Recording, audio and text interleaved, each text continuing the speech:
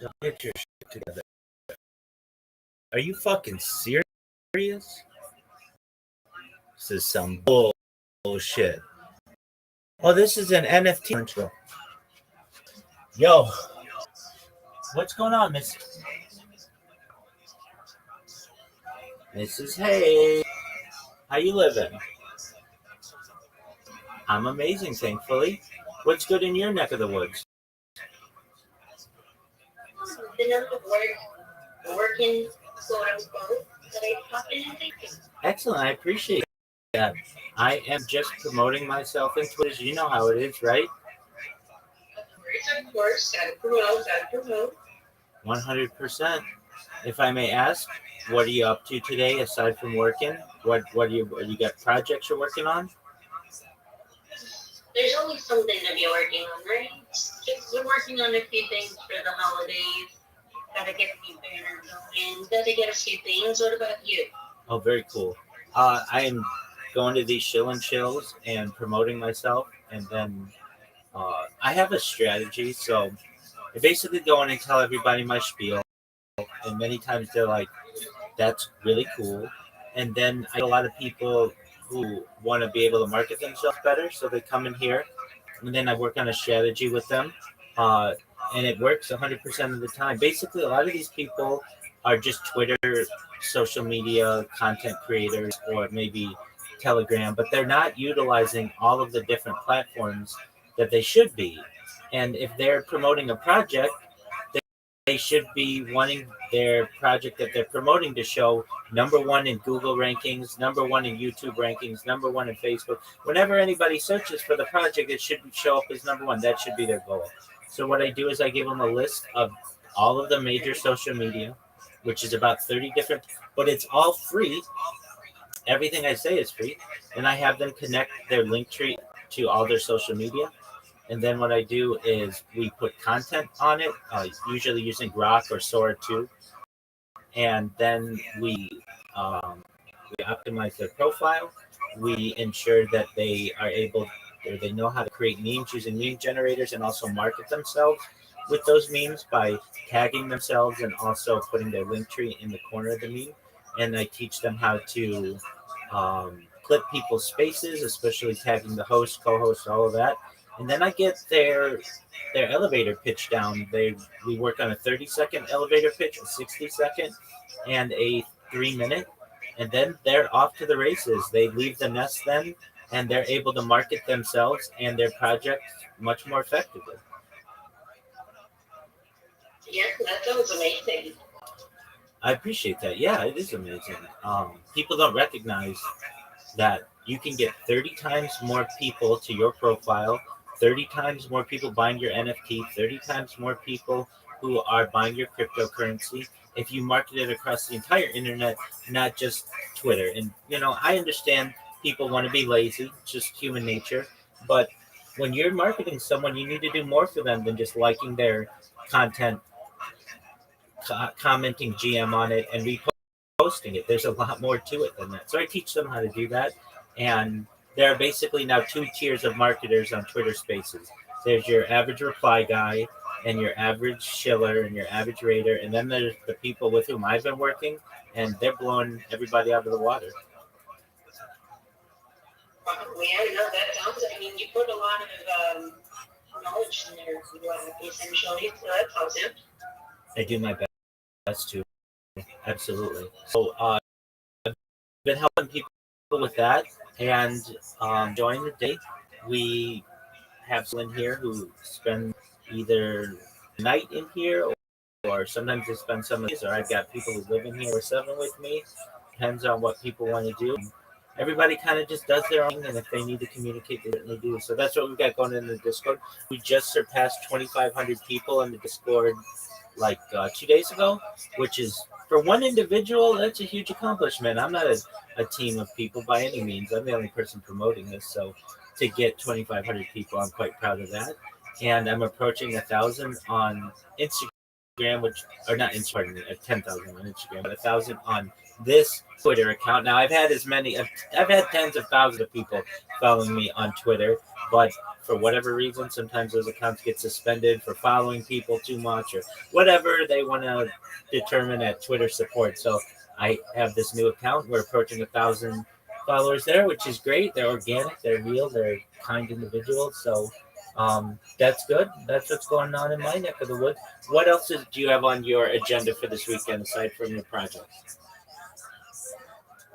I go by umbrella and rain boots. Okay, very well. And I'm just hanging out with the friends. Oh, So that should be fun.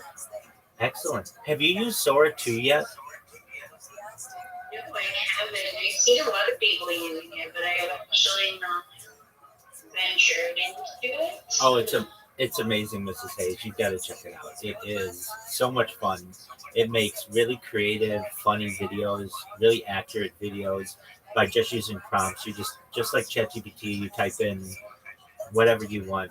Elephant riding a unicycle on a spaceship, and in about 3 minutes, you're going to have an amazing video, whatever you want it to be. And then if you really want some entertainment, you go on Instagram and you see what people have created, and they're so funny.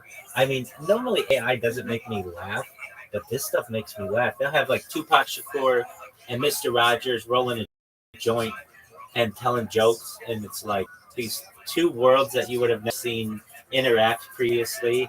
Or you'll have Einstein and Elvis playing tennis, or you'll have uh, people like the Queen of England running a marathon. Oh, that's great. Yeah, it's all really cool. So if you have the opportunity, Sora 2 just launched its app on the App Store last month and Android, the Google Play last week. So it's starting to, I would say, infiltrate the American consciousness. It's not available globally yet. It's only available in certain regions, certain countries. But if you're in the United States, I definitely highly recommend trying it. I'll have to definitely check it out. I hear a lot of people use it. I see that other people use it. And their stuff is pretty smooth, like the output. I get what you're saying with how it actually makes decent AI stuff. And instead of the slop everybody is used to. Exactly. And we're using, at least I'm using it for, a lot of people who just want to market themselves to put up content on their social media, but they don't want to spend a lot of time on. Certainly, they don't want to spend any money on it. You create 10 videos, it'll tell your audience exactly what you do and who you are and everything, and it'll essentially make your social media profile look more robust and have 10 as opposed to being a skeleton. What you want to do when you're just now with social media and promotion and things. So yeah, it's and really once you start seeing what it can do in 10 seconds or so with a 10-second video, you recognize that either the technology is currently there to make full-length movies or it will be very soon. And that's really going to change things where people will watch entire AI movies, be extremely entertained by them. They'll laugh, they'll cry, and everything in between. And there will be no true actors in it. It'll be really interesting. It's funny to me, being in this space of online social media recently. I've only recently started back in June, really kind of exploring myself online every day. But it's really funny to me how the longer I'm in this space, the longer it becomes noticeable how everybody's being trained to be the same. We're being trained to put content out in the same format. We're being trained to speak in the same manner. We're being trained to continue because that's what works. And I don't know how I feel about that. Okay? Oh, I think you're exactly right. It becomes this monoculture of the world and a hive mind. That's why I do my best to escape it. My life is all raw, uncut footage that is no AI generation, and basically, I think will be seen as a diamond in the rough in the future, where we may have what's known as the dead internet theory. My footage is as raw as you can get, and that's going to be really exciting to people because you, you know that it's real. You know what you're watching is real, and that it's not AI generated. And in the of AI generation, human content is. Mm-hmm. It really is. I mean, in the film aspect, in the like physical aspect, like everything nowadays can be prompted, and the machine will spit it out. You know, so it's just you talk a little bit about how you're going about things and the things you're showing people. It's just it just made my just go into that little pocket of I've always been wondering how interesting, especially in crypto Twitter, that's mostly the spaces that you come across. And if you join more spaces, it's all the same thing, but it's different characters. And it's funny because, to me at least, based off of my observation, really, because that's all I do when I go into these spaces, it's very interesting to me how everybody has that same like foundation of a space and how they want to run it and how they want to present it, and the co-host and the speakers and the host and the structure, and any little disruption to that manner of spacing in that space tends to get flagged. So it's interesting to me. I guess you could say I've been observing and doing my own research, trying to find my space in this world. And it's interesting when you don't fit the space and how apparent and how prevalent it is that people don't want you there. It's kind of crazy. It's like that movie Inception when they're in his dream the first time she goes in there with him, and his conscience starts sensing she's in there, and then they start attacking her. So it's kind of like that's been my perspective. Not to quest on you. That's what that brings to my head. Oh, I totally understand what you're saying. Yeah, in terms of the Twitter Spaces, you're right. Everybody kind of has their own way, and I listen to so many Twitter Spaces, Mrs. Hayes, that I I want people to be efficient with their. I don't want people to waste people's time. And too often, it's the same GM to the host, GM to the co-host, GM to the speakers, GM to the audience. How are you all today? And they literally just answered this question like 50 times in a row. And it's just like get to the point. At least I'm in these chill and chill spaces, and a major part of that is chill. Have your stuff down, know what you want to talk about, and then we can get into all of the other stuff that you want to talk about, if there are follow-up questions or whatever, and then let's move on to the next person. There are a lot of options on Twitter Spaces if you want to go into other spaces and have deep discussion. And I think those are valuable too, and I love having those. Mrs. Hayes, do you know about the website? It's called space-dashboard.com. Spaces.com? No. Spaces dashboard.com. No, I do not. It's going to change your life. So I'm sure you are as well. I am in with my device, whether it's an Android or an iOS, not privy to all of the different spaces that are going on. Usually I'm showing between a dozen to 2 dozen spaces.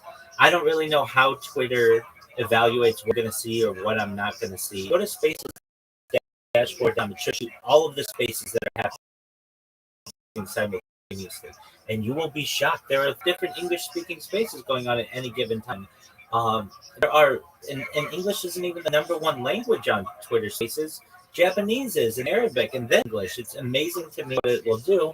You can organize the spaces by the cryptocurrency or an NFT space or a world politics space or a just chill space, whatever. You can just press the little tabs and it will just organize everything the way that you want. Additionally, you can organize either by size of the space or chronologically, so you can get spaces that just started or have been going for a long time, whatever you want. It just gives you a lot more options. And when we're looking for great people with whom to network and get to know. It's nice to have more options available than just the same old spaces that you're being shown on Twitter by your device. So I highly recommend Spaces Dashboard. It is a game changing app. Pardon me, game changing website if you're looking to make new friends. Awesome. Yeah, no, I'll totally have to check it out because you never see that there's that many spaces going on at once. It's pretty limiting, especially the way they did the update for like your PC. Yeah, sometimes you get the spaces from TV, sometimes you don't. Just depends if you're lucky. Oh, exactly, 100%. If I go to Spaces Dashboard right now, just to make a comparison, there are 511 English speaking spaces going on simultaneously right now. I never see that many when I'm in spaces. I see 10. That's it. And then it's like it shows me a bunch of upcoming ones, but it doesn't ever show me 511 of them. And to just give you an idea of what their topics are in the biggest ones, um, number one, I don't know what it is, but the crumbling of the House of Witches has 3,300 people in it now. And then number two has 1,000 people. BJK. I don't even know what that is. The next is 826 Coffee with Danish. The next is 807 is diversity under threat in India under the BJP government. I mean, you just maybe these are of interest to you. Maybe perhaps they're not. They're not really of interest to me. But I like having the opportunity to be able to see missions that are going on. The search for Twitter, depending if you're on an Android device or an iOS device, is limited as well. So if you're on Twitter Spaces a lot, Spaces Dashboard is an absolute game changer. So I suggest if you're looking for quality connections and discussions, that's where to go. Is that a newer website that launched, or when did that launch? Yeah, great question. It's been around for at least 4 years. I mean, that's the thing. Nobody talks about it. It's such an intuitive website. It's so good. I don't know why Elon Musk doesn't buy this website and just integrate it into the app. I'm actually shocked at it because you want people to be using your platform. Why wouldn't you show them all of the different discussions that are going on? Right, right. I mean, at the day, it provides for exposure, not just for your app, but for the networking capability of the app. That's all spaces offer is networking. And sometimes all it takes is for you to get a mic and you have hundreds and thousands of eyeballs on you. So, yeah, no, that's a good one. I really just that that the website just recently launched not that long ago. Wouldn't you think that? Yeah. But no, it's been around and it's not that well known. Big time hosts know about it, but the little person, just a regular average Twitter space user, they would have no idea to go there. And frankly, how would they? There isn't a lot of uh, promotion of it. So whenever anybody's asking me, hey, Rabbi, do you have any alpha in the Twitter space realm? I always say, do you all know about Twitter spaces? Spacesdashboard.com. And those that do are like, oh, yeah, I use it every day. That's how I find the spaces. I don't the Twitter app. And then other people are like, no, what's that? And it's like you can get all the recordings of the different spaces in there.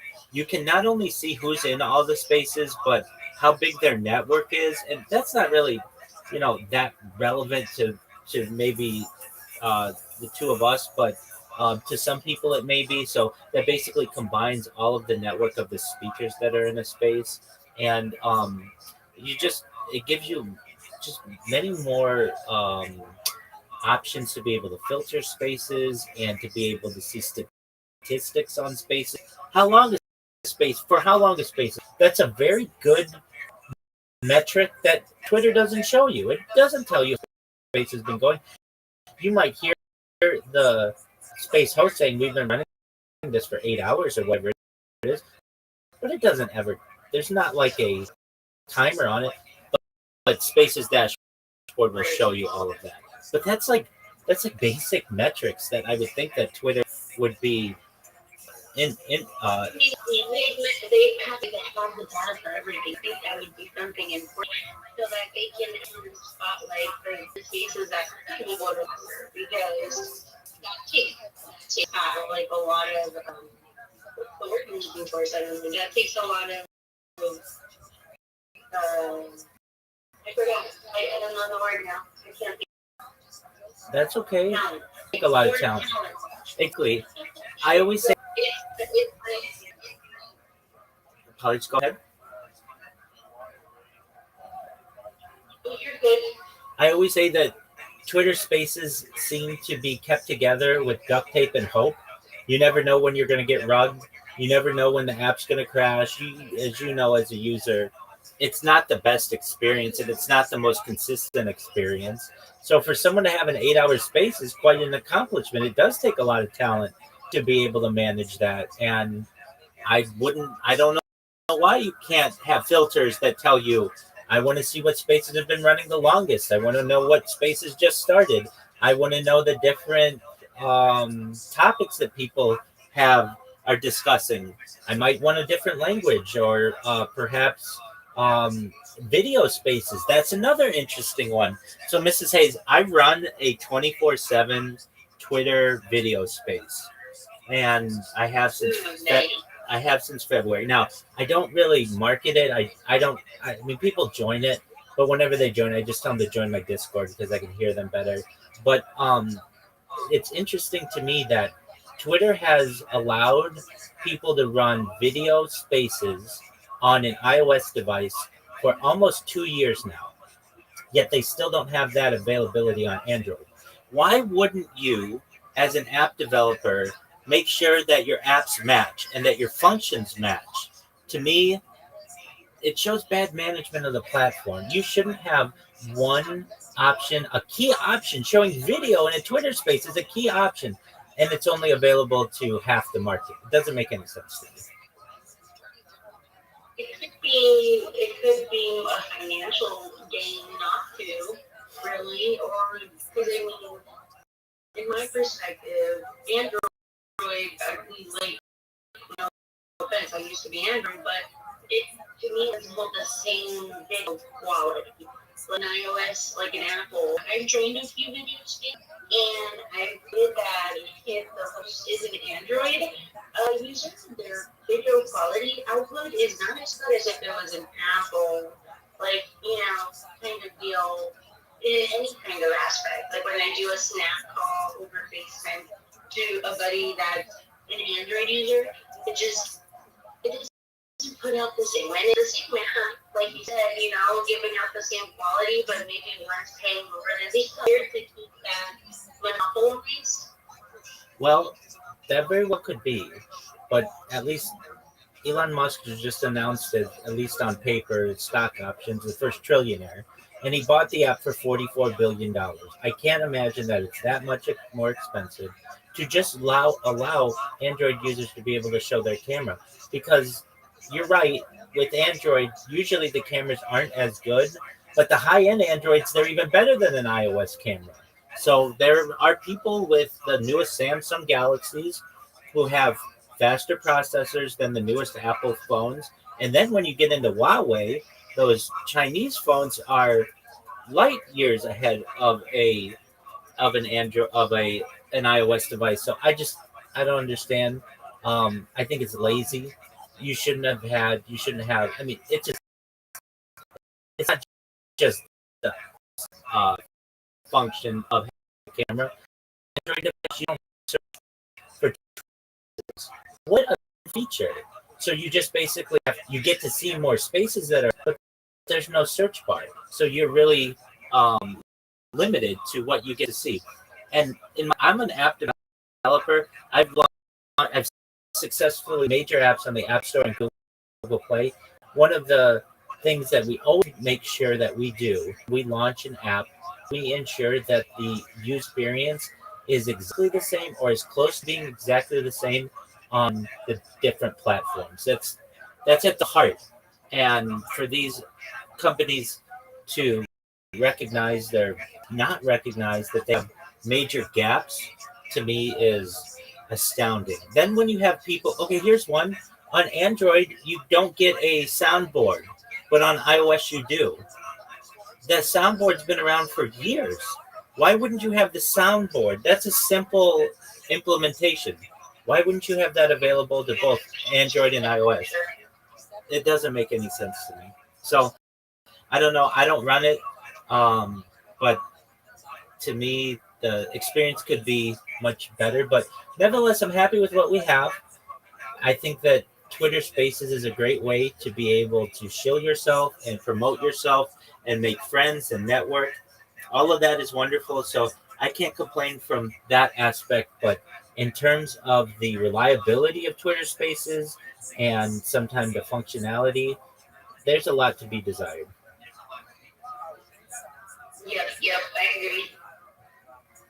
Excellent. Well, with How that, many apps total have you launched? One last question. When you said you launched a lot of apps, yeah. how many total would you say you've launched? Oh well, so different versions of generally the same app. I've signed an NDA, so I can't tell you what the exact app is, but this took over Los Angeles several years ago. It is Uber for car washing. So you press a button on your phone, and somebody comes to your house and washes your car. And I marketed it on, of course, digital platforms, so banner ads and App Store and Google Play ads. But additionally, I was in commercials. We sponsored the Lakers. We sponsored the World Series, the Super Bowl. We're on ESPN. I don't know if you know who Stephen A. Smith is, but he's like Mr. ESPN. I signed him as a spokesperson to our app. I got to meet him. Very nice individual. Um, we had every billboard in Los Angeles and Southern California, basically. So, without saying the name of it, basically, you just press a button on your phone. Somebody comes out and washes your car. I mean, does it get any better than that? It's an extremely convenient service, and especially during the pandemic, we saw a giant upswing in our need and our service. So, the app has millions of downloads, and I I will tell you this: if you're wondering, well, why haven't I? If I told you, you probably haven't heard of it, and you're like, well, why haven't I heard of it? Why isn't it available in my? What ended up happening is the app became very successful, and the state of California in 2020 uh, had something called they proposed a bill and it passed by the governor Newsom called AB 5, which changed the categorization of what an independent contractor is. This was basically the Uber and Lyft law. If you recall, basically Uber and Lyft are going to have to categorize drivers as employees, and this law got passed. And there was an exception that was event passed as well, allowed Uber and Lyft contract remain contractors. The car washers were not allowed that same exception. So it basically made the app um, really it changed the business model. So around that time, I took a position, a more compensated position. So I should have done it earlier with a Fortune major company, and so I ran projects for them internationally. So everywhere from Asia, Oceania to Africa, Middle East, Europe, and certainly Latin America, North America. So I launched apps within the company on different platforms as well. So I have both external app development experience and internal app company experience. Just one moment, we have a new friend here. What? How are you, Naho Dween? How are you? Can you hear me? If you keep saying huh, I'm gonna let you. I'm gonna remove you from the call. How are you? Can you hear me, my friend? Can you hear me? I'm gonna give you 10 seconds to say hi. Okay, well, if you're gonna be like that, then you can do that somewhere else. We appreciate the opportunity to have you here, but that is not how we want to communicate. So take care, my friend. I hope you have a good day. Apologies for that, Mrs. Hayes. You never know who you're going to get in a Discord, as I'm sure you're aware. But yeah, so um, I do have app development experience internally with companies and externally, and um, I worked in both startup community for major corporations, and they both have their benefits and their disadvantages. But the I really when I say I've launched apps, I have. There are different versions of the same app that you put out 1.0, 2.0, 3.0, et cetera, et cetera. And then I've also launched apps internally with companies. So that's my app development history. Awesome. Thank you for sharing your many times. Thank you. Thank you for sharing all of that with us. Absolutely. It's my pleasure. So with that, I'm going to get back to the grind of Twitter Spaces. I'll see who is allowing people to show. Feel free, as you always know, and I hope you know, this is your second home. You're always welcome here whenever you want. Feel free to stay on the call and listen to my shows. Or I hope your day continues to run smoothly. And just know if you need me, either now or in the future, I'm always here for you. Okay? Got it. Thank you so much, and have a wonderful rest of your day. We'll talk again. I promise. Excellent. Sounds great, Mrs. Hayes. Take care. Bye. Bye.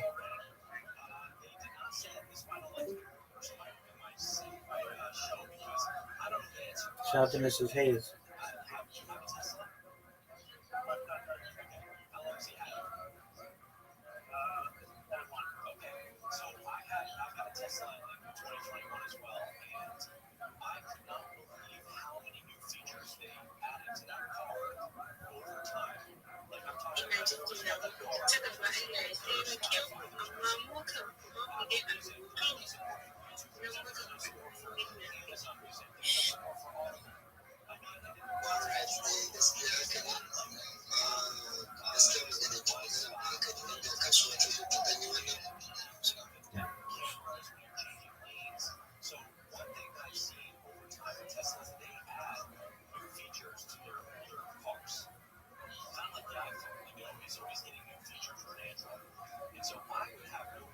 No way.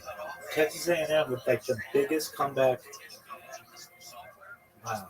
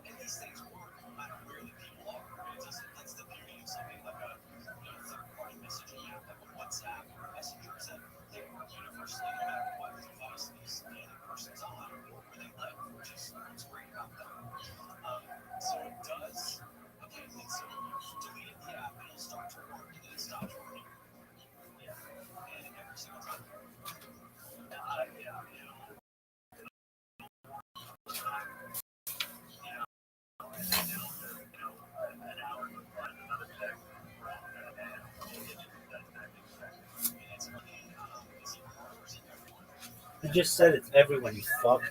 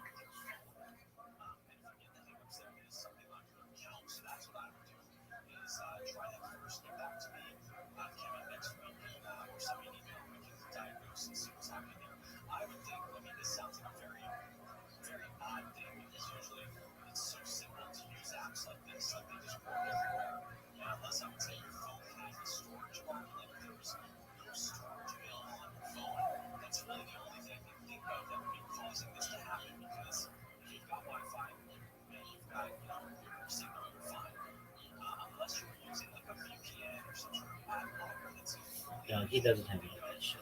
It's the app that is not working.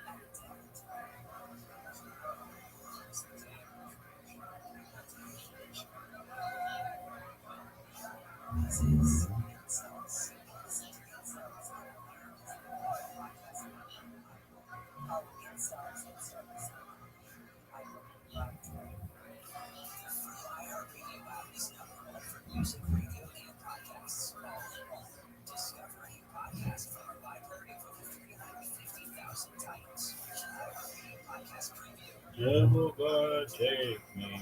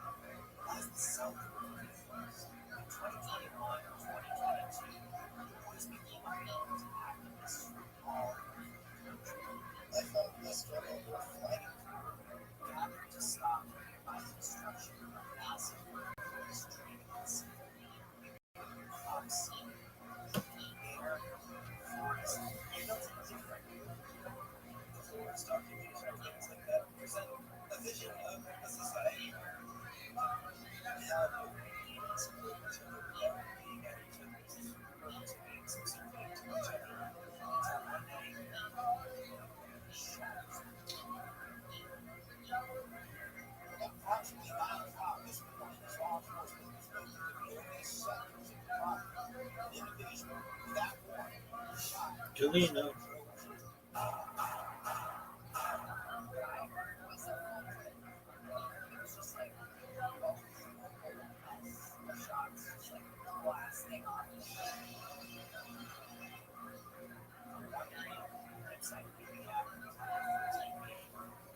This place. Oh,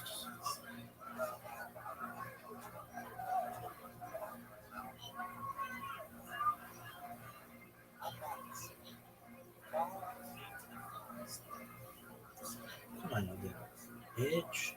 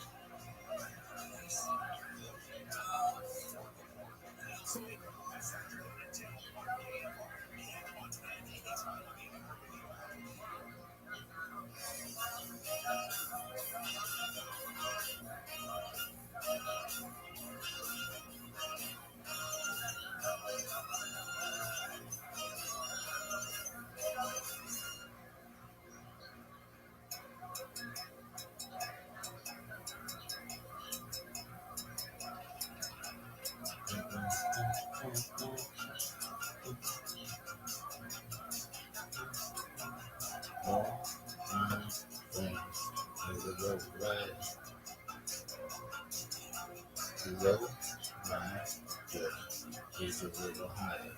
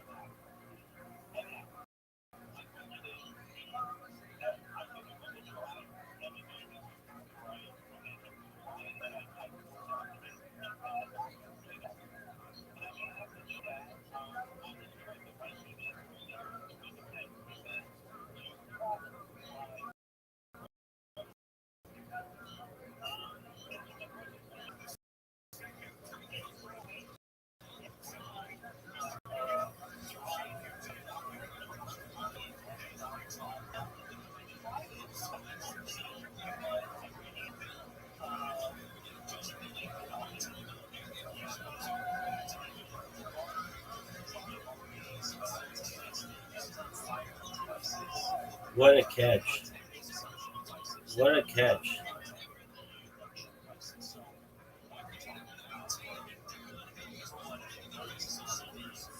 What a terrible take, Clever. I guess you're 3-6. That's a catch.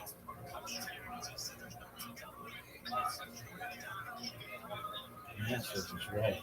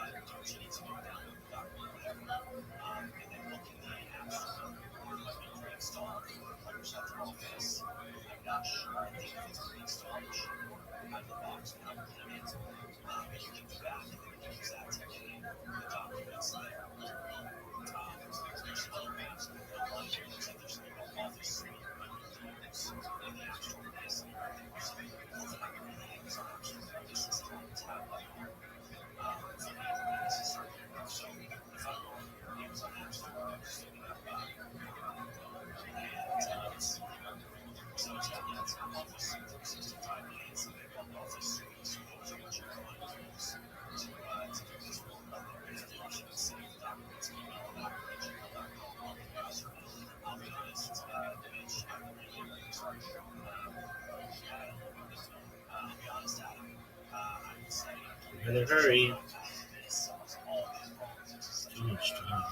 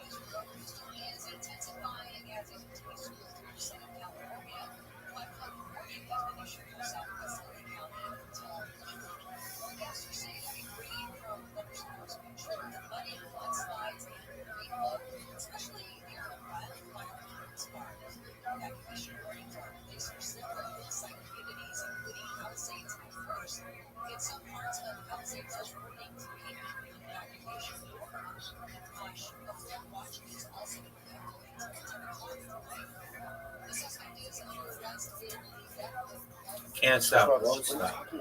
That's what they should say. Yo, this fucking laundry's so sick. This can't stop, won't stop. Rockefeller.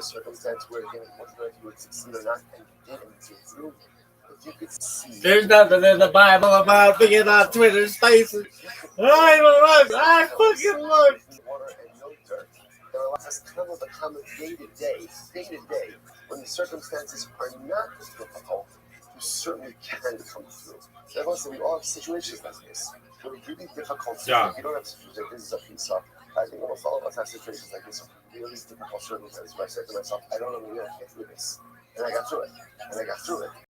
And then I get through it, but I succeeded and I grew. If I could do that in the extenuating circumstances in life, perform in day-to-day life, if I could make things happen where there was no dirt, there was no water, the more so I could build a personalistic house where there is dirt and there is no water. Incredible useful for life. You want to go back there? I want to I want to say this is a great series of stories. Let's take it a name. We said to Kavia Ben Pesisa, that's his name. Kavia Ben Pesisa, Rashi points out over here, Kach Shmo, Bahai Samo, Akmunius Bidabo. Now, interestingly enough, so this guy, Kavia Ben Pesisa, who himself was a Shkipakam Chacham, and he was a hunchback. We're going to see that part of the story just a little bit. Rashi points out over here, he was a hunchback. Okay, so what happened? So there was a min who came over to him, and this min said to him, Buy the phone, Chayde, and he's on Nisi Chayde. The Chayim we see, the Nisi Chayim, so then once this Apikar goes up to the beginning of the season, he says, what's the matter with you guys? Speaking about the Jews, right? He called the Jews Rishon. And why you Rishon? Because you espouse false ideology. You say that the dead come back to life. It's not possible. It's not possible. That which is alive dies. Can you possibly say that which is dead comes back to life? Oh no, no. So the Rebbe responds, by the Chon Chayde, you're the Rishon. Yeah, I mean, so Mesino Chayim. The Habichaya. The Habichaya, no Koshike. So let's say, so the Rebbe says back to that man, he says, you're the Rasha. I'll tell you why. That which is not alive does come back to life. Every birth, how does every birth start? There wasn't life, and then life occurs. So you see, by definition, just simple propagation of the species requires no life to life. So we have a paradigm for this. What are you talking about? You're the Rasha. There's part where every single life starts with no life and then goes to life. So what's crazy to think that the dead comes back to life? So the year that the Cecil, he called this Apikoles of Russia. So the Apikoles says, you're calling me a Russia? If I would come over to you, but I would kick you so hard that I would kick out your hunchback. Right? That's what I was. I would say this is like this is incredible, right? People are people. Nothing changes over time, right? You're lucky my friend is holding you back. If I would kick you so hard, I would kick you straight, right? I would kick you the true kick on back. So it's great. So we're going to see so I'm like in Ata Osiking, Get him. Uman, Tikra, Oh, he's Harvey fucked. Pinto. These Do it, Gamecocks man. are Right? Do it. fucked. Absolutely. If you could do that, I would give you a shkoyak. Not only would I give you shkoyak, but I would pay you a handsome amount of money, handsome copay. Handsome copay for that visit to the doctor. Incredible. Well, they don't have on us. You better hurry the fuck up. Oh, it's fucking 16. You're done. The next number of stars. Give this game to the Aggies. Well. And I want to say we're going to see something fascinating just about his personality. Turn around on. That's about the Nissan. On the 24th of Nissan, it's Natilu Dimusunoi Mihutam Yushalayim. So again, those are Oh, what a terrible play call. What a terrible decision. Now again, what a That was awful. So watch this. Africa, what a fucking comeback. Damn, that bitch can get it. Into the Romans with a legal claim against the Jewish people. What was their claim? Alexandros Moscow. So again, actually, before Alexander the Great, Alexander the Macedonian, right? So really not Rome, right? But they came before Alexander the Macedonian for a dinner with province. So Amalo, Eretz Canaan. I'm not saying that. By the way, Jews like Alexander. Like how do you know that Jews like Alexander? Because also there are Jews named Alexander, which is the strangest thing in the world. I don't mean an English name. I mean like a Hebrew name, Alexander, right? Which is very strange because considering it is not exactly a Yiddish name, it's not a Hebrew name. But again, this was Atzakar Sato that Jews had to acknowledge Alexander the Great. The name stuck. So the This people of bitch is Africa done. come with a din Torah against the Jews. Allah, Eretz Canaan Shalom. What's their claim? The land of Canaan goes. So I just want to point out, there is nothing new under the sun. Right? So was a Hague, right? Right? Before there was any of these other mechanisms, the nations in the world were always bringing their legal claims against the Jewish people to say we don't own the land. By the way, Africa is a pretty big place. Africa is a pretty big place. And it's so not so big. No big. Right? You wonder again, what does Africa What a fucking comeback. Good on you, Texas A&M. Because you look like shit. Largest comeback school history. Trailed by 27 points. That's pretty fucking incredible. I'm impressed. Alone. The world can't bear that Jews had some, again, it hurts us. There isn't anything in the Bible about being on Twitter Spaces. And you know, Yo! Ma, Mr. Funhouse, how you live in Pimp? And again, actually very affirming. Mr. Fundamental, can you hear me, son? Can't, for some reason, can't be give me 1 moment, sir. that have something. All the more so that Jews can defend themselves, Jews can stand up for themselves. Right, so again, so they come for Alexander the Great. Canaan is ours. Take your time. Claim. The Sid, and they've been arrived from the Torah. These are from Africans. The Sid, Eretz Canaan L'Gvulosah. It says that the land of Canaan is including all of the boundaries. Listen, I'm looking for someone So therefore, they look to at Canaan help as me part say of a bunch of Africa. In other words, they own the Africa. Canaan is included in this as well. Okay. I'm probably not the right person for you, but I will listen to what you got. So here's the reason I'm reaching out So to you. because again, it's our father. Is because you're the one that says that down is the new currency. That's correct. Yes or no? That's correct. Data overtook petroleum as the #1 resource on Earth in 2018. See, that's why I want you to be a part of the team because you get it, and the other people, they're just never going to get it. You know, you already have the right mentality. Excellent. So if I lose, All right. the good thing is. So how do you want to save the stock market data? That's the first question. What you see from these stories is If you're interested, was not then that recognized as one part's of the easy. ranking stages. Um, That's not that Yeah. was his identity. Therefore, he says, if I because lose now the with case, AI, the not a AI big deal. can write You can just say rules I for lose you. represented. It can do all the programming for you. African, they defeat And I know where to get all the data from. It just needs to be safe. I win the case. All right, but that's difficult. Say, How do you want to save it? Physically, or do you want to save it in the cloud? By the way, just you begin to see.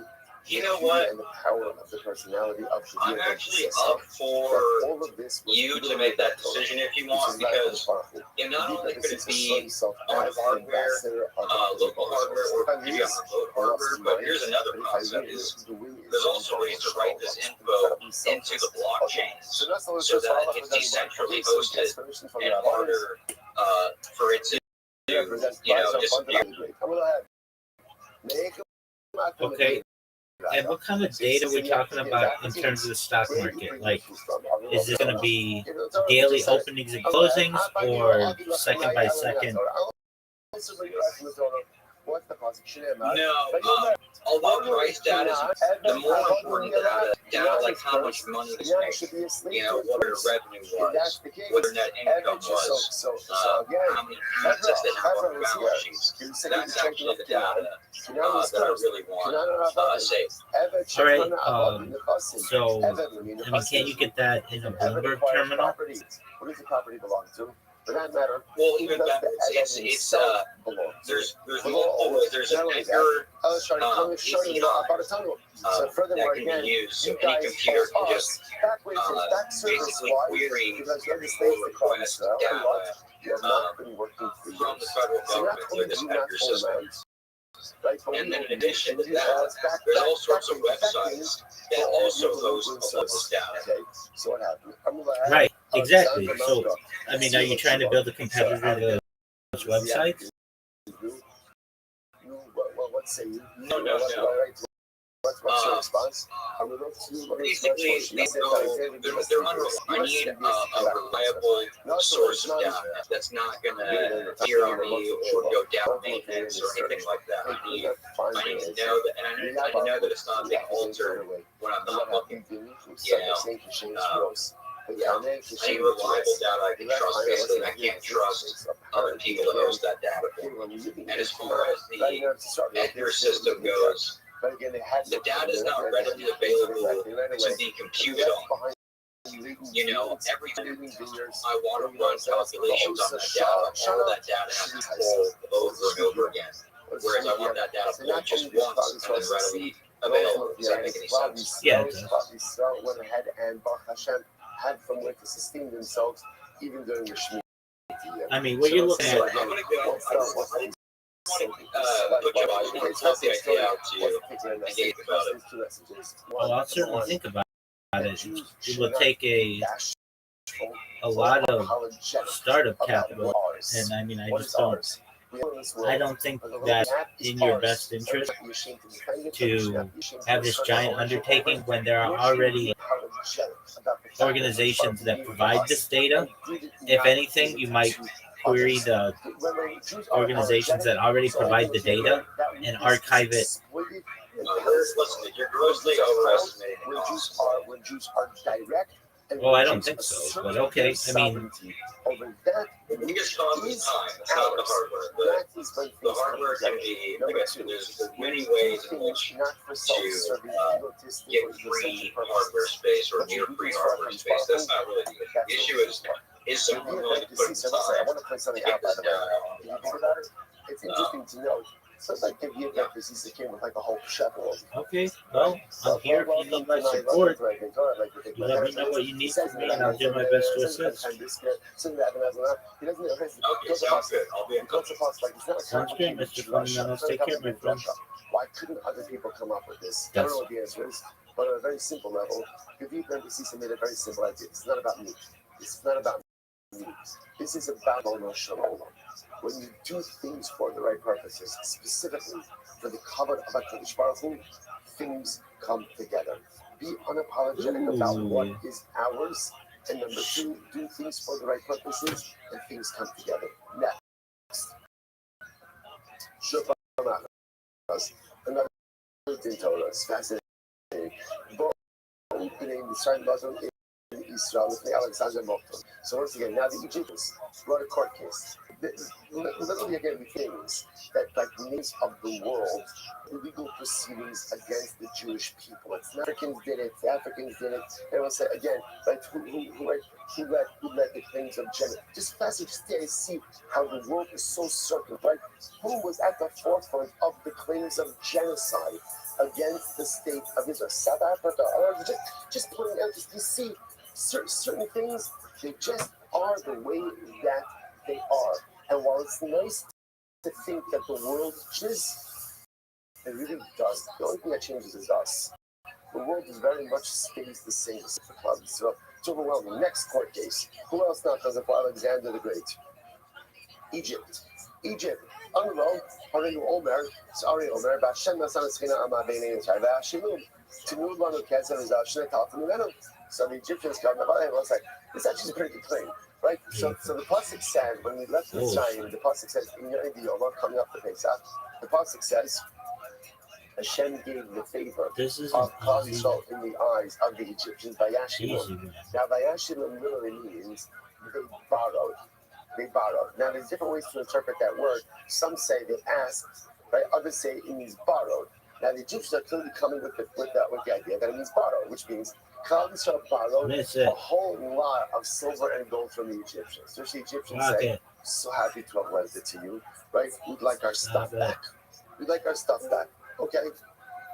Yo. Says, What up, Tiger? So the Ben Pesisa says, Alexander. So the Ben Pesisa says, give me a paper, it says to the rabbis, I'll deal with this. Give me Rishos, I'll deal with it.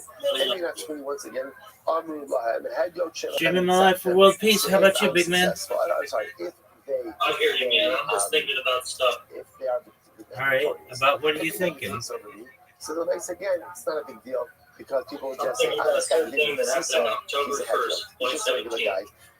October 1st, 2017. Hit me with it. What happened of note October 1st, 2017? Again, the glory will be given not to me, but the glory will be given also to you. 64-year-old man, That's no choice.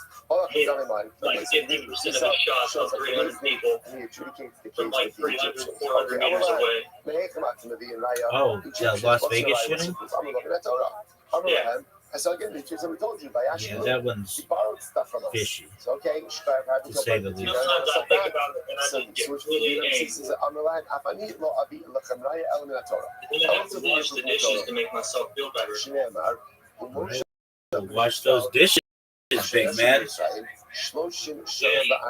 The Jews were in Egypt for 430 years. That 430 years, remember again, that's the clock from that's Yitzchak.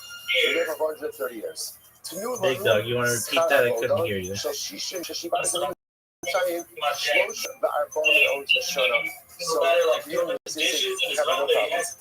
to make an account, have it make an account. You say we owe you the gold and silver that we borrowed, okay? You also owe us back with the Jews for 600,000 men who worked for 430. Let's just, let's do some forensic accounting. You have a figure mortgage? Let's settle. No, I don't. I'm just kidding. I have a 30-year mortgage, though. 430 years for 500,000 people, and we're happy to go ahead and settle up with you. So what happens? Someone at Alexander Jilachuba. Alexander says to the Egyptians, okay, so what do you That's being introduced to financial we'll come back. opportunity. Oh, it's ridiculous. The term mortgage is Latin for the debt that you don't pay till you die.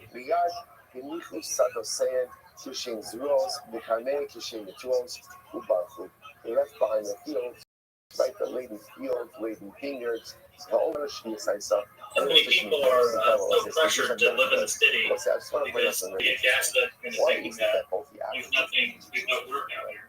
Right? Come back here, be a man, right? And say, you know what, we don't have an answer. Right? Well, with the advent of at the end of the day, when remote work, for MS, if you don't have an answer, you can work anywhere. You're right, I'm sorry, I don't have an answer. Well, not the country, you may not have the best internet connection to do And that. only an attempt to rob people Thing is, for years. You don't even If have you're a the property out in the middle of backbone to show nowhere, back up in court. You can do a lot of things to save yourself money. You know, I don't buy McDonald's every day. One second. In every court case, someone And I wins, get someone like 3 loses. That's the way McNuggets it per works. chicken. Again, all you want is just a fair shake, recognizing you might win, you might lose. There you When go. you can't even Do you show have fresh back up, eggs every when day? you can't even show your face again, when you can't even follow Oh, back yeah. up, that Stop, shows stop, the Willis. emptiness of your claims to begin Good with. on you, big So man. profound. You want to be like a If I like the chicken, if the chicken's nice green, it gets to live a long, happy life. Everybody is jumping on the bandwagon. You don't like the chicken, So who you comes? eat good. Sons of Yishmael, B'nai Keturah. How many chickens do you have? So what's Yishmael's Just claim? 3. What's that claim? I don't know. Sometimes up to like Eretz 5 or Canaan 6. Shalom. Okay. Yeah, let's We gotta do a little population control, but I'm sure you know So how B'nai Yishmael Rabbi, say you know, Eretz Canaan is ours. Oh So yeah, what happened? definitely. Yeah, but here's what's interesting. Yishmael comes with a different claim. They say Eretz Yisrael Shalanu v'Shalachem. Right? So it's interesting. Yishmael in this context says, we're not saying it's ours, we're saying it's also ours. This is very different, right? Atkins claimed all ours, right? Canaan claimed, right? Yisrael wanted back wages, right? They wanted money. Right? At the end of the day, so it's interesting, Yishmael, and we're going to see why Yishmael's claiming. So Yishmael says, we're not claiming it's all ours. We're In just my life, 4 the years. partners in it. The partners in it. Why? So the Gemara says, oh no, not alive. Yisrael told us Yishmael ben Avram. Like live on the YouTube. So On the again, YouTube, what's Yishmael's claim? Yeah, By the way, 4 years. Yishmael's claim is not a bad claim. Right? Oh, What's 4 Yishmael's years? claim? Oh We're shit. also the children of I thought Avram. you said Also 24 children of years. Avram. No, The no, land was no. given to Avram. We too are the children of Avram. So why should we not I was like, have that beard's too share magnificent in for a Eretz Canaan? 24-year-old. So once again, I'm going to Thanks, give you big this man. is a thumb. To know the rituals of Elach Ben Adinimah, and the Alexander's Mokdon. So once again, we gave the Sisa. Carol, let me do this. I'll judge it. I'll adjudicate it. Not adjudicate. I'll argue it. Any not 20, I'm going to have Dot Shabbat and Nisakten. Beim Ani Avani Beim Ani Anatzach Osam. I'm Allahem Torah Moshe Rabbeinu Nitzachtem. Nitzachtem, right? So ultimately, again, so then it says, if I lose, they defeated the commoner. If I win, it's Torah that has won the victory. So what happened? Amalahem, Neichem Asen, the Raya. So he says to the Shmuel, what's your ayah? What's your proof? So again, we just quoted it. We are What's also on your agenda Amalek. for today?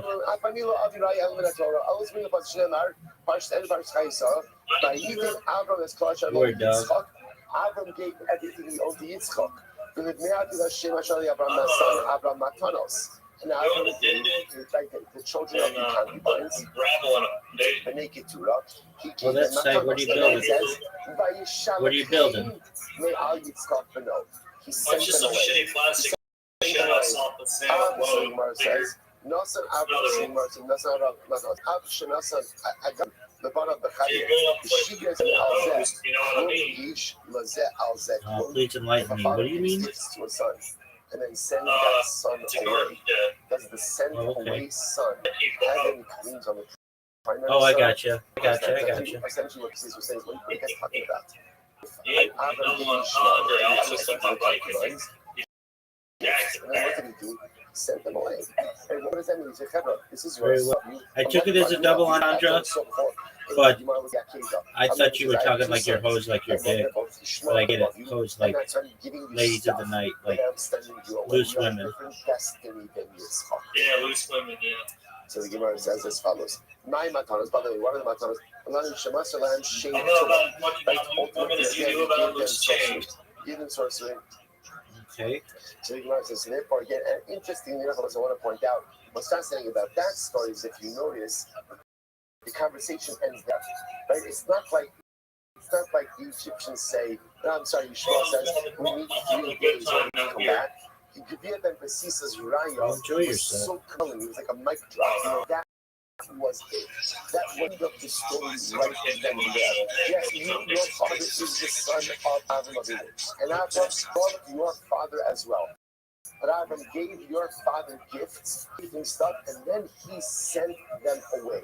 When a father sends a son away, then he doesn't want the second son to have anything to do with the first son.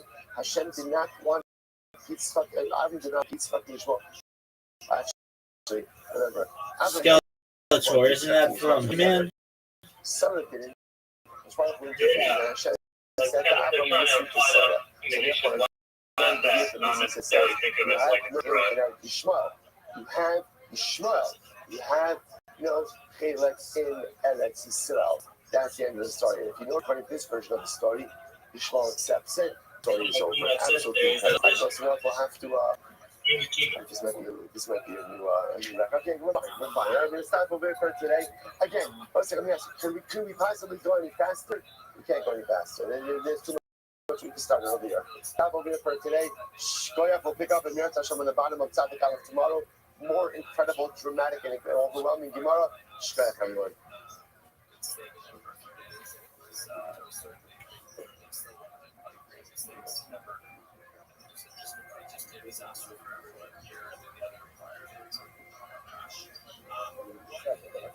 Right. Because you when you don't have something substantive to respond to, what else do you have? You have your fist. Yeah. At least.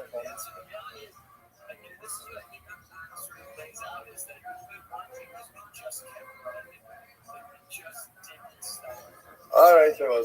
Good morning. Good morning. Let us begin by thanking all of our sponsors for this morning share. To thank our Talmud Torah sponsors for Pavshin Pei Hey, the Vilson Mishpacha Eretz for dedicating all the Shuman drushes this year as his host for Besaros Tovos Am Yisrael. Our Talmud Torah sponsors for the month of Hadar, Abalim Latova Tari and Steve Zin, loving memory of Tari's father, Dr. Harry Khan, C. Hirsch Ben Yosef HaKohen, and the Ziv, Levin, and Berman families in memory of Mr. William Ziv, Ziv Ben Shmuel Yisrael Zichron Zebach and merit of our Talmud Torah.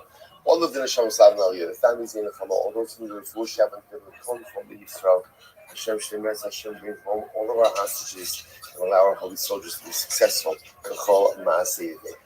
Once with that, let us begin. Today's daf is Tzadik Aleph 91. We have Hashem, but make it. We are picking up on Tzadik on days EB. I got to count from the top. So we are 2, 4, 6, 8, 10, 12 lines down from top. So again, you should be sure they thought the following. So let's just remember again, we're in the sugya of trying to find some type of scriptural allusion to Tchias HaMesim. Right, from where do we get to Tchias HaMesim? So what we ended off with yesterday is the part says, Unisata Nimenu as Trumas Hashem Aaron HaKohen. You shall give Truma to Aaron. Now, remember, it's very interesting. Aaron received many things in life. The one thing he never ever received was Truma. Why? Because Truma only goes into effect when you go into Eretz Yisrael, and Aaron never made it into Eretz Yisrael.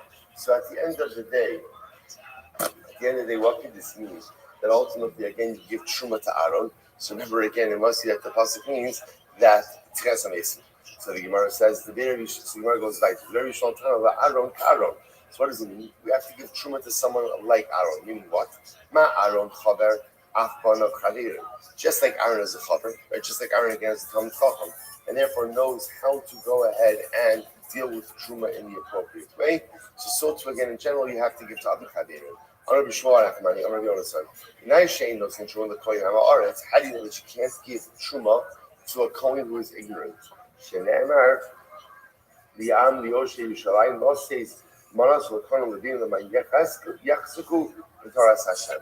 Because again, the way the pasuk phrases it is, you give the Kohanim Truma that they should be strong in the Torah of the Ribono Shel Olam. Machaz Kol Maksik V'Toras Hashem. Whoever is holding literally again the Torah of the Ribono Shel Olam, Yesh Lo Manas has a portion in Truma. V'She'ino Maksik V'Toras Hashem. And whoever is not holding strong in the Torah of HaKadosh Baruch Hu, in Lo Manas, does not have a portion. And I will say this, as we're going to see, this is not as much punitive as it is just very important because Truma has a lot of details, Truma has a lot of obligations, and misuse of Truma brings attention. That's not what's going on with attention. Whoever gives Truma to a Kohen who is an Amaretz, it's as if he gives it to a lion. Ma'ari suffix doris v'olchol suffix in a doris v'olchol. When you put food in front of a lion, there's a suffix. Will it tear it apart and eat it or not? Af koin amaretz suffix ochla b'taro suffix ochla b'tuba. So too again, when you give something, you give truma to a koin amaretz, a suffix. Will he eat it in a state of ritual purity? Will he eat it in a state of ritual impurity? Yochanan says, Oh, I stop the streams every 12 hours. Of that coin. How is that? So That way they archive on. That way they archive on YouTube. That misuse of truma results in death. You give truma to a coin. It doesn't even have to do with the appropriate sanctity. It's as if the one is causing death to that particular coin. You even cause the coin to violate an Aveda Shnam. So it's really fascinating. It's just an interesting motif how, again, in these cases, you would think that giving truma to the coin is a chesed. So giving truma to the coin is only a chesed. It's only something good if the coin knows what to do with it. If he doesn't know how to handle the gift, that's not really practical, but in fact a liability for him. Tremendous point in where knowledge your CP would expire after 24 hours. It's a beautiful bracha for a parent on most platforms. The child knows how to handle it. To give a and child it certainly doesn't archive if you do that for long periods of time. So I'd rather have the archive. To me, it's more important that people are able to watch what I do in the future than have a really long stream. Kind of. Rabbi Shimon says, where do we find, again, a biblical allusion to Tchias HaMesim? Shneimar, the Gam HaKimosi as priest is very interesting. Iton Laseis Lohem es Eretz Kinan. The pasuk says, and I will uphold my bris, my covenant with them, to give to them, Lohem, to them, right? Doesn't Lachem Lo Ne'emar Ela Lohem. This is very interesting. The pasuk doesn't say it.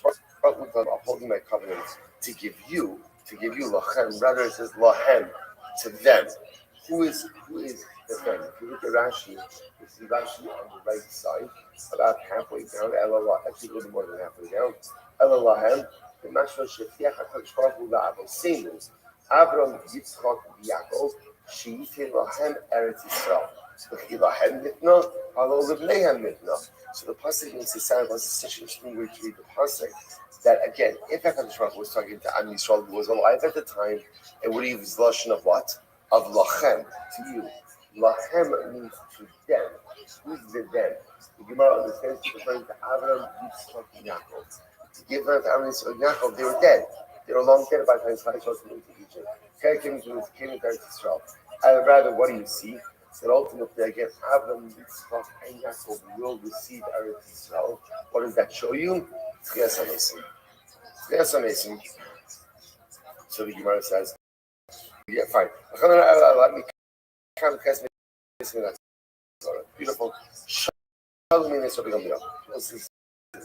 The meaning now, who's a min? Someone that doesn't believe. Now, choose. We're going to see, we use terms min as very interchangeably. They really different levels of heritage. I should say, people who don't believe in certain things. So we'll see the distinctions. Shalom meaning Rabbi Gamliel. So the meaning is Rabbi Gamliel. From where do you know that the Rosh brings back the dead? Haralahem, Minat Torah, Minat Adiyim, Minat Ksuvim. It's incredible. Gamliel says, I'm going to bring you a proof from Torah, Adiyim, and Ksuvim. Now, all of Rabbi Gamliel's proofs, they rejected.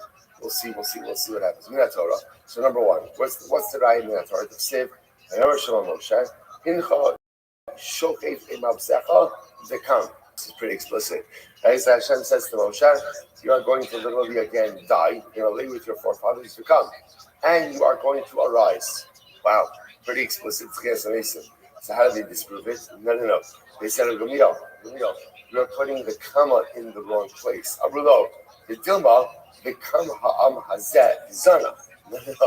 The way the pasuk is as follows. Moshe, you're going to die. And after you die, the Kam Ha'am Hazet, Zana. The people are going to rebel.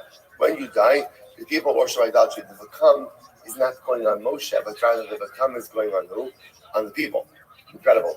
So the Gemara says, okay, so they rejected that first proof. Next, Minanavian, what's the proof from Navi? They said, you Nesecha Nivasi Pomun, Hakitsu Vanir Shokne Afar, Kital Oros Talecha, Eretz with 5 people. So what's the same? This puzzle, what do you see in this phrase?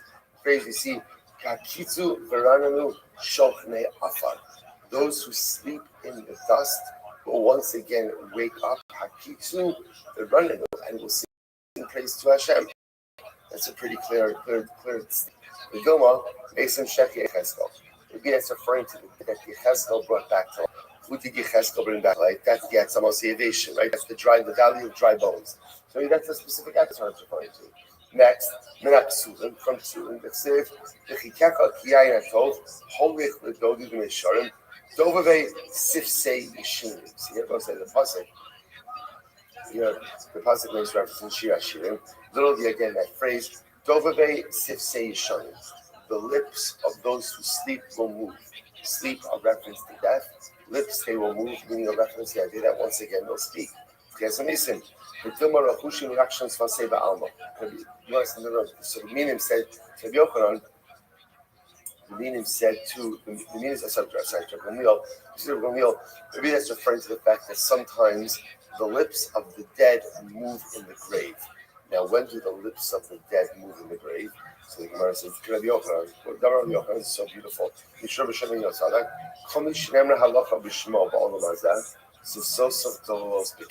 So beautiful. When a person dies, if someone says over a halacha, now by the way, halacha doesn't just have to mean a halacha. What that means is when a person dies and someone says over a piece of their Torah in this world, the deceased's lips move in the grave. So the Gemara says, I'm sorry.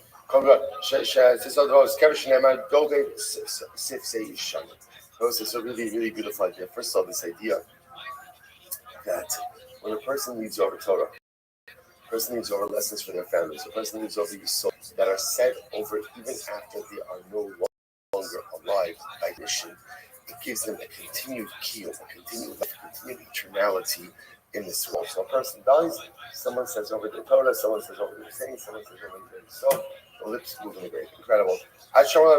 So the meaning did not believe anything that the Gamliel said until the Gamliel gave them over the idea. What was the following idea?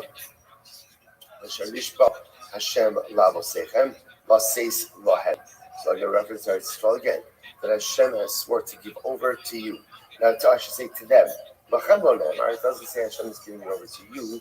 Rather, what does it say? Ella lahem, to them. So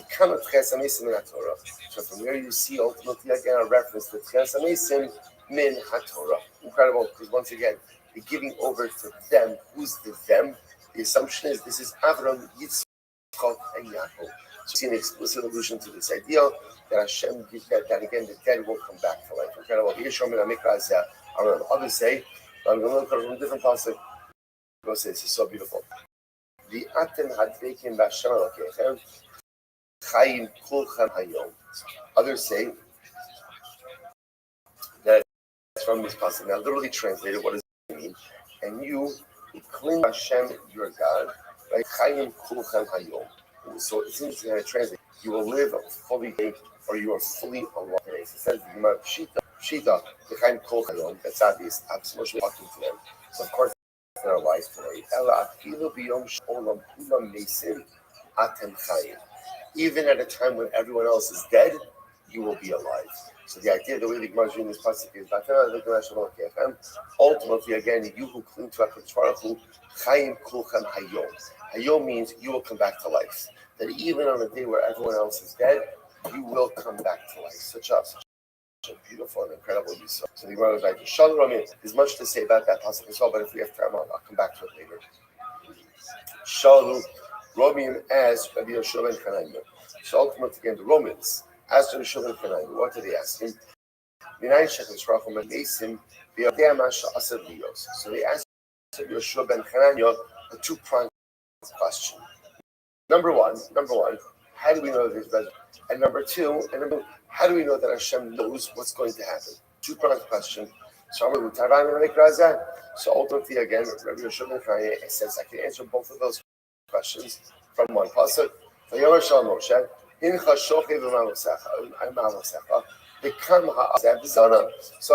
Rabbi Shimon read the pasuk. Moshe, you're gonna die. You come and you come back to life. So from here you see a remez to Tchias Hamid. So the Gemara says they said back to him, the Dilma, the Kama Amazev is on Moshe. That's not how to read the pasuk. The way you read the pasuk is that ultimately Moshe you're going to die. The Vakam doesn't go on Moshe's resurrection. Rather, what does Vakam go on? Vakam goes on ultimately again. The Klais are going to rebel. Amr Lahu. So Rabbi Shuvah said, fine. Even if you say that, at least in the Kutum Mirapalga Biadehu Diodema Asha Asalios. So again, even if you're not going to use this concept as a remez, you could at least use it for what? As a remez, as a scriptural proof that Hashem knows what's going to happen. Right? Because again, here Hashem is saying to Moshe, you're going to die. And when you die, Klal Yisrael is going to rebel. Okay, incredible.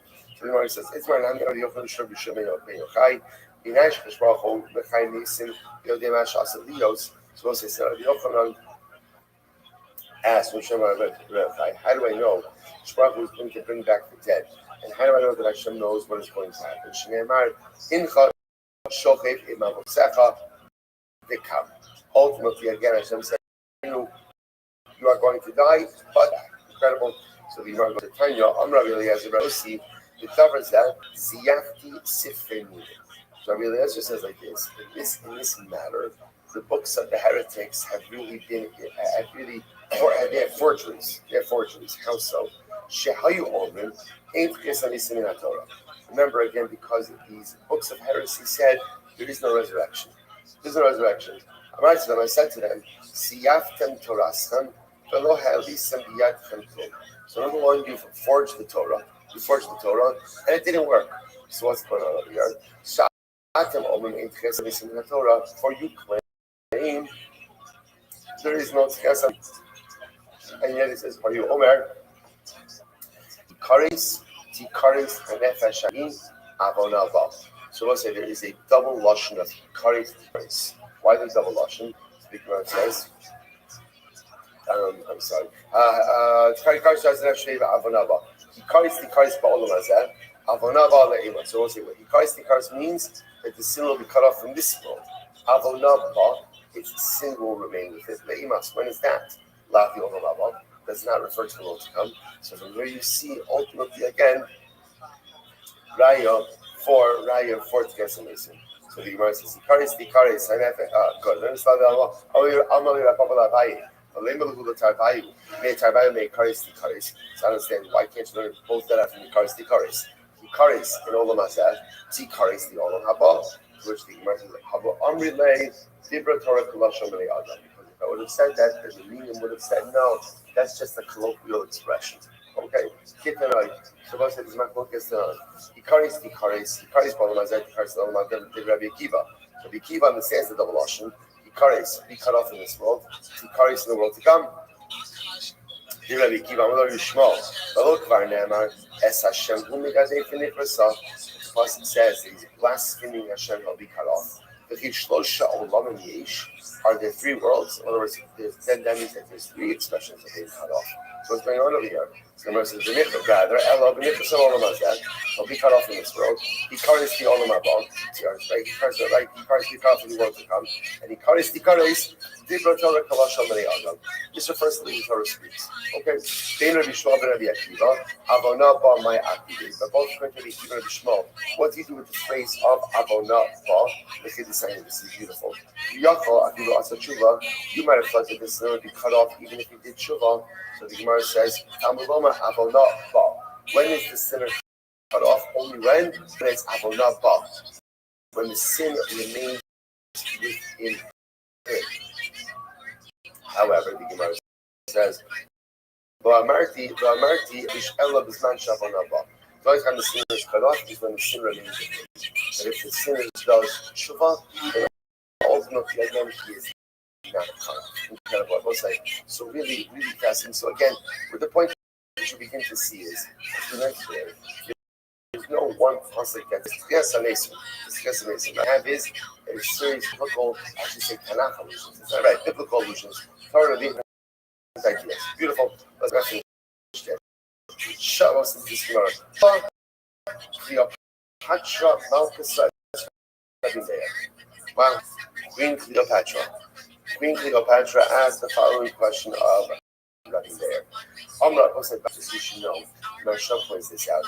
Petra is the queen, but Paro the kings. So this is not it's not like this is, starting with Petra, this particular version, but this is more of a monarchical, Rabbi Marsha says you see this in different usages in chess. This is more a monarchical title than anything else.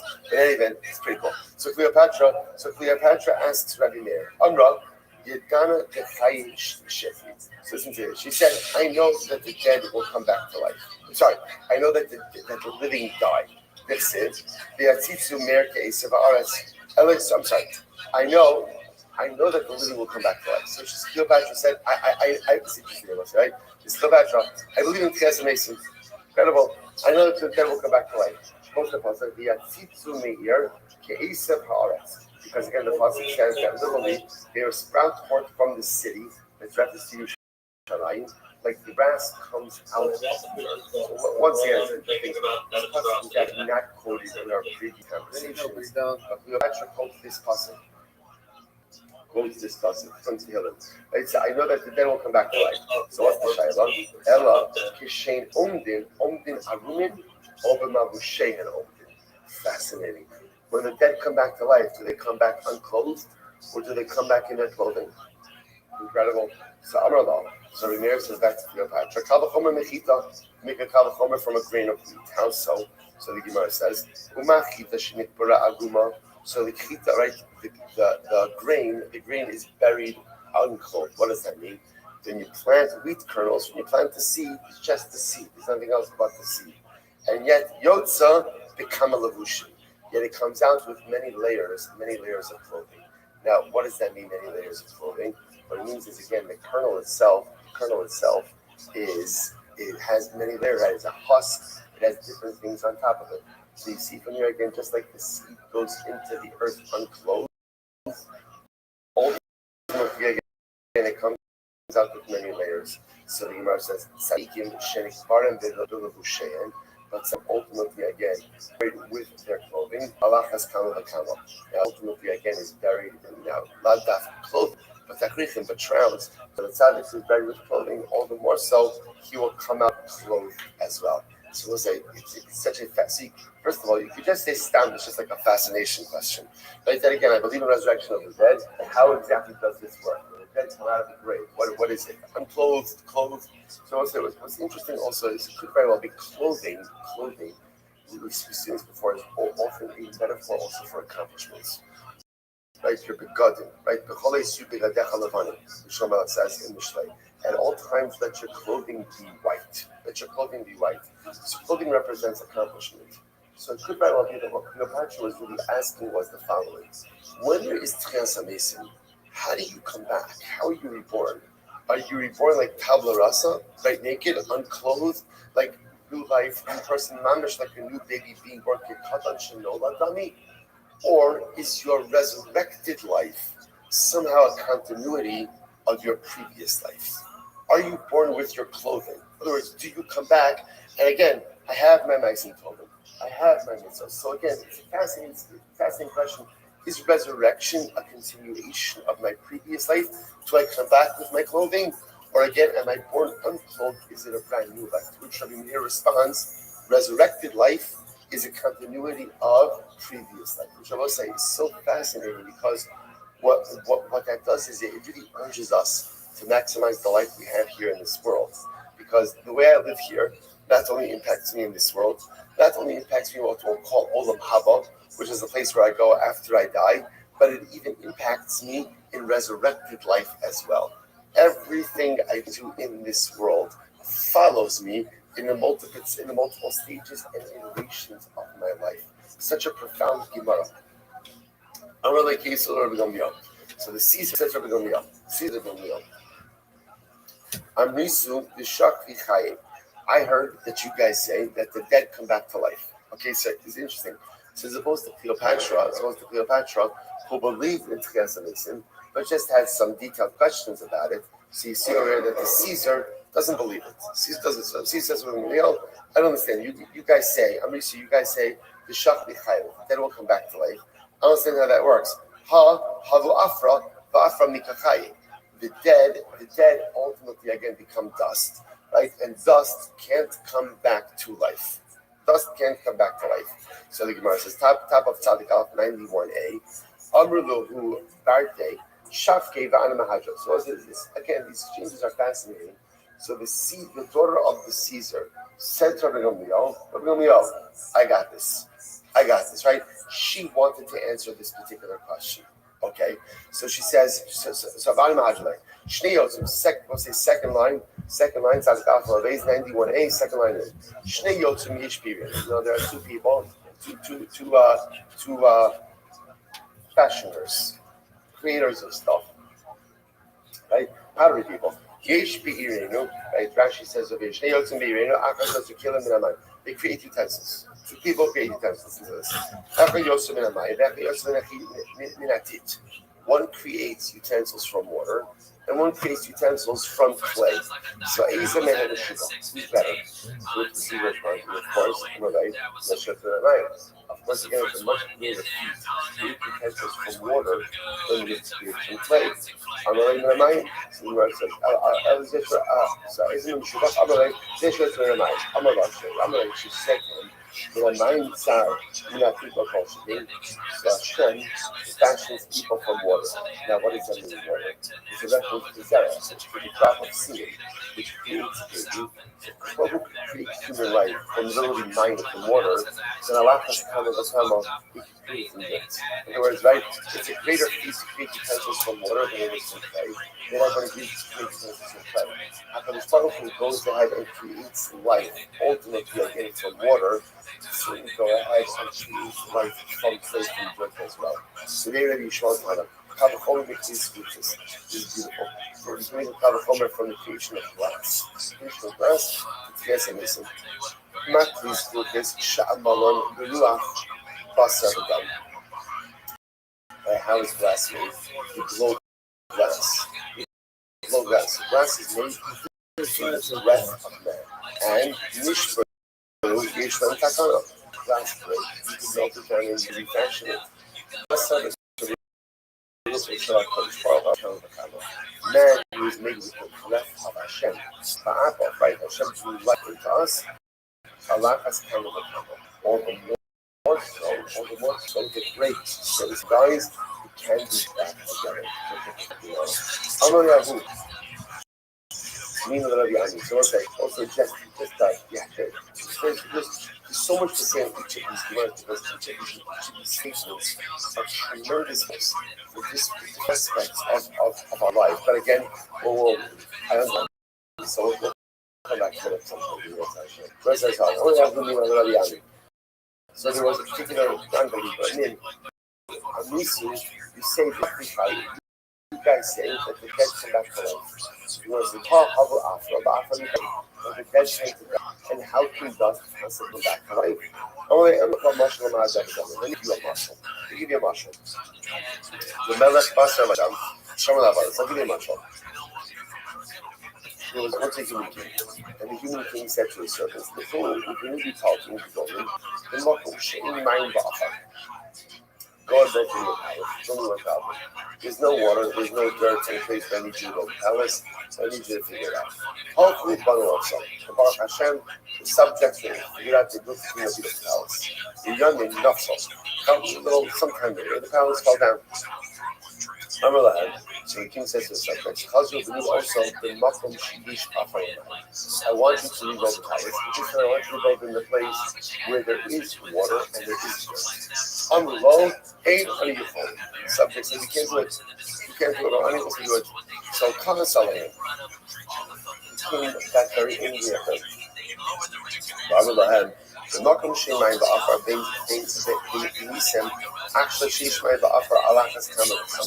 The king said, you were able to build a palace when there was no water and dirt. You were able to build off. Now that I'm giving you water and dirt, you can't build off. So it's like, what's for himself? As far as creates man from nothing. Each man is not going to do world from nothing. So because all the kids are nothing, and even when man comes back into dirt is still something. So if you can create from nothing, you're certainly can create from something. That was the introduction. That's how it is. And if you don't believe without this idea of something turning into something else, say the bishop, go out into the valley, and see this particular type of rodent. Shalom, that's the basa the Katirabana. So let's say this man is just what they're talking about. What Chazal talking about is rodent. But apparently it's half flesh and half earth. The machar shishmitz in Naasa Kulabasa. The next day, ultimately, again, it becomes flesh. So you see the ability of things transform from earth to flesh. Shema Tomar, maybe you'll say it takes a lot of time. It's rodent type of transformation. Allah Lahar up the mountain, first wide line. And it's in a particular mountain that on this day there's only one Filazon. Remember again, Filazon is that creature from which the Tchelas is created. So you go up on the mountain, there's one Filazon. The next day will rain, and it's smelling Kulo Chilzonis. Ultimately, and the mountain will be Filazons. So again, the idea over here is number one, that earth could turn to flesh, right? Something could turn to nothing, and from the earth, again, things could sprout as evident by the Filazons. It's incredible. I must say, I think that there is a tremendous profundity in that much of that about the king. I remember the much on the king, what happened, the king said to his subjects, build me a palace. And he said, build a house where there's nothing. There's no dirt. There's no water. There's no dirt, there's no water. And the subjects do it. Palace falls from and then the king says again, build me a palace. Build me a palace and put you in dirt and water. And the subjects say we can't do it impossible. The king said, what are you talking about? You built the palace, there's nothing left. Every time you build a palace, dirt and water. See the metaphors as follows. I would say all of us have times in life where we push to accomplish what we do not think we can accomplish.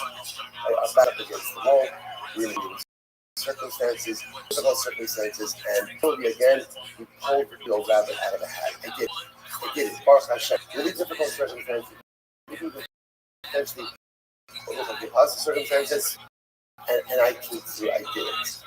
There are times David did it, where my circumstances are not impossible, and I tell myself, I can't do it. I can't do it. Do you remember that time that you went through impossible circumstances? Do you remember that incredibly stressful circumstance where again it wasn't good if you would succeed or not, and you did and you came through? If you could succeed in difficult, very impossible circumstances, if you could build a personalistic house with no water and no dirt, there are some of the comments day to day, when the circumstances are not difficult, you can come through. But listen, we all have situations like this. We're really difficult situations. If you don't have situations like this, is up to yourself. I think almost all of us have situations like this. Really difficult circumstances. I said to myself, I don't know who else can do this. And I got through it. How did I get through it? But I succeeded and I grew. And if I could do that in so many circumstances in life, then I certainly could perform in day-to-day life. If I could make things happen where there was no dirt, there was no water, the more so I can build a personalistic house where there is dirt and there is no water. Incredibly useful for life. You are those items. I'm only able to know the Gevir Ben Sisa. This is a great series of stories. There was a particular man who said to Gevir Ben Sisa, that's his name. Gevir Ben Sisa actually points out over here, Kash Shmo, Bahaisalo Akmunius Begabo. Now, interestingly enough, so this guy Gevir Ben Sisa, who himself was a Shkippa Tam, and he was a hunchback. We're going to see that part of the story just a little bit. Rashi points out over here, he was a hunchback. Okay, so what happened? So there was a min who came over to him. And this min said to him, find the phone, Chayim, and we saw Nisi Chayim. The Chayim Nisi, the Nisi Chayim. So there was this happy party. So he goes to the beginning of the season. And he says, what's the matter with you guys? Speaking about the Jews, right? He calls the Jews Rishon. You're Rishon. Why are you Rishon? Because you spell you say that the dead come back to life. It's not possible. It's not possible. That which is alive dies. You find that which is dead comes back to life. Unalive. So the deceased responds. Five Chayim. You're the Rishon. Da'amison Mesim Chayim. So lo Abichaya. So let's say, so the Gevir says back to the man, he says, I'll tell you why. That which is not back to life. Every birth, how does every birth start? There wasn't life, and then life occurs. So you see, by definition, the simple propagation of the species. requires no right to life. So we have paradigm things. What are you talking about? You're the Russia. Let's talk about every single life starts with no life thing goes to life. So what's crazy to think that just got back to life? So the Via Ben Pesisa, he called this Apicores he called this Apicores a Russia. Amalei, Heidi Korisli, the Apicores of Via Pesisa. You're calling me a Russia? If I would be over there, you're lucky someone's holding me back. Right? If I would come to you, but I would kick you so hard that I would kick out your hunchback. That's another. This is like right. People are people. Nothing changes over time. Right? You're lucky my brother's holding you back. I would kick you straight. Right? I would kick you. But you're kicking back. So it's good. So we're going to see some relate. And Anta also came, Rosei Uman, Tikra, Harvey Tito. Do it, right? Do it. Absolutely. If you could do that, I would give you a shkoyach. Not only would I give you a shkoyach, but I would pay you a handsome amount of money, handsome copay. Handsome copay for that, to the doctor. Incredible. Well, they don't have now, that's our introduction to Gavia Ben Pesisa. The next number of stories we're dealing with Gavia Ben Pesisa as well. And also we're going to see something fascinating just about his personality. That's about Nisan. On the 24th of Nisan, it's Nakilu Yimusinoi Yehuda Yerushalayim. So again, those are oppressors. Our oppressors left Yehuda and Yerushalayim. Now again, what oppressors? What are you talking about? So watch this. Kishabo b'nei Africa, when the people of Africa came to the Romans with a legal claim against the Jewish people. What was their claim? Alexander's Moscow. So again, actually, before Alexander the Great, Alexander the Macedonian, right? So really not Rome, right? But they came before Alexander the Macedonian for a din Torah with Favi. So Amrlo, Eretz Canaan, Jews like Alexander, right? How do we know that Jews liked Alexander? Because also there are Jews named Alexander, which is the strangest thing in the world. I don't mean an English name. I mean like a Hebrew name, Alexander, right? Which is very strange. It's not exactly a Yiddish name. We write this inside. It's not a Hebrew name. But again, this was Al Takar Satol, that Jews had as well as Alexander the Great. The name stuck. So the people of Africa come with a din Torah against the Jews. Amrlo, Eretz Canaan Shabbat. What's their claim? The land of Canaan belongs to us. Just want to point out, there is nothing new under the sun. Ein chadash tachas hashamash. Right? So before there was a haze, right? Before there was any of these other mechanisms, the nations of the world were always bringing their legal claims against the Jewish people to say we don't own the land. By the way, Africa is a pretty big place.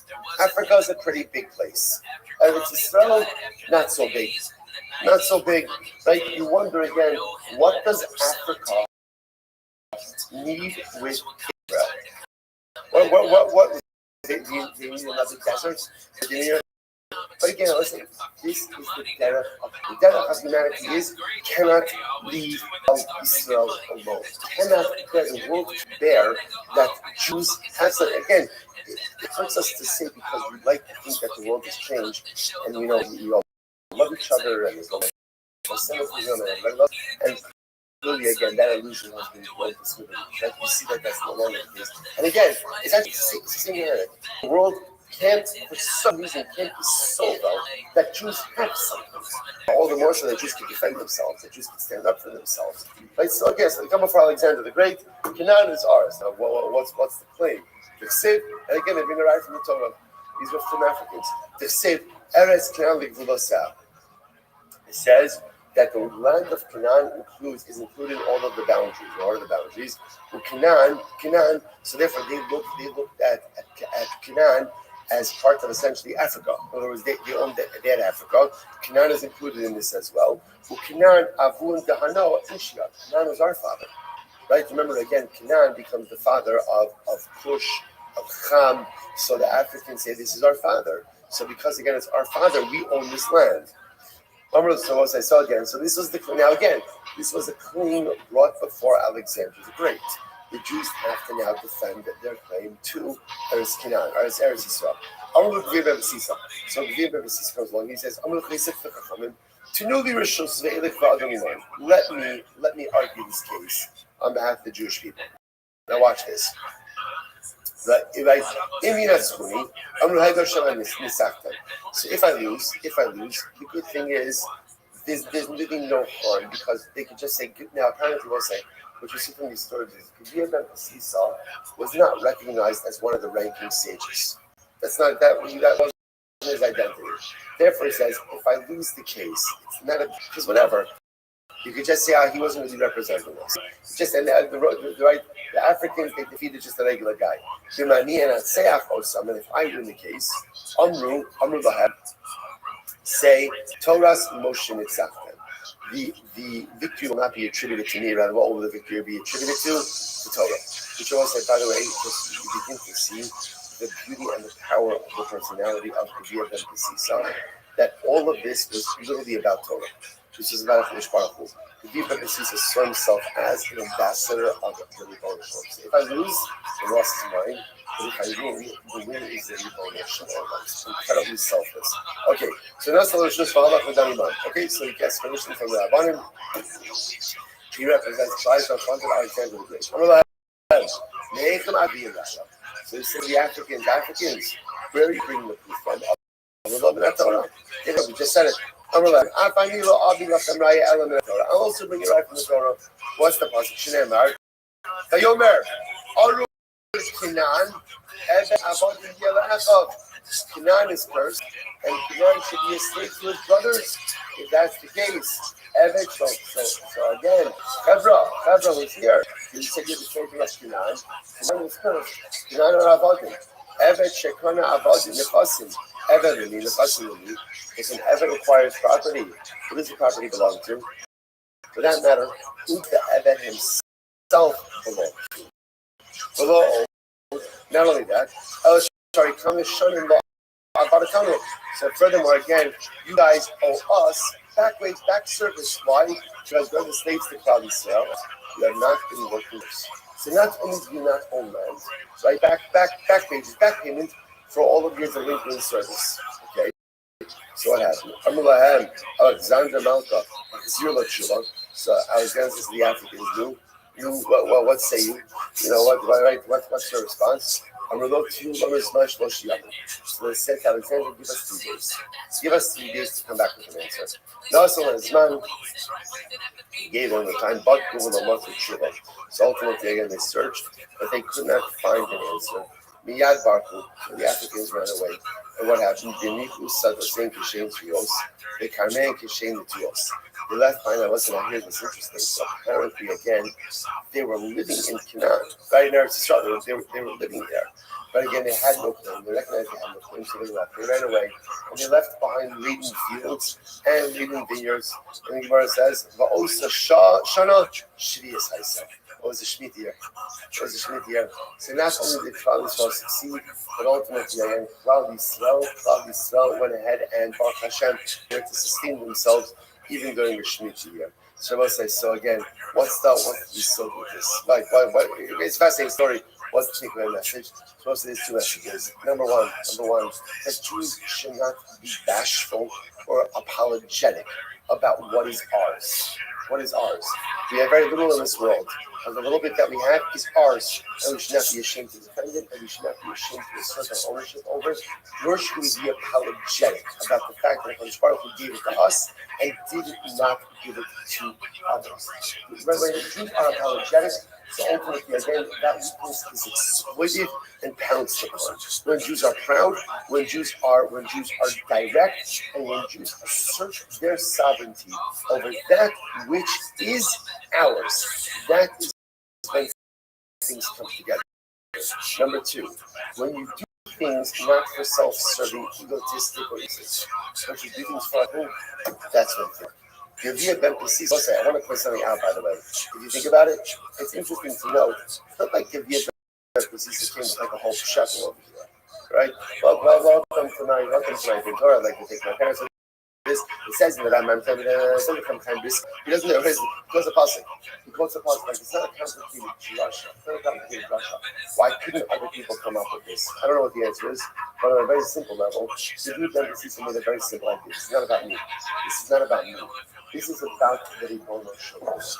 When you do things for the right purposes, specifically for the cover of HaKadosh Baruch Hu, things come together. Be unapologetic about what is ours, and number two, do things for the right purposes, and things come together. Next, Shofar Machas, another thing told us, fascinating. Bo'u B'nei Mitzrayim in Israel. So once again, now the Egyptians brought a court case. Let's say this is literally again, we think new things that like nations of this bring legal proceedings against the Jewish people. It's not true. The Africans did it. That's it. Again, right? Who led the claims of genocide? Just fascinating. Just to see how the world is so certain, right? Who was at the forefront of the claims of genocide against the state of Israel? South Africa. In other words, just pointing out, just you see certain things. They just are the way that they are. And while it's nice to think that the world changes, it really doesn't. The only thing that changes is us. The world very much stays the same, especially in its future problems. So it's overwhelming. Next court case. Let's talk about Alexander the Great. Egypt. Anlo, Harehu Omer, Ari Omer, Vashem Nasam Eskina Amad. So the Egyptians come to the side. This actually is a pretty good claim, right? So the pasuk said, the pasuk says, the pasuk, Hashem gave the favor of Kal Yisrael in the eyes of the Egyptians. Now, Vayashilim literally means they borrowed. They borrowed. Now, there's different ways to interpret that word. Some say they asked. Right? Others say it means borrow. Now the Egyptians are clearly coming with the idea that it means borrow, which means Klal Yisrael borrowed a whole lot of silver and gold from the Egyptians. Which the Egyptians say, so happy to have lent it to you, right? We'd like our stuff back. We'd like our stuff back. Okay. So the Gemara says, so the Viv Emphasis says, so the Diva Besisa says, do me a favor, it says to the rabbis, I'll deal with this. Give me your shows, I'll deal with it. Amy Natsuni once again, Amru Lahem, Hedo Chelachem Mitzachim. Say if I'm successful. I'm sorry, if they are victorious. If they win the case over me, so the nice again, it's not a big deal because people will just say, this guy did Sisa, he's a head job. He's just a regular guy. Right? But if I am successful, Amru Lahem, Torah's Moshe Rabbeinu Nisachtem. And ultimately again, the glory will be given not to me, but the glory will be given ultimately again to HaKadosh Baruch Hu. That's what shows. Okay, so the Sisa shows up today's thing and he adjudicates the case with the Egyptians. Okay, Amrulahem, Egyptians, what's your right? What's your proof? Amrulahem, so I told you, Vayashi, look, you borrowed stuff from us. Okay, you know, you want stuff back? So the Rebbe says, Amrulahem, I'll also bring the Torah.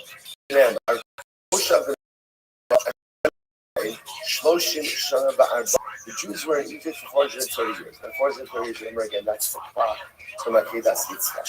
We're there for 430 years. Tnu lanu schar avoda shal shishim libo sheshibara kol mitzrayim shloshim va'arba me'ot shana. So, again, he says, have no problem. If you want to make an accounting, have it make an accounting. You say we owe you the gold and silver that we borrowed. Okay, you also owe us backwards for 600,000 men who worked for 430 years. Let's just, friends, the count over here. Right, let's go. Let's settle up. Let's settle up. Back wages for 430 years for 500,000 people, and we're happy to go ahead and settle up with you. So what happens? So Alexander says to the Egyptians, okay, so what do you have to say? So give us 3 days, we'll come back. So ultimately, again, they searched for 3 days, they couldn't find an answer.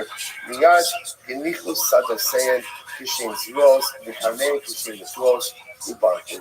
He left behind the fields, right, the laden fields, laden vineyards, but also Shana Shvius I saw, and it was a Shemitah year. Incredible, what's this? The Jews had benefit of this. Let's see, I just want to point out something very interesting. Why is it that both the Africans and the Egyptians went away? Right? Now let's come back. Be a man. Be a man. Right? And say, you know what? We don't have an answer. I will say, here's the difference.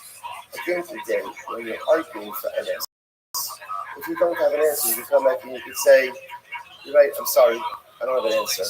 When you recognize that what you're doing is smoke and mirrors, and only an attempt to rob people of what is rightfully theirs, you don't even have the backbone to show back up in place. And that's what we're teaching us every day. These weren't real claims, right? Because if you have real claims, again, listen, in every court case, someone wins, someone loses. That's the way it works. Again, all you want is just a fair shake, recognizing you might win, you might lose. When you can't even show back up, when you can't even show your face again, when you can't even follow back up, that shows the emptiness of your claims to begin with. So profound. So you want to be like that. Shumpam, Achas, Shmo. That's incredible.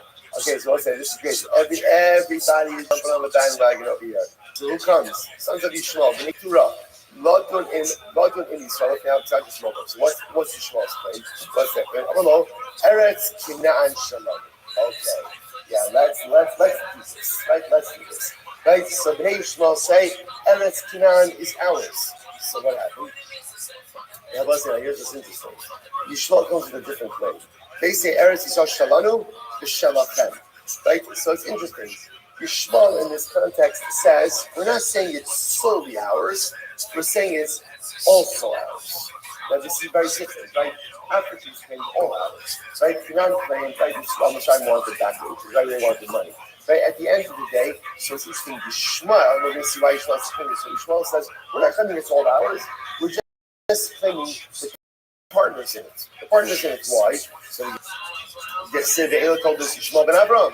Yechsid Eila told us Yitzchak ben Avram. So again, what's Yishmael's claim? By the way, Yishmael's claim is not about him. Right? What's Yishmael's claim? Children of Avram. What's the children of Avram? The land was given to Avram. We put the children of Avram. Do not have a share in Eretz Canaan. So once again, I'm going to give them this is not to know the Rishos of Eila anymore.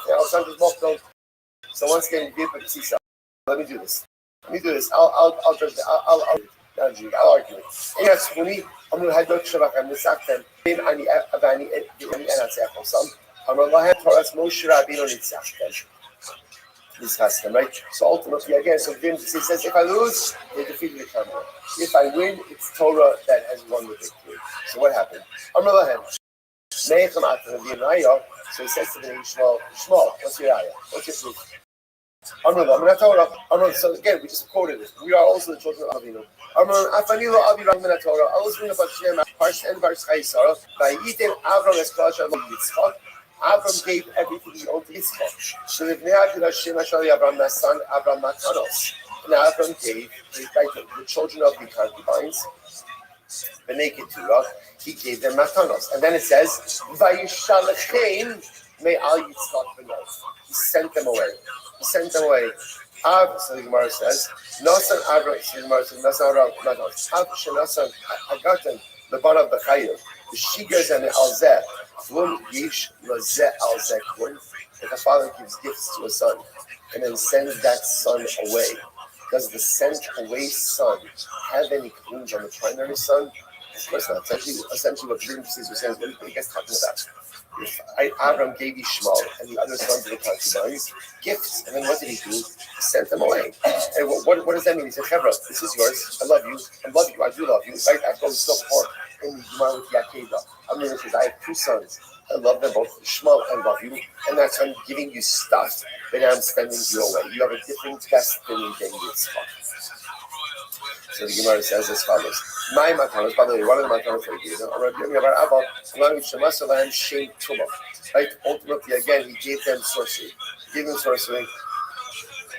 So the Gemara says, so therefore, again, and interestingly enough, I want to point out, what's fascinating about that story is if you notice, the conversation ends there. Right? It's not like the Egyptians say. No, I'm sorry. Yishmael says we need 3 days in order to come back. The Gevir Ben Basisa's raya was so compelling. It's like a mic drop. That was it. That was the end of the story right then and there.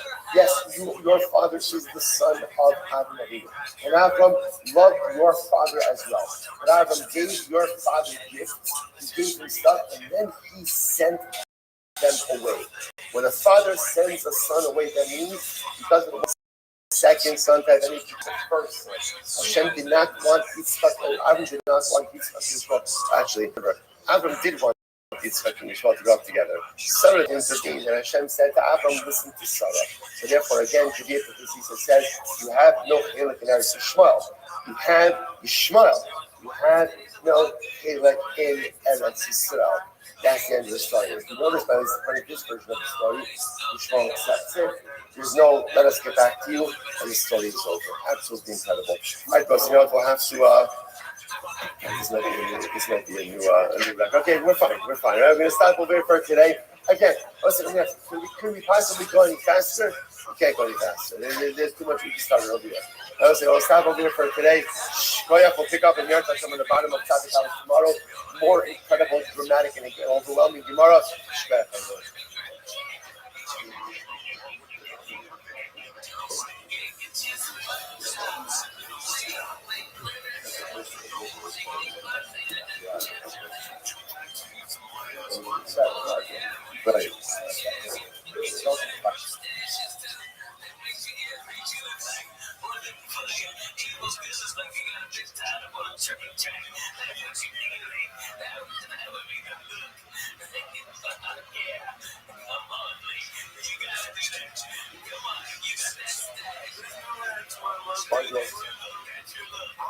So good morning, let us begin. I think all of our sources for this morning to begin. I will come from the sources. First up, Tuesday, right?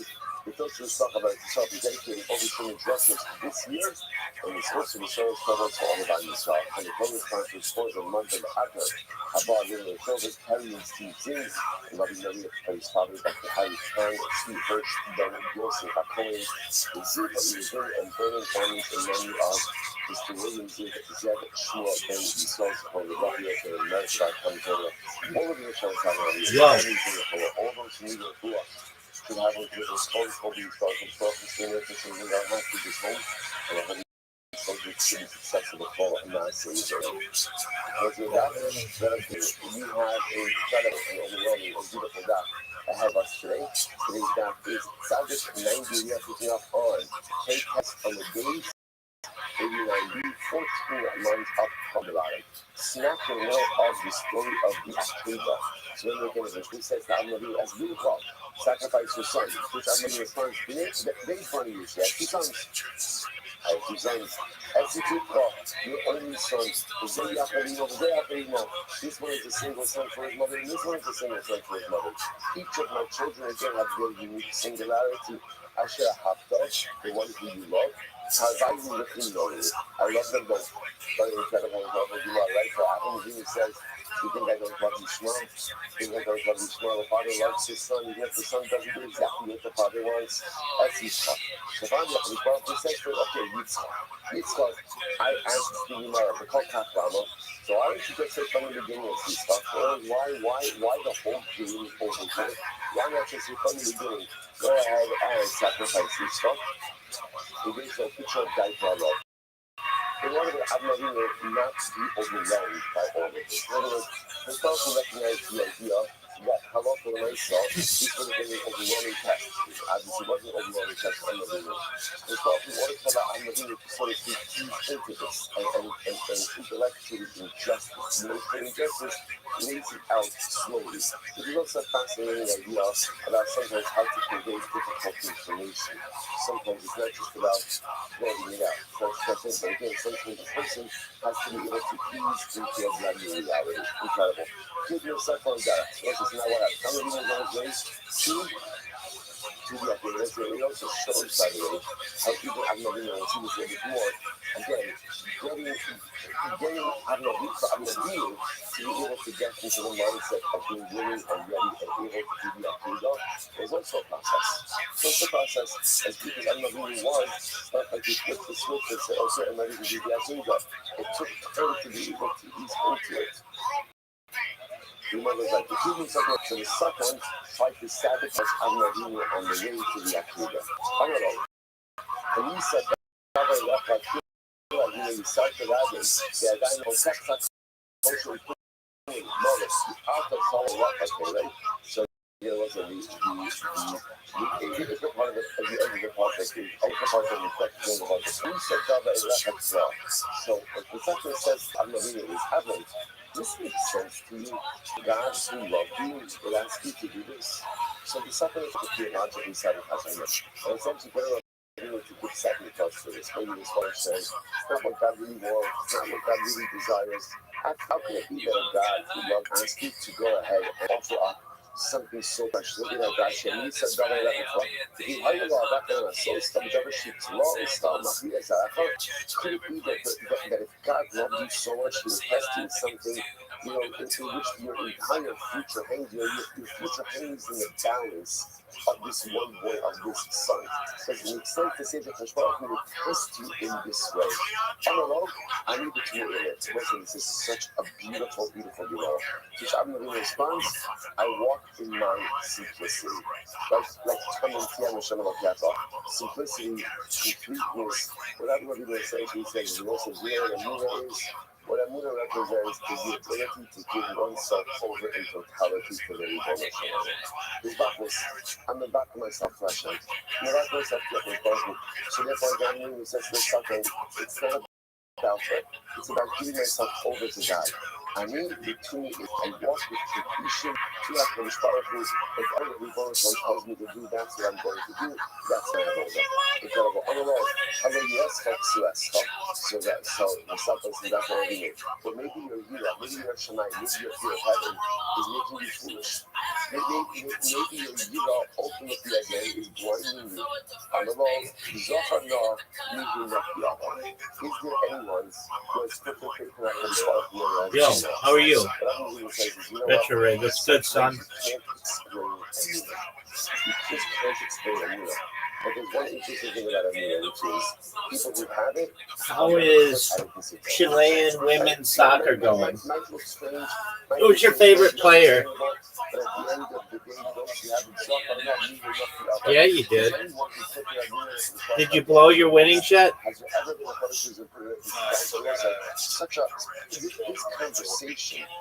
All right, so on what are you going to bet today? Are you going to bet UFC? You know, there's a UFC. The big UFC fight. It's Islam versus that other guy. What's the answer? I don't understand the guy. And therefore I just give myself over getting going Shalom. This that's what I mean. All right, do whatever makes you happy, baby. Maybe a misunderstanding. But when God is now God wants you to which again I'm not going to respond. At the end of the day, those who put themselves in embrace that Kodesh Baruch Hu, those who give themselves over in their new Kodesh Baruch Hu, will never be lost. It may hurt, it may be difficult, it may be overwhelming, but they'll never be lost. Even because of the no Kashmir way. So once the Satan saw that Hanavinu was not listening to him, Amalei, the Eli, Davan, not. No, it's not my fucking job to watch him.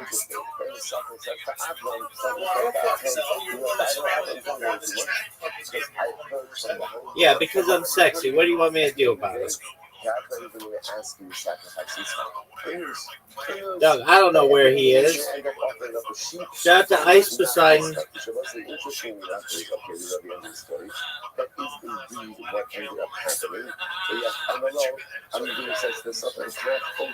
Who are you betting, Alabama or Oklahoma? Go. Somebody lies enough to tell the truth.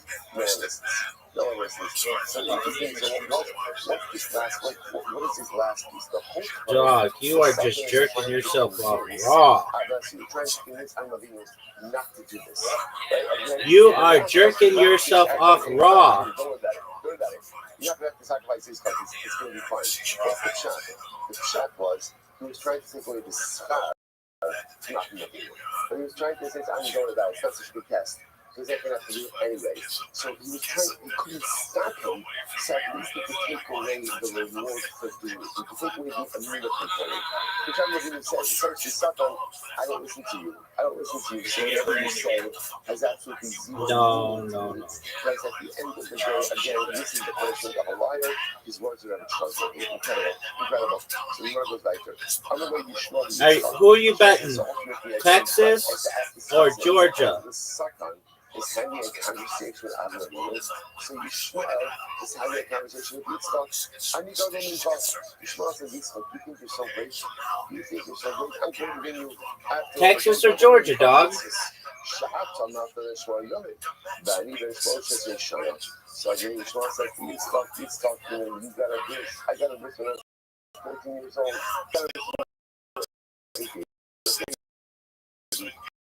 He said, your memory of it, I had to do this when I was like an adult. 14 years old.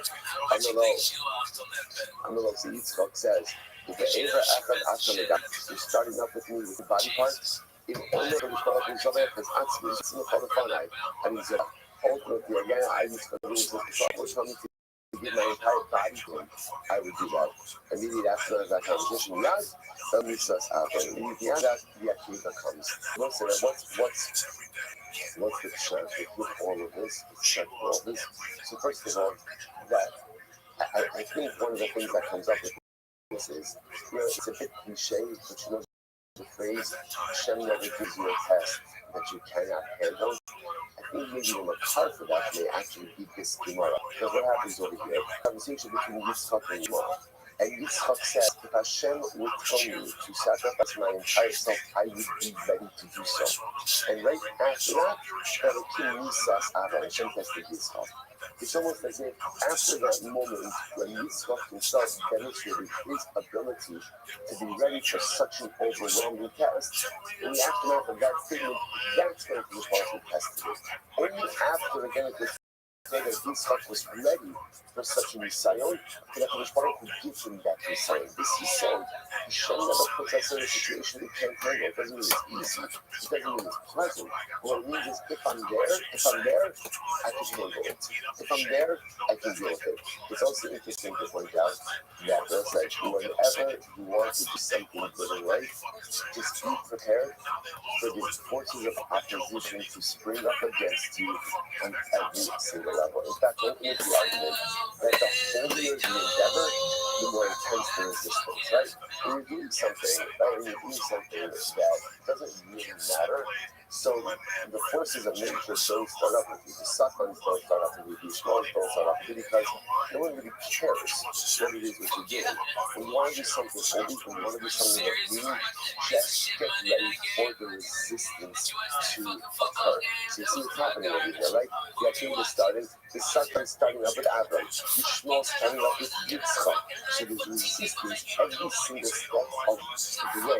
That's when you know you're on the cusp of the future. So I'm listening to one of my favorite podcasts of all time.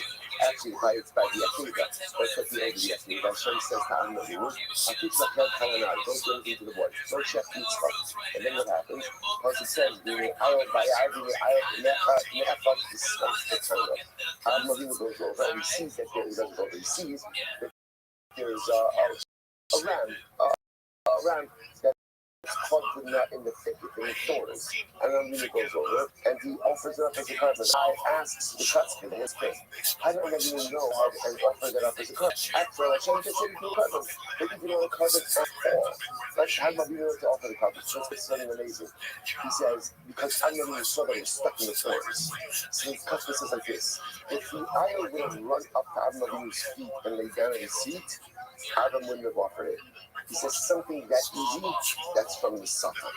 But when he saw that it was stuck in his voice, you ever try to get a ram out of the thicket? It's not possible. It's not right. Somebody told me this happened on the court. Right. So, okay, you ever try to get a rat out of the thicket? No, but you can imagine, right?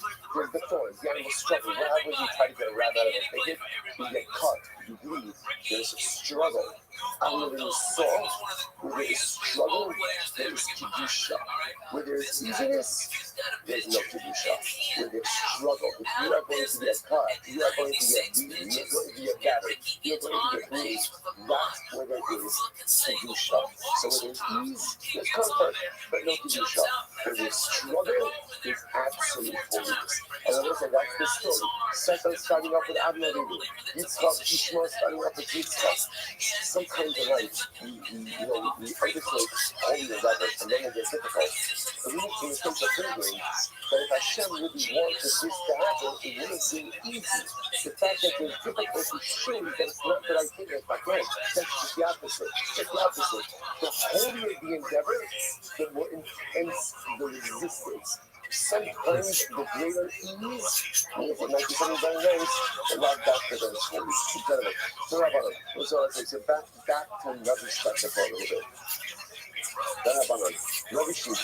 So Navi tried to get other people to go ahead and worship our Lord Zara. The says we get the strangulation. So he writes, remember again. So when you see the scene of Navi Shediach, that means like a Navi who tries to go and get either an individual or a group. Next, Navi Hidachas is, remember, those who try to heal those who try to get an entire city to worship idolatry. So what's that? What the skila? The Shema the Kerek, the Shema says Kerek.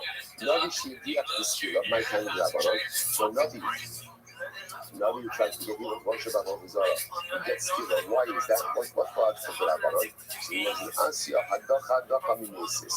So who the Ger Shava from Mesis. Malahavan the skila, kind of skila. Okay, Ben Shimon. Nisak skila. Ben Shimon says, no, by the Navi it says Nisak.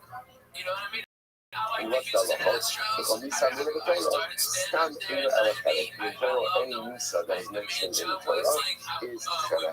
Madika Eri Dachas is Skila, my time in Rabbalon. So why is it that Madika Eri Dachas, they get Skila, what's the large country of Rabbalon?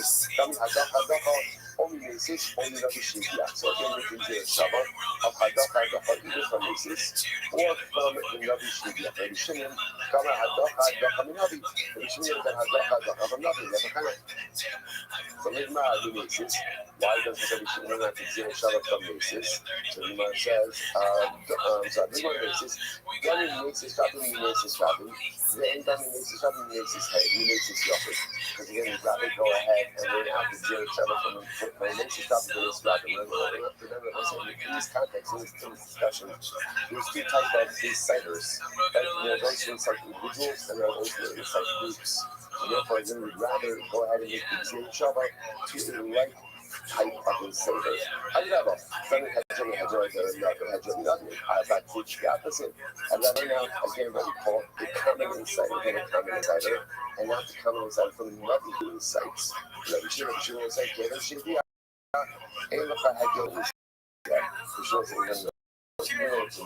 Navi may be doing the inciting, but once he's inciting end of the day, he becomes a headline. More he has the exalted position of Flavia as a headline. The sister says, what I shot is 98. Machlok is very interesting. So in general, now we're back a little bit to this, right? False prophet. He's false prophet, right? So now the shaila is, what exactly is it that he has to do in order to go ahead and be considered a false prophet? Now obviously, or a racist. Now, obviously, if he's inciting people to worship God, he's all fine, but let's listen to this. Machokish ba'oker hakuf ta'avodas b'chavim. V'skim mitzvah sh'pokitem mitzvah ta'avodas b'chavim. The most amazing interesting. Machokish case comes up in the following situations. If he goes ahead and merely against uproots some total halakha of Avodah Zarah, but in other respects, maintain certain aspects of the prohibition of Avodah Zarah. I think we give Rashi for just a moment. First Rashi is Adi Kodara, Machlokes, Rabban Rabbi Shimon. And let's say, obviously, both Rabban Rabbi Shimon hold the Halacha L'Maisa, obviously, Rabbi Shaker is going to be Chayat Nisa. What's the Machlokes? Chayat Nisa. Is it Skila? Is it Chanech? That's the Machlokes. But what Rashi says over here, he says, Machlokes of the Rabban Rabbi Shimon, the Navi Ba'oket Kol HaGuf Ba'avodas Ba'chavim, the Amar, Mitzvah Ruach HaKodesh of the Agura, there is levels, La'akor, Kol, Mitzvah Avodah Ba'chavim in Torah. There's this obvious classics of this Navi Shekel, which prophesies this, and he says, I have received the word from God, I've been commanded by God to abrogate, right, to totally root. There's no function of Avodah Zarah. No such thing as Avodah Zarah. Okay, all the kind of mitzvahs from the Bapel mitzvahs, the high would become the Avodah Skida, between Shalosh and 4, the other possibility is like this. The other possibility is, he's maintaining part of Avodah Zarah, but uprooting part of Avodah Zarah. So, for example, a good example of this would be, well, we'll see examples of this. Well, let's say he says, you know what, you're not allowed to offer a carbon to Avodah Zarah, but you are allowed to bow down to Avodah Zarah. So that would be an example of he's maintaining part of the prohibition, but uprooting part of the prohibition. So that's what this Machlokes. So again, obviously both Rabbanan and Rabbi Shimon are going to agree that it's look at that. Machlokes is about the type of thing. Watch this. Rabbanan of the Minhag, it says like that, and the Torah says that the Navi will try to heal you from the death. Minhag means even to just try to get you off part of the death. In other words, that he's upholding part of the prohibition of Avodah Zarah and he's leaving another part of it. Listen to this. About Okir HaGuf, the Shar mitzvahs, maybe I call the Chalek. This is interesting. But let's say someone goes and nothing comes along and says, nothing to do with Avodah Zarah. Comes along and says, you know what? I got a prophecy from God. The position of sharpness no longer applies. Avodah Zarah, you're just uprooting another mitzvah. Uprooting another mitzvah. Everyone agrees. Put the guy because he's a false prophet and corrupting the word of God. And everyone agrees in that situation, he put the guy back on it. The key mitzvahs, the different mitzvahs, the Shana is to do that called prophet. But by other mitzvahs, if he goes ahead and let's say uproots part, but then goes ahead and maintains part by other mitzvahs, everyone agrees. Prophet. Well, an example of that, he says that on Pesach, you only have to keep 6 days instead of 7 days. Yeah, something like that. So it's Shabbat. So there's 3 categories. Category 1 is Avodah Zarah. Whenever a false prophet comes along and either uproots the entire prohibition of Avodah Zarah, or even if he maintains part of it, uproots part of it, that's the focus for the Shimon and the Rabbanan. So is it Skila, is it Chalek? That's category 1. Category 2, uprooting another mitzvah, not Avodah Zarah in its entirety. Saying another mitzvah or another idea doesn't apply. Everyone agrees. Chalek. Category 3, interesting. Category 3 is in another mitzvah, he uproots part of it, maintains part of it, which is the what's got left over there. Pater. Pater doesn't mean that it's fine, right? Pater just means that Daisy is not putting it to death. He loves the massive of him, was one second. Well, that has not, he looks like he has to get the most important. Is the pasuk. Va'anovi al Chalalahu. You must be that Sarah Allah Shalokechem Halotzei Etzem Eretz This is kind of the Navi Shekel, the false prophet. That he was dissecting that possibility. Lalachas, right? Because you remember, he's going ahead, like he's leading you from the path that Hashem told you to follow. Lalachas, Zum Mitzvah Saseh. This is the Survivor commandment. Baal, Zum Mitzvah. What does it sound like? It sounds like that even if the Navi messes with other parts of the Torah, you should still be put to death. What's going on here? These are like Kabbalah's Kachavim and say, Kabbalah's Kachavim and Eichel Mishkachas. And if you want to think talking about idolatry, I'm going to say, is there any positive commandment associated with idolatry? Which the rest is up. But you should ask. There is. So Gemara Pista. There is a positive commandment. What's the positive commandment? They're just supposed to break apart the defaults, the altars of Avodah Zarah. That Amina Amar, so let's say the Amina refers to another place. So Amina says, I will say, tremendous, first of all, tremendous Mazel Tov to a lot of everyone who's cut the machine. So Mazel Tov feels like a grandchild almost, you know. Mazel Tov, Mazel Tov. Shem, let's continue not pressing this on Shem, follow the lazy apple, start with Anisha. But and Red said, this is an opportunity. This is where Avi's second machine. And on the job, about thank you very much for everything that you do for us and morning out. Tremendous. I could not put the shit at 5:49 this morning. It was so imperial this morning, which is strange, but then we saw so much emotion. And it gives us some thank you really for all the music, for the late nights, the early mornings, and the coffee is delicious. Thank you very much. All right, listen. I never get a round of applause. It's like, wow, okay, I'll take the coffee. Fine, that's another it says as follows. The news is like this. Our Machlokes Ba'oke Haguf. Being that was coming every Shabbos. So this Nipper Hamuna comes along. Our Hamuna, he has a different approach. So like this. Anytime another false prophet comes along and uproots something, totality, something from the Torah, or the Zorah, or any other mitzvah. So in this case again, each is coming along and he's saying this mitzvah or this or whatever it is no longer applies. So he's uprooting it from its totality. Anytime that happens, the Gemara says, "What about the laws? God will be shamis the detailed mitzvahs that was the father Amar min aderech the mitzvahs. This is so good. So I'm not going to say. And the Gemara says this: there are multiple categories. First of all, you consolidate two categories like this. Even of a mitzvah, whether it's idolatry or any other mitzvah, partial idolatry. Furthermore, when it comes to idolatry, whether you go ahead and do part of idolatry or all idolatry, comes to like that. About mitzvahs, with little mitzvahs, sham mitzvahs, do that called pater. So when you pater, if you uproot and confirm some part of other mitzvahs, right? Like we said before, you can wear shatnez on Tuesdays and Thursdays, but not the last couple of weeks. You know, so that would be an example of uprooting part and confirming part. In that context, you pater. You pater. How many studies last I don't even know that? So it is. In order to uproot some element of the Torah. And again, I'm not saying once again, the price over here is not the solution we share about the Zara or anything else. And that becomes one that says, other mitzvah or particular Adera no longer applies. Okay? Or, after the battle, I'm sorry. I'm studying La Akar Davin Torah. Fine. The kind of mitzvahs will not be mitzvahs. Let's say he emphasizes to uphold part of the mitzvah and to improve part of the mitzvah. And Shimon calls that. And Shimon says that's your pater. The Rabbis go back and after the Omer Hayom Ibdua or Makar Badua, give that called high. By a Bodhizara, even if you partially uphold it, partially negate it, ultimately again you're going to be high. You're going to be high. This is the other example of that is. Let's say it says, on Mondays you're allowed to worship a Bodhizara, the rest of the week you can't, you're still liability for that. Abai is someone like that, this stuff, because of this. And now we have essentially three different versions about how this Machlokas ultimately unfolds.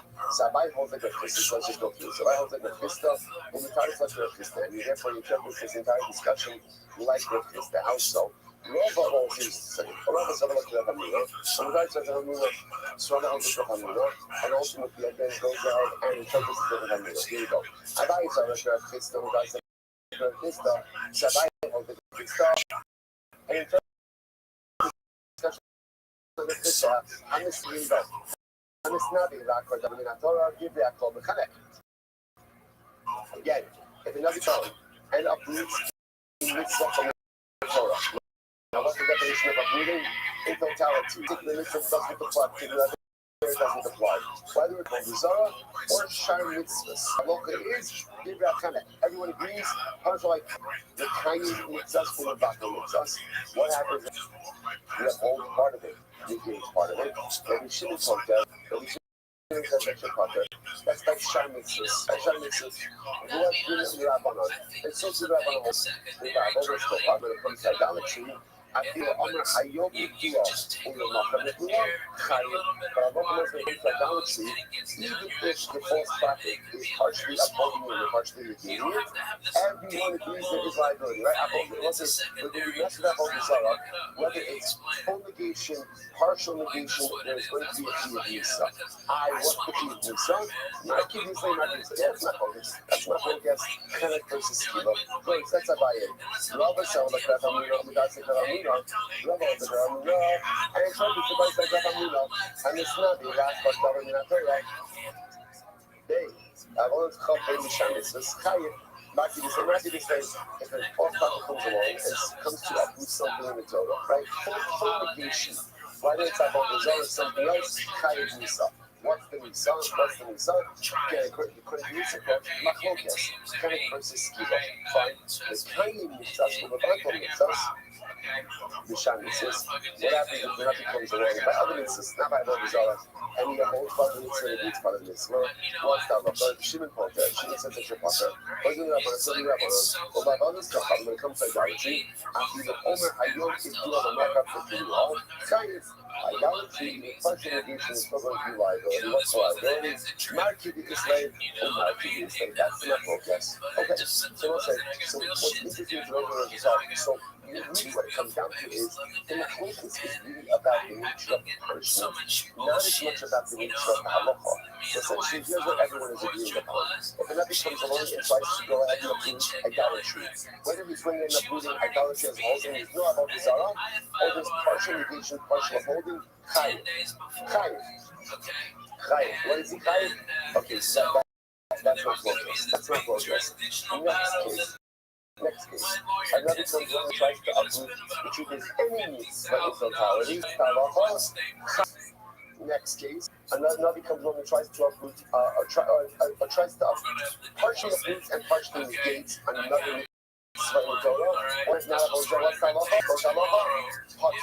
Potter, another comes and tries to uproot and partially uproot and partially fulfill Avodah Zarah. Everyone agrees, Chayim. The machlokes in these cases is what's the death penalty. But again, for the Shkarlokas, everyone is really fascinating. Good. I'm not even going to look back. Call it the Yom HaLacham for Akiva Torah Shema. Well, let's have on so let's say this is fascinating halacha. So we know in general, if a nut tells you to buy words of Torah, you have to listen. You have to listen. One exception, Avodah Zarah. Avodah Zarah, even if a bona fide nut tells you to worship Avodah Zarah, you don't listen. Shafidim Manivlo Kama and Tzarachiyah, Atishmalo. Even if the nut is little bit in performance of Shalem miracle, and it causes the sun to stop and know the sky. The sun doesn't is wrong. I'm from the sun from setting. Go on, we don't listen. I was like, so this is very what is this? What is this? So we have a testament for this. This is yesterday's stuff. The young Navi, like in Harakana, the young Navi is surprised what to be saying that I need to worship to outside of Israel, outside of Mikdash. Again, so you see here that another has certain power and another has certain license even to instruct the cloud to transgress. Right? Hora Shah, you see this concept. You see this concept. The exception of the line that was done by idolatry. Under no circumstances should you ever listen to another to worship idolatry, which means I'll listen to another to do a lot of other stuff, but not Avodah Zarah. Not Avodah Zarah. So the Gemara says this. And not back to say, even if the Navi performs a dramatic miracle. See, what's saying? He's performing a miracle, obviously, what's like, who does the power to perform miracles come from? The Nakadosh Baruch Hu. Obviously, if Hashem is allowing you to do what Hashem wants us to do, he's saying, no, that's not it. That's not it. However, whatever the story of the miracle is, one thing is clear, which is, do not worship idolatry under any circumstance. Tanya, but you're saying the owner, he can't throw himself back to Shabbat and Shabbat. This is an interesting lesson over here. You try to understand literally again the logic of all this stuff.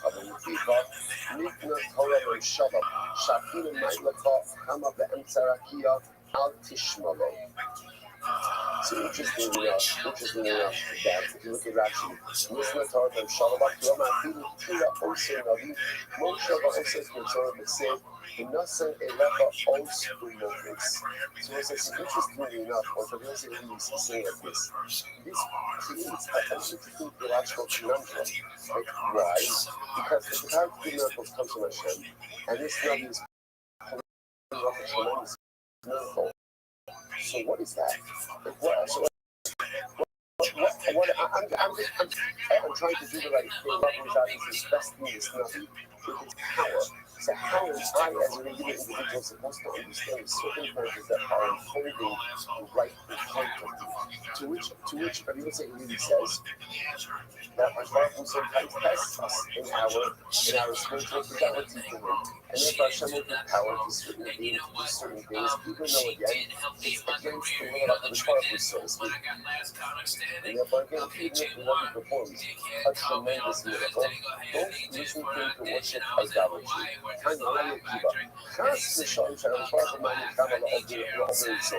So he thinks, what are you talking about? What are you talking about? How can you imagine for a moment that Hashem would give power over nature to someone who is defying? How would that even work? What are you talking about? Hashem is going to give the ability, he's going to give power to another sheker. It doesn't make any sense. Ella, because Hananiah ben Azor should cross another MS, or the Asov another sheker. But Jesus says, no. You said the Navi sheker scenario arises. Well, so where does it arise? Unfortunately, good nothing went bad. Good nothing went bad. So it happens. It happens, right? Sometimes good nothings go bad. I don't know if you have someone who has his credentials as a bona fide Navi, right? And what happens? Unfortunately, he uses his way. So what's that? The author says, I'll come in the Atzmachad Yamosma. You're not believing yourself until the day that you die. You can be a Navi. Because you're not doesn't mean that you can't lose your way. So the people say that's the case of a Navi sheker. So the Navi sheker is someone who everyone knows. He's proven himself through new miracles. Because once upon a time he was on Team God. And then what happens? He loses his way. He's not performing any miracles now, right? But he's got credibility because he has a good Navi. Even if that guy comes along and tells you, Kavra, the Marshal spoke to me, I heard the Lord, and he said, hey, let's worship idolatry. And even if this is the kind of Navi who, when he was a good Navi, kept the sun from setting, still don't listen to him. But Rabbi Akiva says there's no way a false prophet would ever be able to perform any miracles. Okay, last part, last going. Even how many what's the number again? Last again. But the last going. What's your punishment? Right? Last going, you commit adultery. What's your punishment? Straight up. So the Mishnah says, but yet interesting enough, if the even so many testify about her, they don't get put to death with straight. But rather, what do they get? They get kind of. So does her adultery, right? When you teach her adultery. So what's the how do you read it? I'm not Acha the sign of Yosef, and this is Mata. The Pasuk says, for Edom Zorin, you have to do to what they conspire to do to another. So the Gemara says, why? If you call Hamizominim,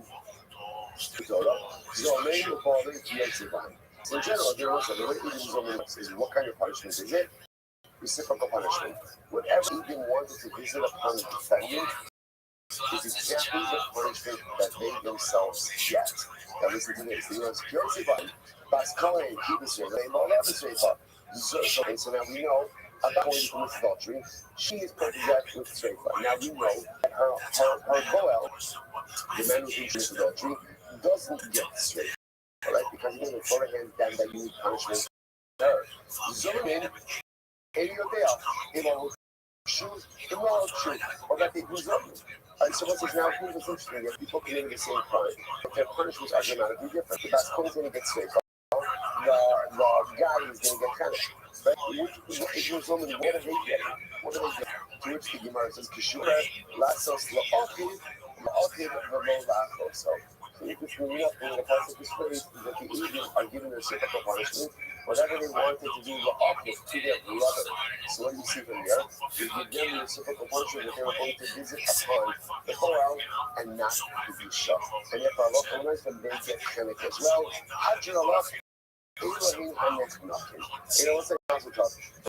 Let's say, get ready now for perhaps the most overwhelmingly incredible and beautiful journey of your life.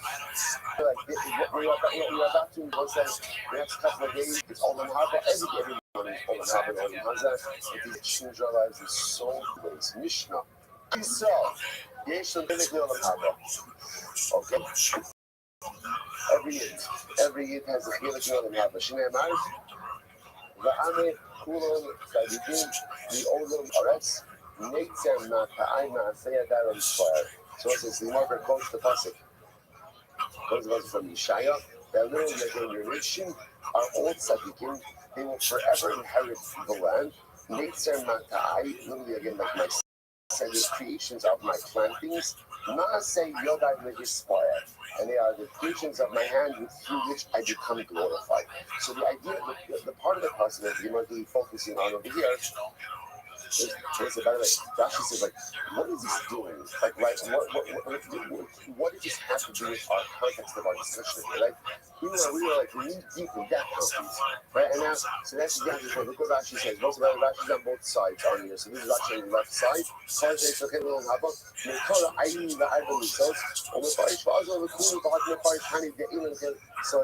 so Rashi says over here, we're talking about death penalties, and now we're going to talk about so the truth is, I he's now actually saying he's actually saying that's right. I'm just even before we go on and say no one is beyond salvation. Even those who are killed by Nissa's being ultimately a really good sugar before they die, only saying something going out. Like you might have to be executed by days. That is the end of the road for you in this world and the next. It's not true. First to be about sugar, literally again for their last breath. See, you just finish about Chenek. Okay, you're subject to Chenek. Unfortunately, make sure you push over before you die, because if you do so, what's the next line? Call you saw you soon can go in. Every year has a portion of the world to come, and therefore even you, Jews, be executed by Chenek, by Skira, by Spirit, by Harak, whatever it is, you can still earn your portion in the world to come if you die as about children. Incredible.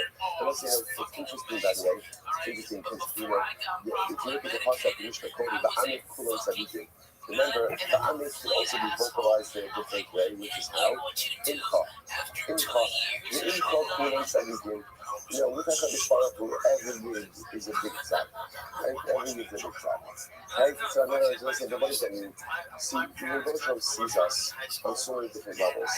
He doesn't just see the outside, he sees the inside. He doesn't just see where you are, he sees where you've been. And he also sees who we can become.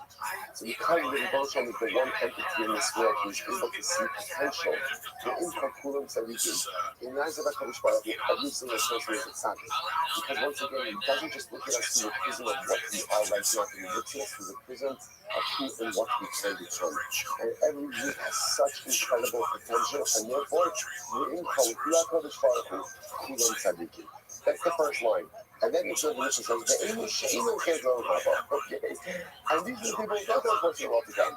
So, so obviously, there's an inherent contradiction right here. So what's the shot? Everyone has every blessing, every Jew portion of the world to come. And these are the ones who don't have a portion of the world to come. So I'll say, so how do you reconcile that? It's very simple. What's the difference between the first line and the second line? Call Yisrael. If you are a member of Klal Yisrael, if you identify a part, in other words, if you embed yourself within the cloud, you have a portion in the world to come. When do you lose your portion? The moment you remove yourself from the cloud. Because if you notice here, it doesn't say Ve'elu shall Yisrael Shem. It says Ve'elu. So you can either be Yisrael, you can be Elu. If you're Yisrael, if you spend your life building up bonds of actors and embedding yourself within the crowd, sometimes no matter what you do as an individual, will come. But if you're an Elu, you're about focus, you're creating dissension, you don't like other Jews, you have difficulties with actors, you remove yourself from the crowd, then you can lose your Olam Haba. Embed yourself in the crowd, Olam Haba will always be yours. Remove yourself from the crowd, you put yourself in danger of losing your sacred portion. So who loses the portion of what's to come? Somebody says, there is no resurrection of the dead. They don't know Shamayim. And somebody says Torah is not divine. Rapikolis. Again, we see that she says earlier in the first video, see Rapikolis is. But the Kiva says, Apakolis is Sfar Nachisoni. This is very interesting. So I want to say, even when you read Sfar Nachisoni, so what is that? What is that? Secular knowledge, secular books, what? So again, we have to define exactly what that means. Valokish alamaka, va'oleka alamaka, something deciding, Moasim alaka, Kianiyash alaka.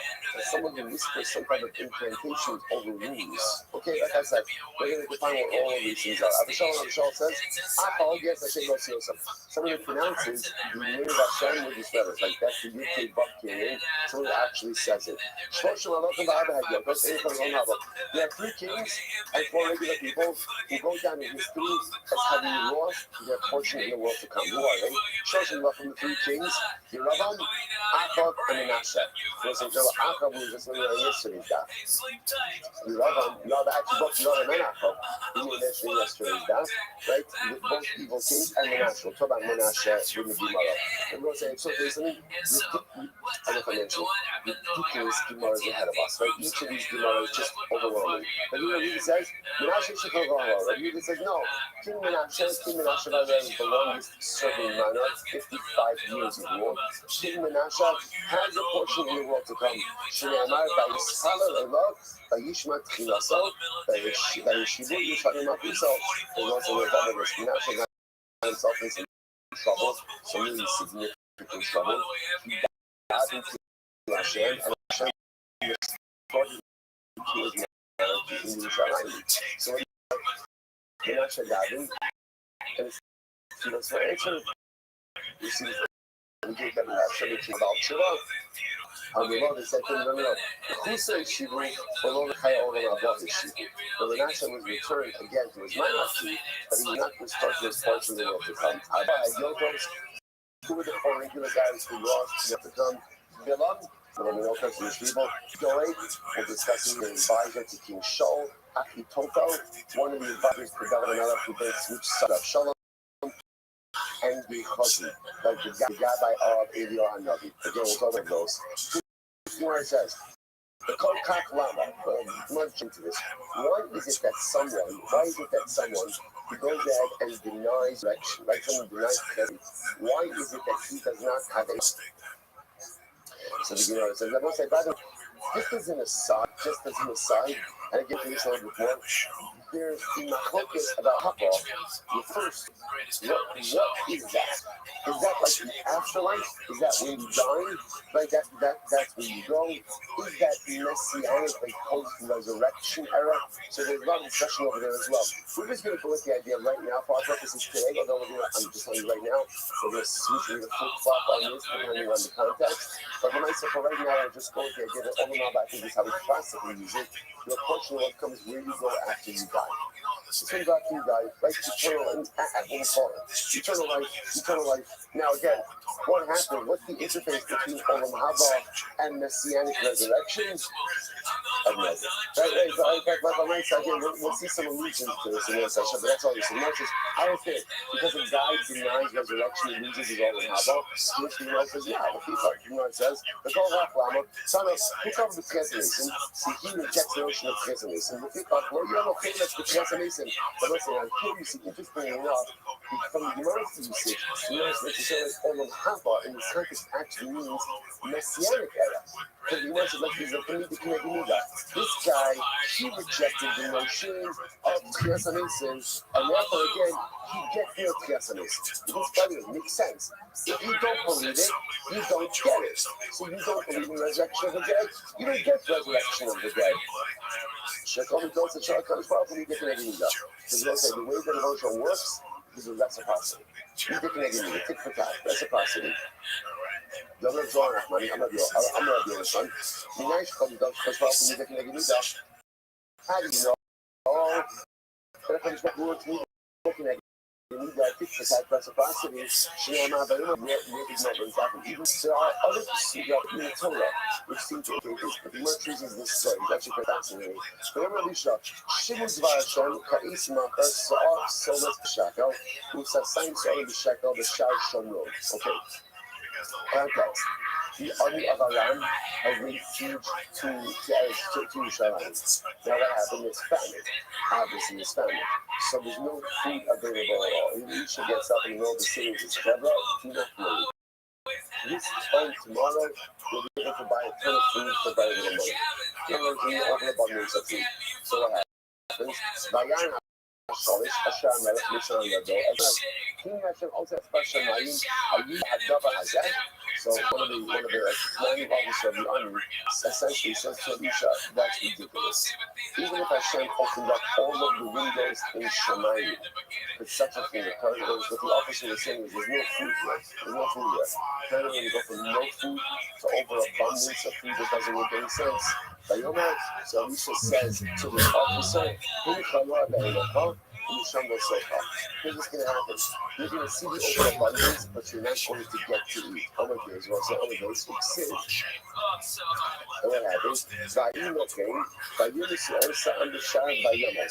it's interesting I'm talking about. By the way, the end of the story is that night the army of Aram packed up and just left. They just left for some unexplainable reason, and they left behind all of their food, all of their provisions. So the next morning, what happens? They went to stampede out of the city to get the food of the Aramean army. Who was killed in the stampede? This officer. This officer, he was I was doing a kill off Elisha down the life, and maybe it was the curse of Elisha that caused this death. Again, the curse of a problem is very powerful, even if again it's just any others cause it to come true. So the word is empty with the and when the Sevayamos. If that's the case, it should just have the Shabbos and die. My Bishar, why does it say by the gate? Of this Bishar, because this conversation that happened between him and Elisha by the gate. So if I was as if Allah for myself, you see from here, we can maybe do that. The response operates within the person. Therefore, again, if a person doesn't believe in just listen, and talk is his father. Don't believe it. That's up to you. But if you don't believe it, I'm also not giving it to you. If you don't believe it, you're not getting it. Need that to make a need to buy a time. Wilson Bashar says this is one of the most important disciples in Kalatara Kula. The Rebbe actually bases it on the pasuk in Purim, Hashem Silcha. Hashem Silcha. So often we translate Hashem Silcha as Hashem is your shade. The Rebbe says no, it's not. What does it mean? Hashem is shadow. What does your shadow do? Your shadow does whatever you do. The Rebbe says what you from Hashem is what you are willing to put in. Right? What you invest is what you get out. The way the policy works now is really find reciprocity. So if I go above and beyond, he'll go above and beyond for me. In supernatural manner, he'll act supernaturally. I push myself beyond the realm of that which is expected of me. He'll do this. Again, listen, it's very important. If I'm the kind of person that I'll check the boxes, I'll do what I have to do to maintain it. I don't want to type research. Right? So if I'm going to do what I have to in order to get by, just expect that same type of because one can react the same. So again, if I am embedded in a framework of mediocre Judaism, so you're going to expect mediocre divine response. That's the way it works. If I want more from him, if I want supernatural, if I want listening in the flows, then I have to become supernatural in my own behaviors. Then I have to push myself. Then I have to grow. Don't expect more from God than you yourself are willing to invest in a relationship. Divine vessel, Hashem is my shadow. Incredible. Tell me, I'm going to do it for them. Now, because there's no thing else, it's fascinating. From what you see, the scripture is using the cancellation. Where is cancellation? This is the general question of like, all of this stuff. Yes, Amazing, Mashiach, Olam Haba. Why is it not mentioned explicitly in the Torah? Right, the Rambam includes it as Yud Gimel Yitzhak, right? The Mashiach includes as one of the Yud Gimel Yitzhak in 30 principles of faith. Yes, a nation, 150 principles of faith. Okay, so now everybody uses the Rambam, it's the Rambam. So what's the shot? Something that is so core, that is so central yet not mentioned. The Shang Shofar explains so beautifully. It's very simple. Judaism is a life-centric religion. Judaism does not focus on right. The Torah doesn't speak about the afterlife. Why? because that's not where our focus needs to be. Torah doesn't, it's incredible by the way, Torah doesn't even speak about Mashiach. Why? And it's fascinating, that's not where our focus needs to be. Where does our focus need to be? Maximizing this life, maximizing this moment right now. It's not mutually exclusive. Right? But when I say that's what I'm saying, Hirsch makes an amazing observation. The Hirsch says, by the way, if you notice, or say, if you ever drive by, the fundamental distinction between what you'll see in virtually every church and every shul. Fundamental distinction is cemeteries. Churches often have cemeteries attached to it. Shuls never had cemeteries. The only places often you'll find shuls with cemeteries is like in Europe. And that was because of land. Right, that was just often because this group was given like a plot of land, and you had to do like you have to live and die on that same, right? So that's why you have cemeteries. But if you know it's like no, it's called the court of the land. So you're generating much bigger funds, right? But my mindset, right? I'm like trying to play pretty strong, so like it's really beautiful, right? We're all together. Right? So the mindset, so like, why is it that children are cemeteries? It's very simple. Judaism is a life-affirming religion. It's a life-affirming religion. It's really not about what happens after 1920. It's not even about what happens after Yeshua comes. It's about Monday. It's Monday. So what am I doing to maximize my Monday? What am I doing to make today effectively easy? It's not about where I go after I die. It's about what am I doing in this world to maximize the life that I've been doing. That's why again you'll find it results. We're asked by it, this is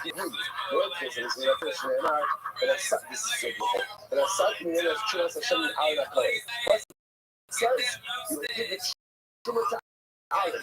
You know what? The Aaron is only coming. What does that mean? I'm supposed to give my children to Aaron, but Aaron's dead. Aaron's dead. This is giving my children to Aaron.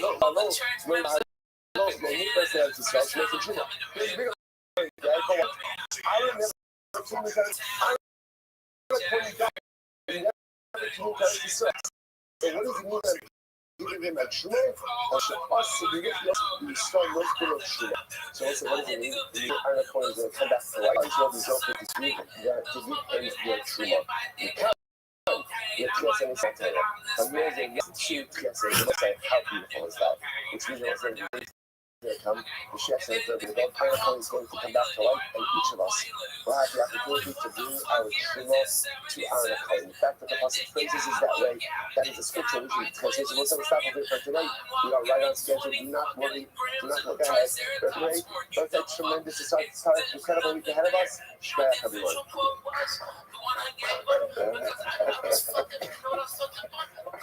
Stop. If you have to ask for it, it doesn't get. Okay, we flew the fucking we're in the Bahamas and I was on that fucking pool and give me that boat of germs.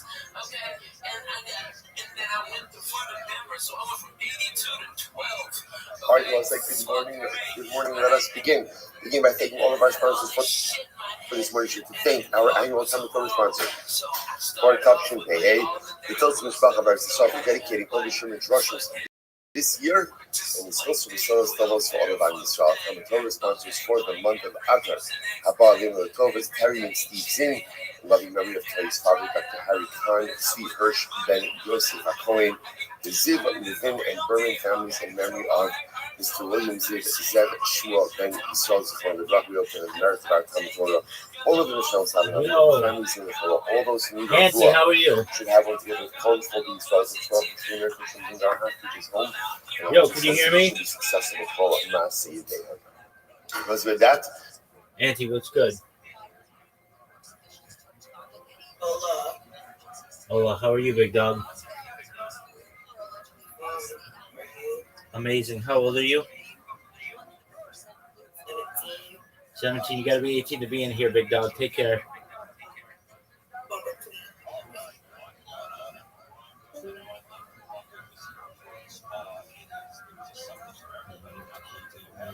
You get banned for it.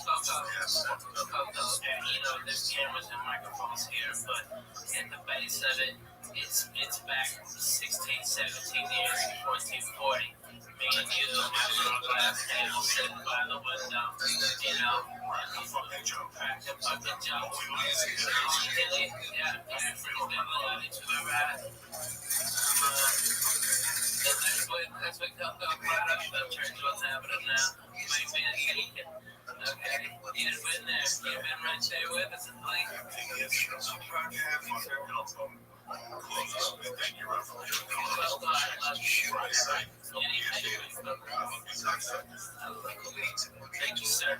Thank you for having me on. I really appreciate you sticking around. And I know I can walk with some people knowing what I laugh. So I apologize if I'm but I love it. It makes me cry laughing. So I'm sorry.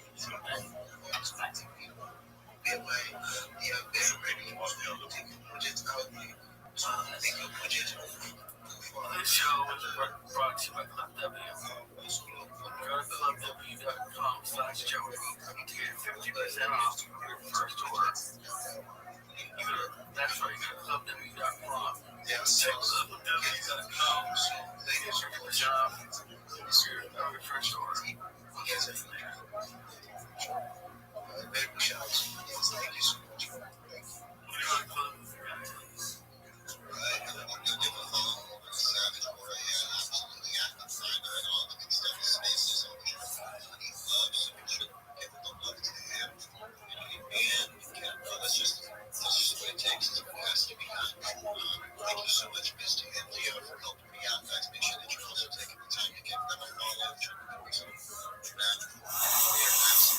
Sound familiar?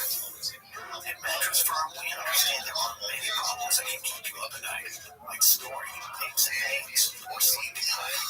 Our sleep experts have the unrivaled know-how to match you with a mattress that can help. And now at Mattress Firm, you can upgrade to a queen mattress and adjustable base for just $499.99. For the great sleep you deserve, visit Mattress Firm. We make sleep easy. Restrictions apply. See store or website for details. This show, the truth of what's happening now, would like to introduce you to PetNet. Stop worrying about feeding your pets the wrong amount of food every day. PetNet Smart Feeder will feed the healthiest portions at the right time, every time on a menu. Go to PetNet. Get your PetNet Smart Feeder sorry, plus free shipping by go to petnet.com/Joey. That's petnet.com/Joey. Petnet.com/Joey. The show is also brought to you by Audit.com. On.com use code Restream to save 10% on all of your optimization parts. Album or new commercial tax.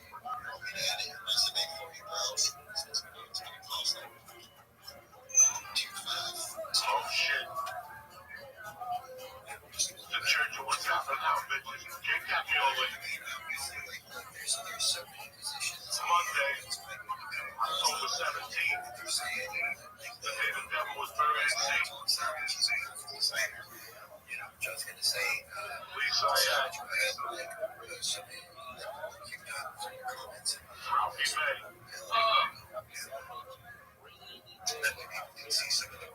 Uncle Joey. Michael Shaker.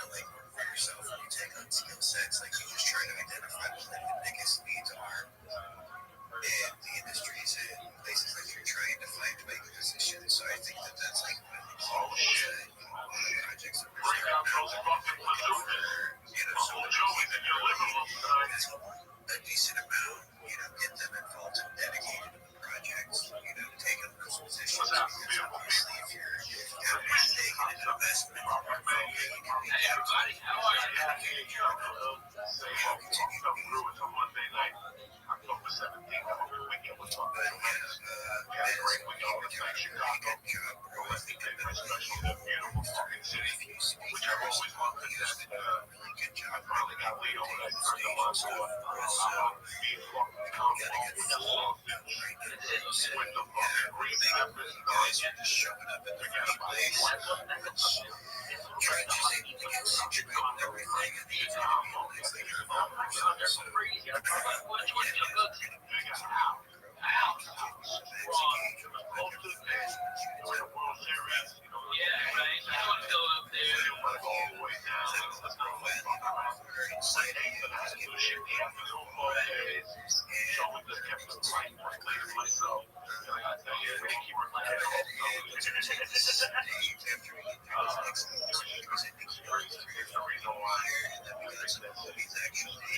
That's amazing. It's such a great time. They're great audiences. They're like,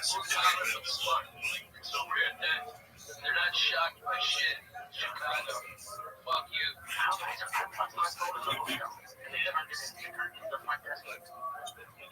Fuck yeah, that's Chicago, man.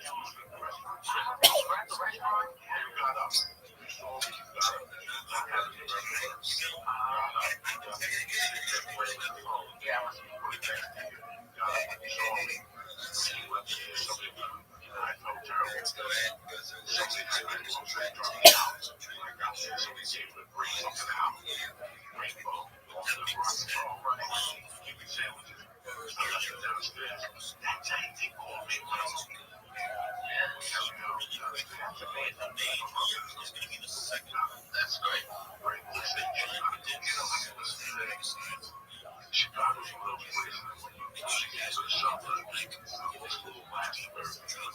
Yeah, the whole city is being painted like the whole wild west. You know, I mean, everybody's dying and shot and shit like that. That's only certain parts of Chicago. Nobody gets it. Yeah, man. Oh my God, so bad. Yeah.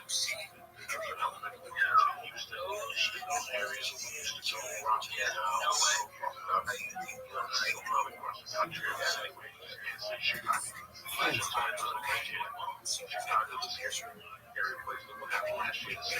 Oh my God, yeah. You know, that's so crazy because I used to go to St. Louis as a kid, and man, I remember in like '84, they had this whole 4th of July down there. Okay, I mean, for every white guy, there was 2 black guys. Okay, we're all in the cool gang, eating fucking hot dogs like Americans. Alright, fireworks, everybody was having a blast. I can't believe that town went to what shit is today. You know what I mean? It's like I've never seen more people having more fun and no racial BS bullshit anywhere than at that fucking 4th of July. It was fucking outstanding. Cool in the gang.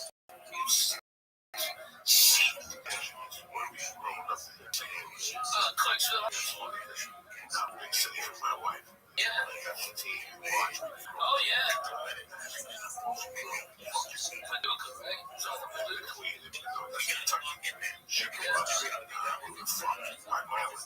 Oh my God.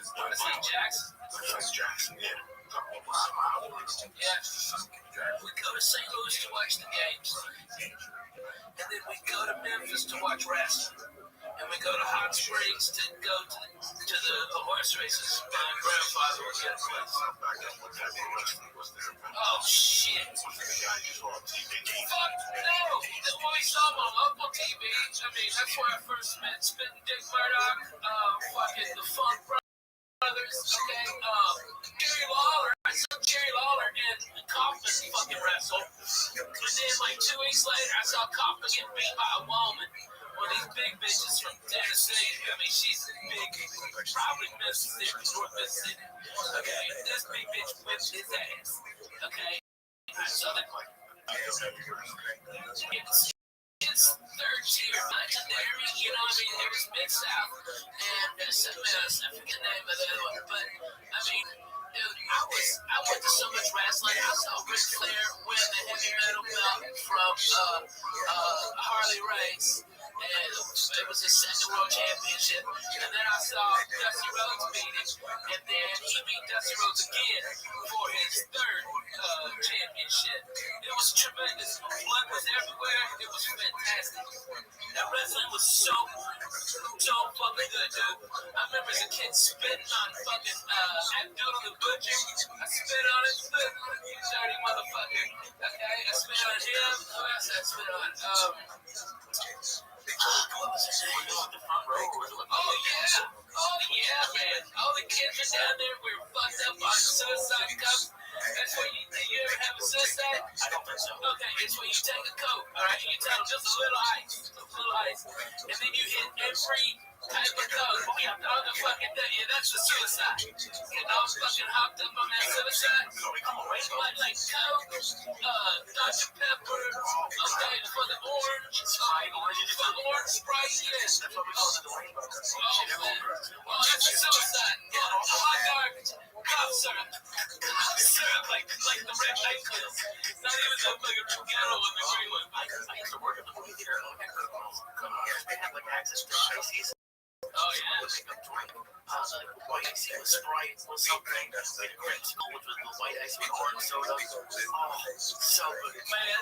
That fucking sounds so good right now. I'm fucking icy. That bottom. Money's deadly, by the way. I just want you to know I was cruising on nothing, and then fucking one hit of that nothing. It kicked. The same bomb 3 times. So high. We take it to the bathroom for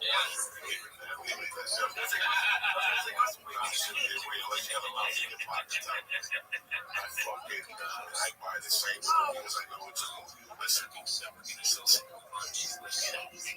got my first bomb. Let's pretend.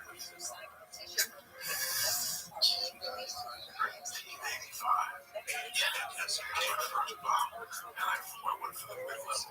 Yeah, right. I like the plastic with the fucking pistol grip and all the card. I like that.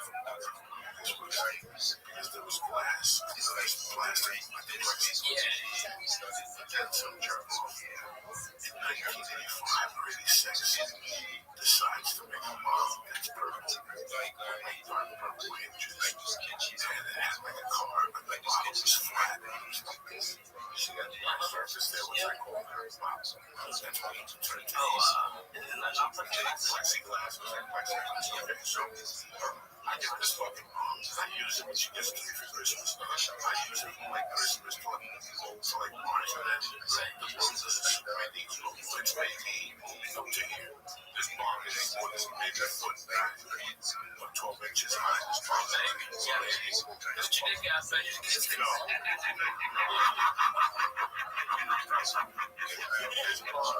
had a beam maybe 18 inches. Okay. So I get the bomb, she gave it to me 85 for Christmas. And I used the bomb in March 86. Well, somehow I was cleaning sober. I was smoking dope. I was fucking this girl. And I was drinking. And what I was doing. I was fucking cleaning sober. Weed. I'm talking about weed. What we do now times 10, but to the fact that you didn't know what you were getting yourself in. And this was clean and sober for you. This was clean and sober. I gotta think. So there's people I think I need to get a shit. Okay, so You want an over to a good rehab? I got one. okay, so sure, yeah, right. Okay,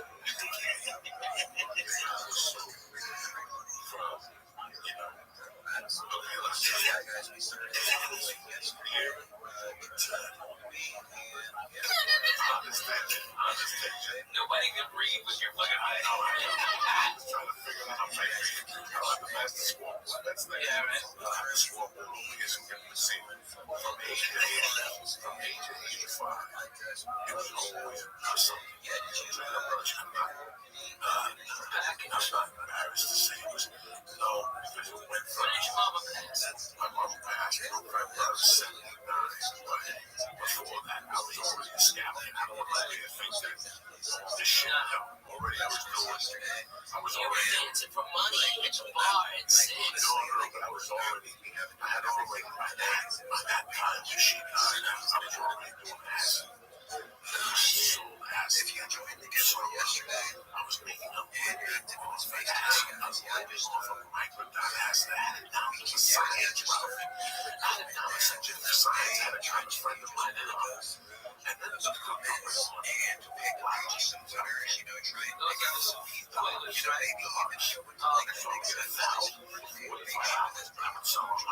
$35. Yes, and then you sold $40 of them. You already got your money back, and you still had 960 of them to do it. There was no input. Only a loser could lose money on that. And I'm gonna sell those to wrestlers. And the church. Right. Get the I'm getting the numbers I was getting. Stop those numbers. Walgreens don't give them those numbers. But these black people, these were fucking solid. I was getting these from like I was getting these from these two chemists that were getting down in fucking in a college in Pennsylvania, Stroudsburg. And I remember doing these guys, I was opening them up and just snorting like two capsules. So you figure, I still had to take a leak. A lot is my head all the night. I think about drug shit. And about one particular night when I was selling drugs lately by that, I probably had, by the way, when you sell a lead, you do it. So remember, you build your resistance. So I might sell you one, you might do one to get fucked up. And I think that's correct. What's up? That's what we really sell to it.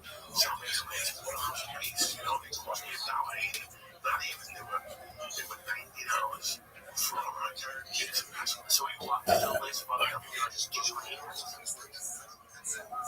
No, I really couldn't go to the bars. I was kids. We were walking the streets. We were walking outside the streets, so we didn't point the cops like Kennedy for smokers. This is not for someone who's not someone who's like, oh, that's a cute thing. Go in the streets of your town. What's your name? You're from West New York. You go to the streets. St. Joe's West New York. And I'm talking about these long floating up this pipe. And he goes, you got to do it. It's a mess. They get into the place, they get into the crush, like you put it in a pipe, like smoking. And I don't like strong my hands with my lips on. I know I've been thinking about this for a year. Now you just said it. Check out a part of that. Let's do it. And we still get fucking acid. And they those videos. I was freaking out on the fucking host of the show, so I was tagging you. I knew out in those days. I didn't know what was going to happen. All I knew was that you had $42, Ralph. He had 64, and I had 80.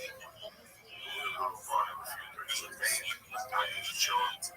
And maybe a Quaalude would show up, maybe a Coke would show up. You know, and it was like, well, that's what I was talking about, this fucking Quaalude. Like, I went from living this fucking, going to the bar on a Monday, right? Okay. Like tonight, what's on Monday? Yeah. We had at Sean Woods at 8 o'clock. Okay. Figure out food. Let's have babies. Don't get up to 1, 2, 3 o'clock. Enjoy your campus. It's the last time I'm ever on Thursday. I'm just like, I'm happy to be in the fucking morning telling the story to them. We can't do vlog time. My girlfriend gets mad when I do vlog. You'll tell me this before we leave the house at game time. You'll agree with me when we do vlog. What I'm saying is I'm going to do vlog. Yeah, I like it. So I'm still using it. Like this good people. It stays good in the tap. You know what I'm saying? I'm saying something. Oh my God. I fucked up.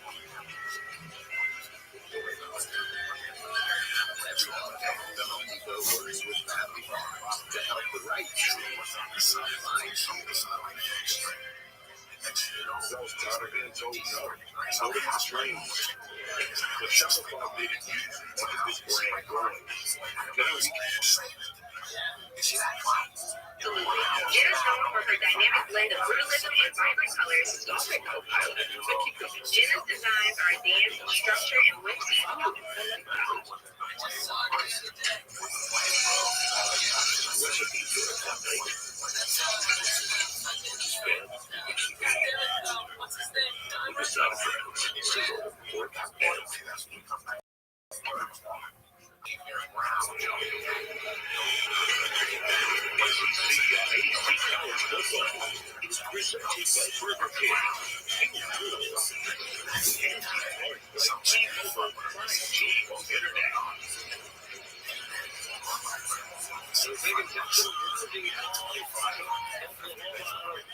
The potential for Phil Charlotte's bringing Matt Austin. Matt, do you agree with this call? Yeah, Sean, I do. Normally, when the quarterback realizes the play's not going to work and he wants to throw it into the ground, you got to get it off halfway to the receiver. When you're at the rest, you got to get it within a yard or two. This isn't even close. This is a good call. Possibly one they likely would have tried the field goal given the strong way. It takes that's Alabama up to the 6-yard line, 7:14 to go, 2-point lead for Oklahoma. Hill rumbles near the 10. Shot down by Davon Jordan, who's become a presence here in the fourth quarter. A little slow getting up, too. He's now going to come off. Favorite Ben Miller.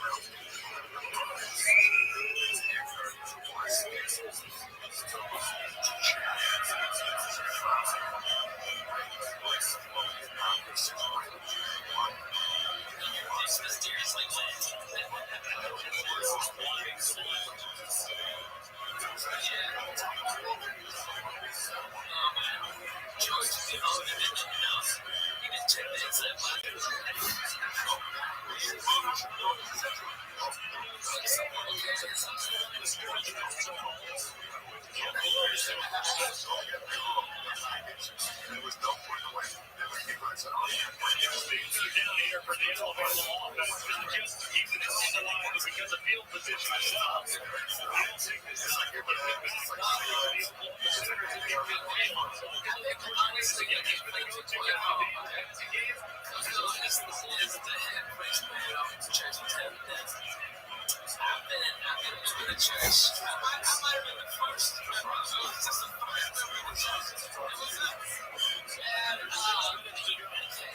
The last time I saw Coco do exactly what he, because he's talking about the movies that he used to do, but then 10 years ago on Christmas, Thanksgiving, Coco did smoked mushrooms. He smoked the amounts of my weed. He was trying to fix it all day long. Then went down and did it for somebody's store. It's hot. And that was last night. He wanted acid. Acid shit. Forward to acid. What? Over 300 yards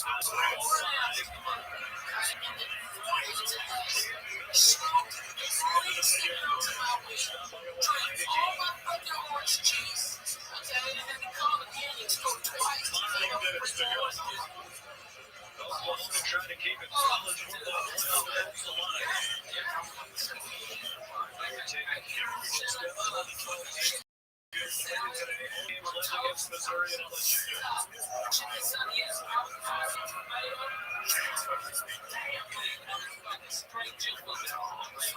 With a better than 50-50 chance on the All-State playoff predictor speaking.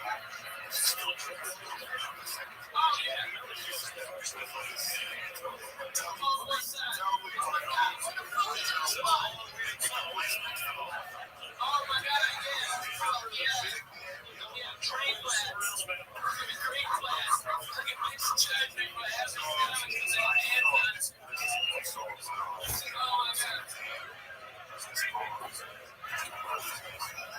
Right now, all they need is a field goal and take the lead. They're using a lot of time on this drive. That was all for 40 minutes. Free safety on the deal for Oklahoma. Really deep in anticipate run. Nice hit from the offense. I'm excited. Maybe that was the last possession of the game. Miller. Yeah, they run the ball and Miller The dumbest going there to make the stop. Greg Venables knows just how focused the attack is. And right now, he's up to the plate. Free safeties.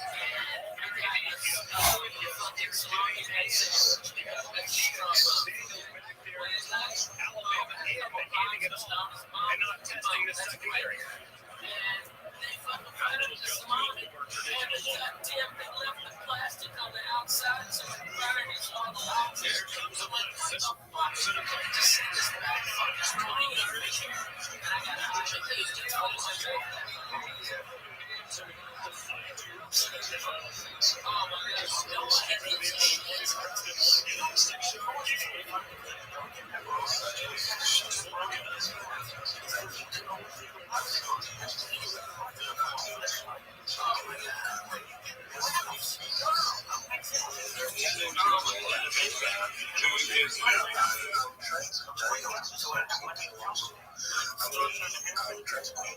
I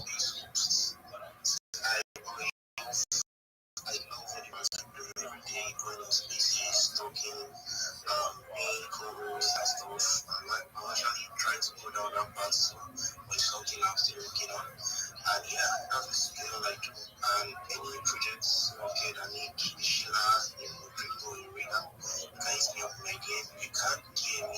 My Telegram profile link is on my next profile. You can check me out there, message me on Telegram. And that's all I have to say. Thank you.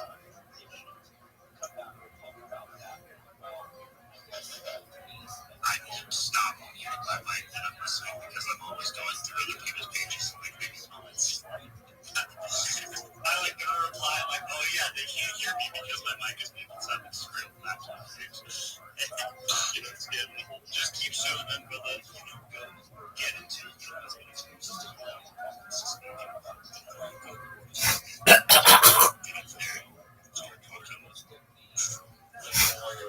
You're gonna feel, you know, good in spaces, and then they'll transition you into actually being hosting spaces yourself and everything else. But I believe in you, bro. I think you can do it. And everybody in LA has that. We have a voice box for a reason, and it's meant for us to use it, you know. I think use it for good things. Yeah, if you guys want to go ahead and turn your attention to the Jumbotron as well, we got Trent who just announced the winners here. So yeah, if you got tagged in there, make sure that you drop your address below. And yeah, if you guys want to take like a screenshot of like the transaction or something, like obviously you don't have to like full address. Yeah, I'm gonna screenshot the transaction and post it under the contact. Hell yeah, and then yeah, we'll have that content, and then we can start cooking up things new right now. And put in the jump control. You can just put them in the comments for the post there. Congratulate the winners that way. It's not like 12 posts.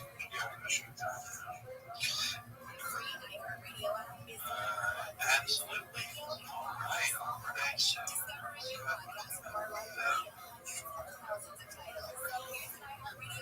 yeah, let's keep cooking. XR Trader, what is going on? Hello, Joel, how are you doing? As usual, it's always a pleasure being with you in this space. Yes, well, thank you so much for taking the time to come back. Yeah. You know, it's always a pleasure being in this space and giving to ourselves and the community makes it easy to come back connect. There's no other way to do it. This is the best way to do it. So we're grateful for this opportunity. That's all we can say. So good afternoon or good evening, depending on where you are.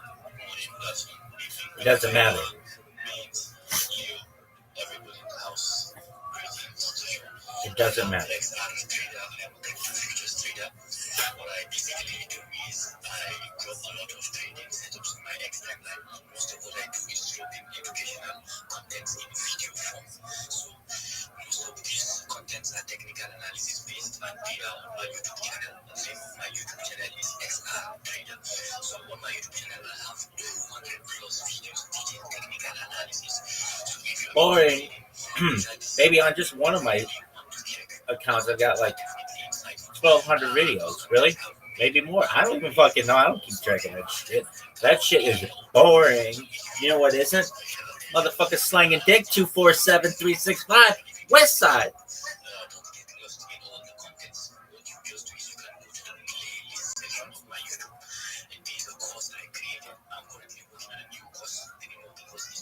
No one cares.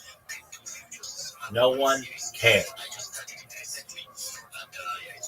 Yeah, okay. I'm gonna just be straight up with you. That, in comparison to what I'm doing, sounds boring as fuck. But you know what the sickest shit is of all time? 247-365, baby. West Side. Bitches be taking off their shirts like it's spring break.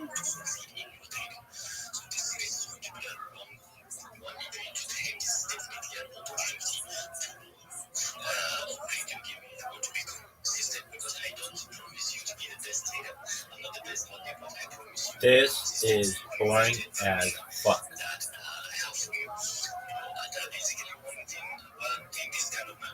This is boring as fuck.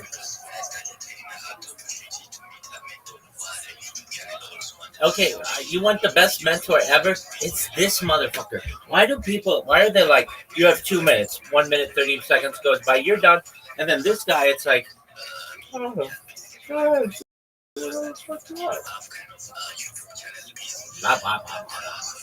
Let me talk, bitch. Dude, XP Trader, I'm sure shit is great, but you are boring as fuck. If your YouTube stream is anywhere as boring as you are, sweet. Dog, just call on me. Just be like, oh, we got Rabbi in the house. How you doing, Rabbi? Be like, oh, I'm doing wonderfully, baby. You ready for this shit? Break it down now. Okay. Stop. No one gives a fuck. Israel, if you learn one thing from me, it's this. No one gives a fuck. Remember that. Why? Don't remember how to daven. Don't remember chakras. Don't remember Mincha. Don't remember Marav. All I want you to remember is this. No one gives. The worst. This is the worst. Dog, shut the fuck up and let me talk. This shit sounds boring.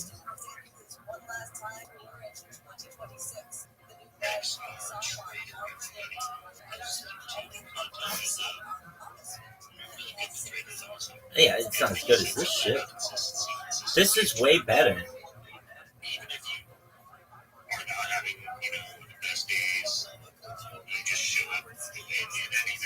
What if you're slinging dick like a motherfucker?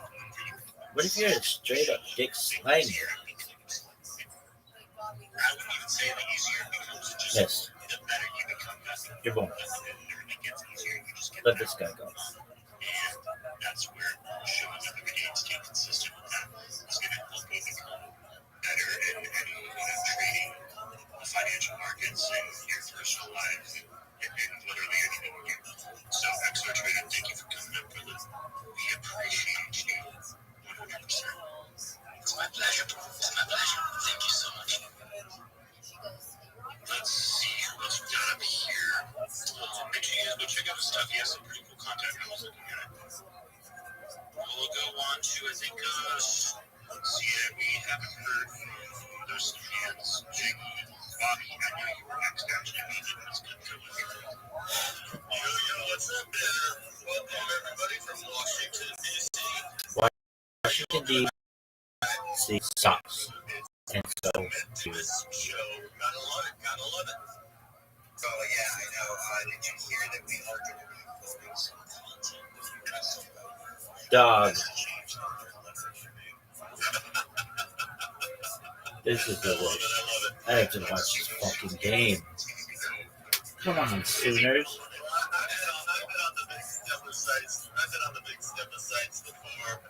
Oh.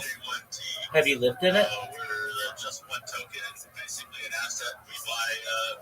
Your token sucks. And I mean any crypto, it means even newly formed cryptos that are formed this second. 25. How about hashtag Rabbi? Don't buy it. It's the worst. Don't buy that token. It sucks. Really? I'm serious. I don't even fucking support it. On what chain is it? I don't know. Solana? Was that in the name of a Toyota? No one knows. Come on, what is this bullshit? Let me in on this game.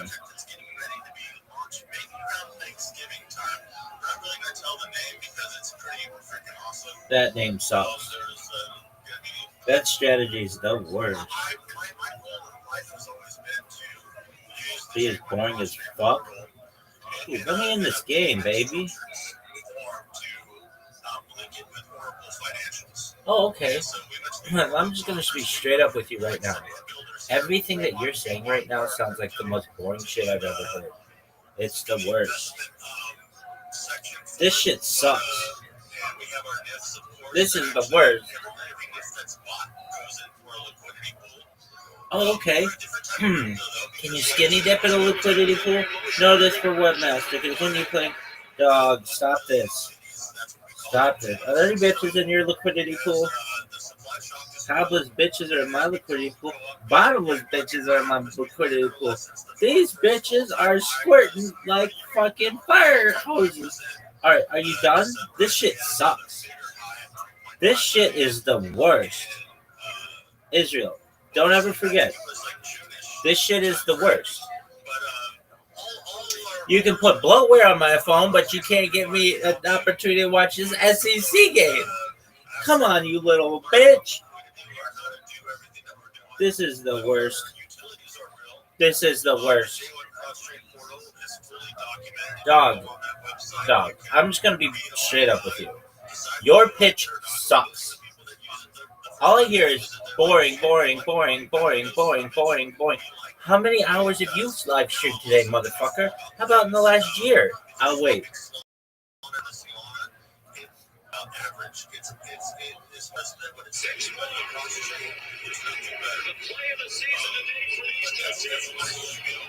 All right, stop him. Come on, Sooner. 4th and 6.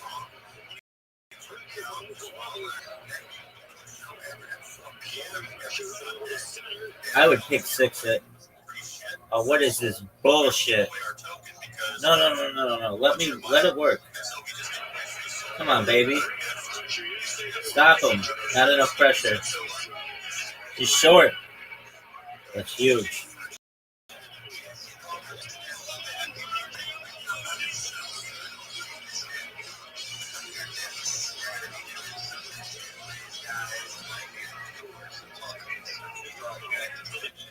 Bring you guys some extra love. We're going to be doing more giveaways with Twitch in the future, and yeah, I love nips.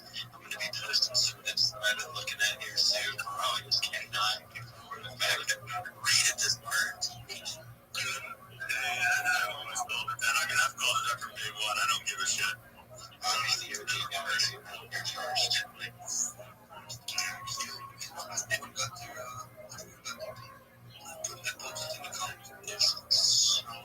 Freaking lit, everybody. Make sure that you give a huge shout out, huge thank you to Web3's Fake Trench. We got him here doing the most to make sure that he just elevates the space, that he can elevate his own brand, that we can do what it takes to get ahead, guys. So thank you so much for that. I am checking out those comments now. That is so awesome. So guys, thank you so much. And yeah, just let me know whenever you want to do another one, bro. And it's been a pleasure to be on that. And yeah, guys, so with that being said, let's go ahead and cycle through a few more speakers. And then, yeah, bro, we can definitely cook on that next one, guys. Next week for sure. Ben, do you, I'm Ben. This is what this guys.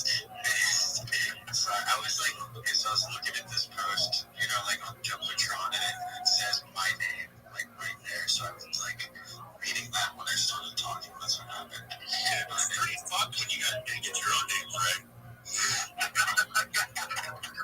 You know, you guys just gotta roll with it. I'd like to be one day you guys can just. We're gonna have to change the name, bro. I'm gonna do this. Gonna get Milk Bro of the views, okay? Anyway,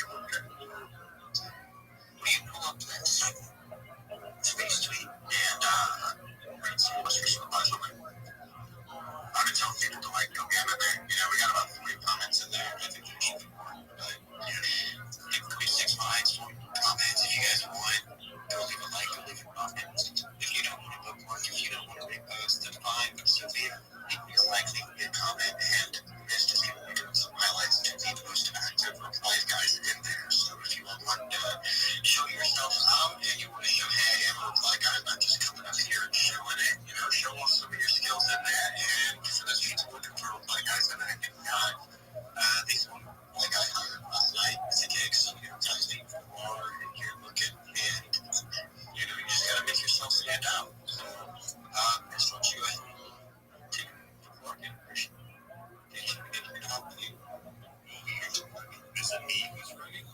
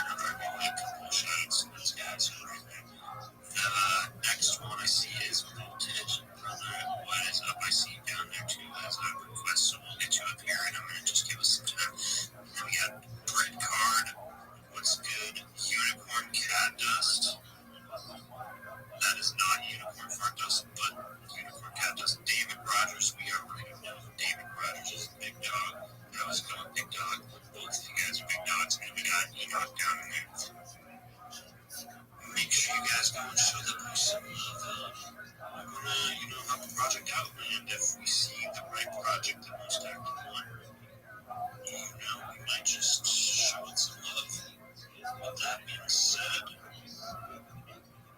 make sure you guys are max engaging with the space tweet itself. Go down to the retweet it, go into the comments, tag 3 of your friends, get it in there. We wanna get as many people in here as we can. We wanna get as many projects in here as we can. And by tagging them, you're gonna have the most opportunity to get your name and your voice heard and seen. Also, with that being said, go and there's so many things to do. So many things, but if you're not doing them, if we're not doing them, who is doing them? Make sure you guys are following the person on the left and following the person on the right. That is going to be one of your next best ways to engage with people and make sure you're staying connected and being relevant. It's because there's so many freaking people out there. If you're not staying relevant, somebody's going to trample over you and you're going to become dust and you're going to be like that name on unicorn cat dust or whatever it was that we just saw. Anyways, moving on, we have a couple of speakers up here. I think the next one is going to be Sermon. Are you there, Sermon? What are you doing? Hello, GM to everyone. Seriously, you missed. Mate, I am sending my honor greetings to you too, and you. Happy Sunday. Sunday is one. Do you remember me asking you what fucking time it was in Nigeria? What is your fucking time?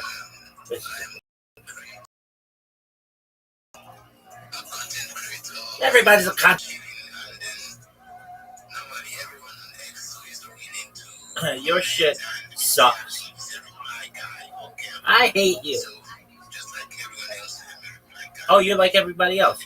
Cool. How many years have you streamed your life?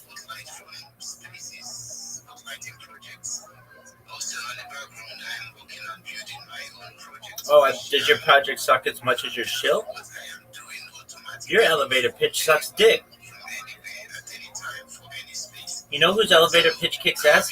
This motherfucker. You know what's sick? Space elevators, bitch. You want to hear my space elevator pitch? It's sick as fuck.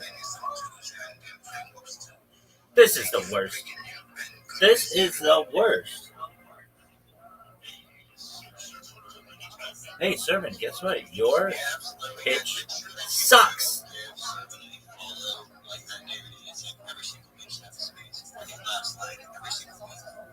Last forever. So, you gotta give props where props are due. You gotta give love back where you're receiving it from. And it is the only way to grow, guys.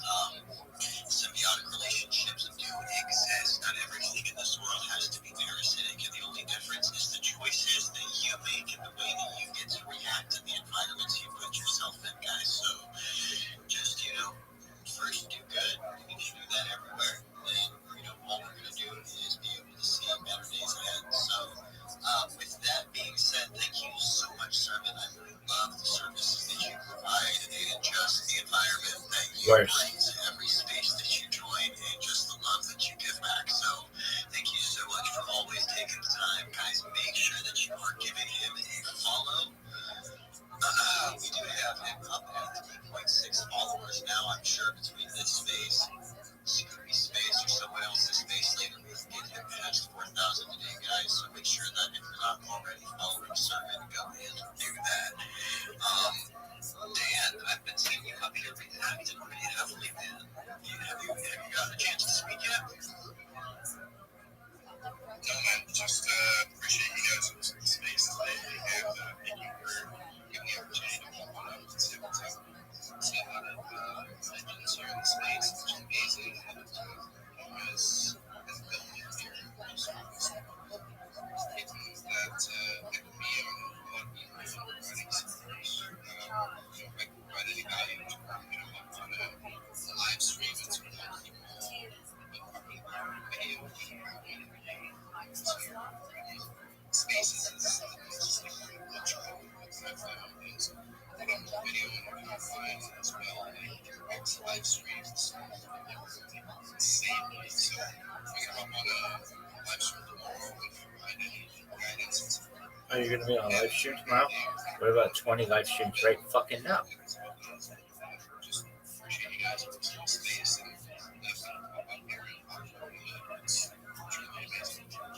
Yeah, dude, honestly, if you're not already in the Big Steppers Discord, it's in my bio, it's in Miss Bio, it's discord.gg/Big Steppers. The reason I bring it up is because we have a lot of people involved in different aspects of Web3. So, like Magic's one of our top pages, one of our good friends here.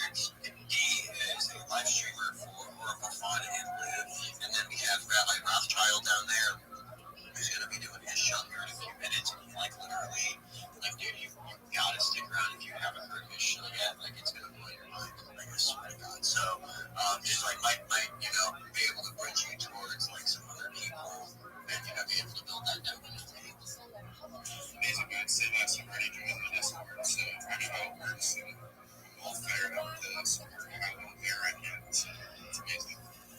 Absolutely.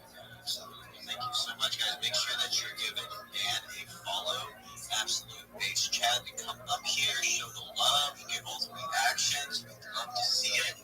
And he immediately joins the Discord. He gets in there, joins the community. So, guys, that is just take notes. That's what it takes. You have to get in where you fit in. And if you're not putting yourself, if you're not, it feels annoying, guys. You feel annoying coming up in these spaces every single day, week after week, saying the same things over and over and over and drilling your point. But, guys, that's what it takes. It's what's going to make you stand out. And at the end of the day, if you show that you want to get more than someone is going to give it to you, right? So it's not about being desperate. It's about just doing the work to earn what you know, right? We got 32 Dream coming up. What is going on, 32 Dream? Yes, Mr. Much.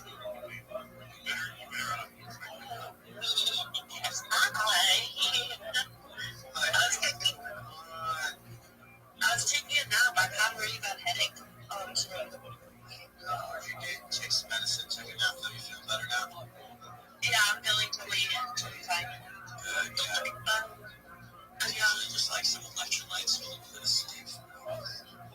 Yeah, I'm just grinding way too down luncheon spaces. The other day I did, I think it was 16 hours. Hey, I'll never grind you. What am I saying? What? Oh yeah, facts. You can't really always work yourself, But hopefully we can make enough money to deal with other problems later. Yeah. The other day I did do some art. Well, actually I did this art piece a long time ago. But I've been messing around with rock, and so I made a video of it, and I use other apps to make the video, so you guys should go check it out. It came out a wicked. Hey, if you want to put money in or something on the jumbo drone to get some blood on here, guys, plus 32 trillion big step in be able to function the same without her. She is constantly giving us love, constantly giving us support. She's in every single person's space, and now she's hosting her own. So make sure that you give her a follow and definitely turn those movies on because she definitely brings in the female crowd. It's different people to connect with. You see a lot of these spaces and guys. It's crypto. There are a lot of guys in crypto. So if you really want to broaden those horizons and find different connections, find the best marketable positions to put yourself in. You got to be able to connect with every single demographic. That's why we like to host in different time zones so that we can reach a global audience, right? That's why we like to host with people like 32 Dream, who is just kind and giving and, allows us to expand that network. So it's just one of those symbiotic relationships that we're talking about right this.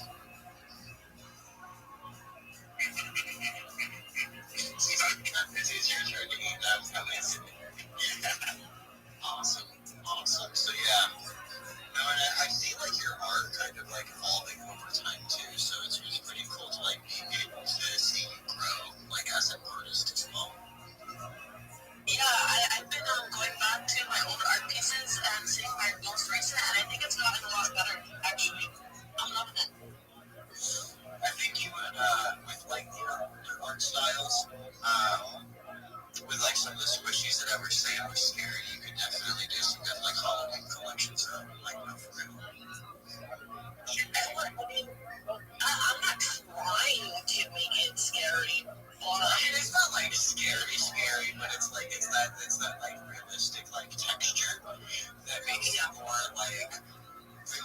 imaginable, right? Like when you see something that's like a whatever kind of CEL shading, like more cartoony, like these apes, like you feel like you're going to be watching like a kid's cartoon when you see these apes or something, so it gives you like this little feeling of like nostalgia and imagination, whereas when you see something with like a more realistic texture, it kind of like sparks a different like part of your brain, that's like where I think, like, when I say like the horror category too, like if you're a true horror fan, like the horror stuff isn't actually scary.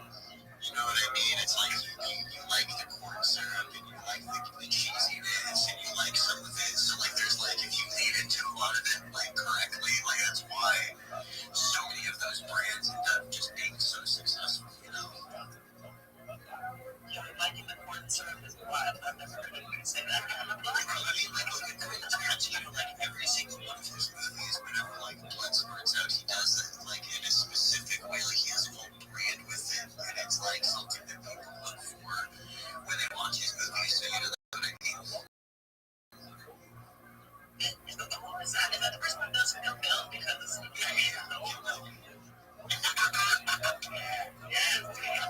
seems like, okay. And the fact that I wasted my time, which many people did, just watching that video to try to put over big toe, just like, what's going on? Like, those they're so strange. I think Ken. Yeah, that's we all know about him. But anyway, thank you so much for coming up. Please, yes, come hang out with us. Show us the love. We're going to be talking to plenty of people. We got at least 2 more hours here in the space, so we've got plenty of time to get through hopefully all of our speakers today. I do want to bring up Rabbi Rothschild because we just heard from Dan. And so, just always want to kind of keep some themes rolling. Rabbi Rothschild, what is going on, fam? Every day is a holiday, every meal is a feast. Thank you for the opportunity. I'm Rabbi Rothschild. If you don't know who I am, you will. I stream my life 24 hours a day, 7 days a week, 365 days a year for world peace. Make sure you join the Big Steppers Discord. I am live in there right now. You can watch me live 24/7, 365. I want you to know my streams have been going for more than 4 years, going back to we've seen the death of a queen, the birth of AI, the coronation of a king, and everything in between. This is a real-life Truman Show, a real-life Big Brother. This is a timeline and a capsule of human achievement. In the 1990s, Bill Gates coined the phrase king, and I'm making it true today. On the internet, this is the biggest event in global history, and here's why. In 2018, The Economist magazine stated that data had overtaken petroleum as number one resource, and I have more data archived than any single individual in global history, which is making me an extremely influential person. I'm going to go viral, and when I do, I want to make you, your friends, your family, all independently wealthy if you're not already.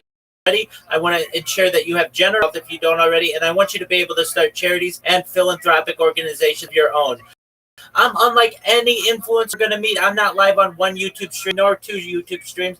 Live on more than 20 simultaneous YouTube streams. Watch my life in 360 degrees. Look at my pin post in my profile. You can see a link to my YouTubes. You can also find my link tree in there. Take a look at it. I dare you to look at my link tree. Nobody's going to dare you to look at their link tree, but I do because I have so much social media. I have more social media than anyone ever. I have more content than anyone ever. Take a look. You'll spend years looking at my accounts. Additionally, join my Discord. It's discord.me/rabbi. We just surpassed 2,500 people in there. Join the Big Steppers Discord. We just surpassed 7,500 people in there, and we're continuing to grow.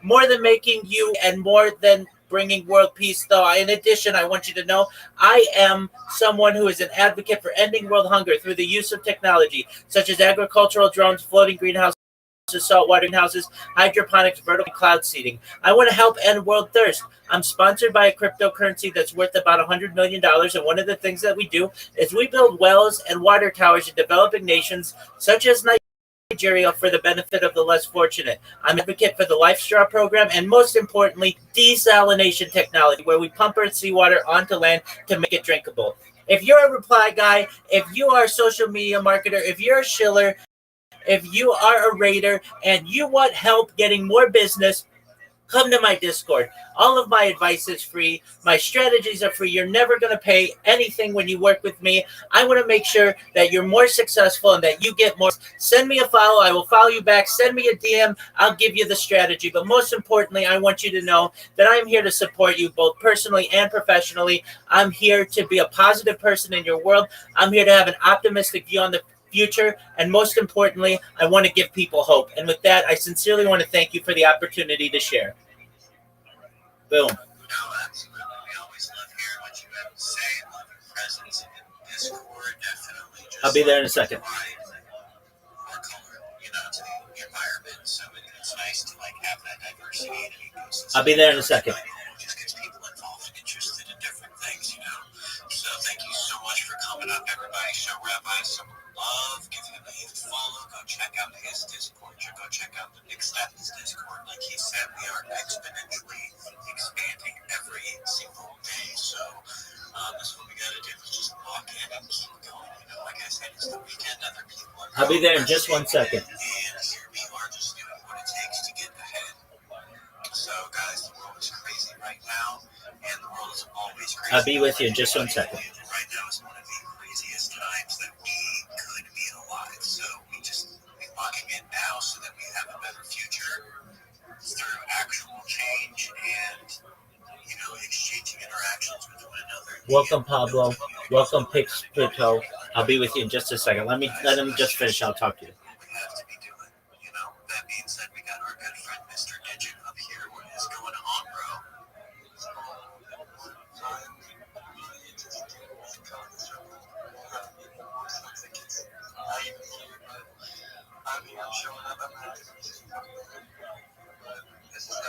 Okay. Pablo, can you hear me? Pix Crypto, can you hear me? Pixipo. Pixp10. Can you hear me? Okay, bro. Excellent. You want to make more money, I take it, right? Yeah, me and a couple guys, we just started a coin. Okay, very well. Do you have a link tree? No. That's okay. That's perfect. Then you're like 99% of all people. Your link tree is your modern day business card. And we're going to make sure that you get a link tree and all of the social media that you need to be able to market yourself. Does that sound good? Yeah. Excellent. So, Pablo, tell me about your coin. So basically, me and a couple of guys, we just stumbled upon this coin. But the guy, he's basically leaving it up to the community that dropped the coin very super low. So we're trying to figure out a good strategy to get it there. Okay, and if I may ask, what's the market cap of the coin? Let me check that.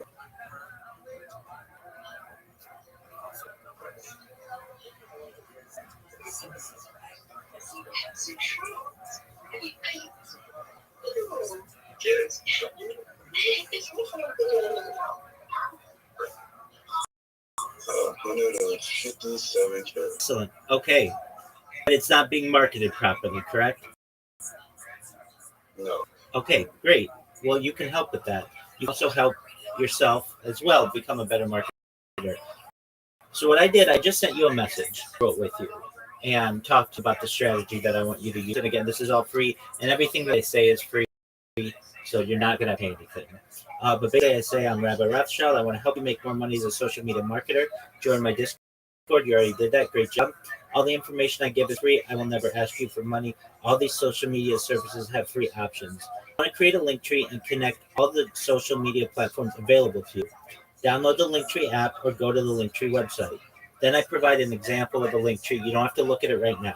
Then you're going to see a list of a lot of social media, and you're going to say, Rabbi, that's social media. Why do I need all that? You want to be able to promote this coin. What's the name of the coin, Pablo?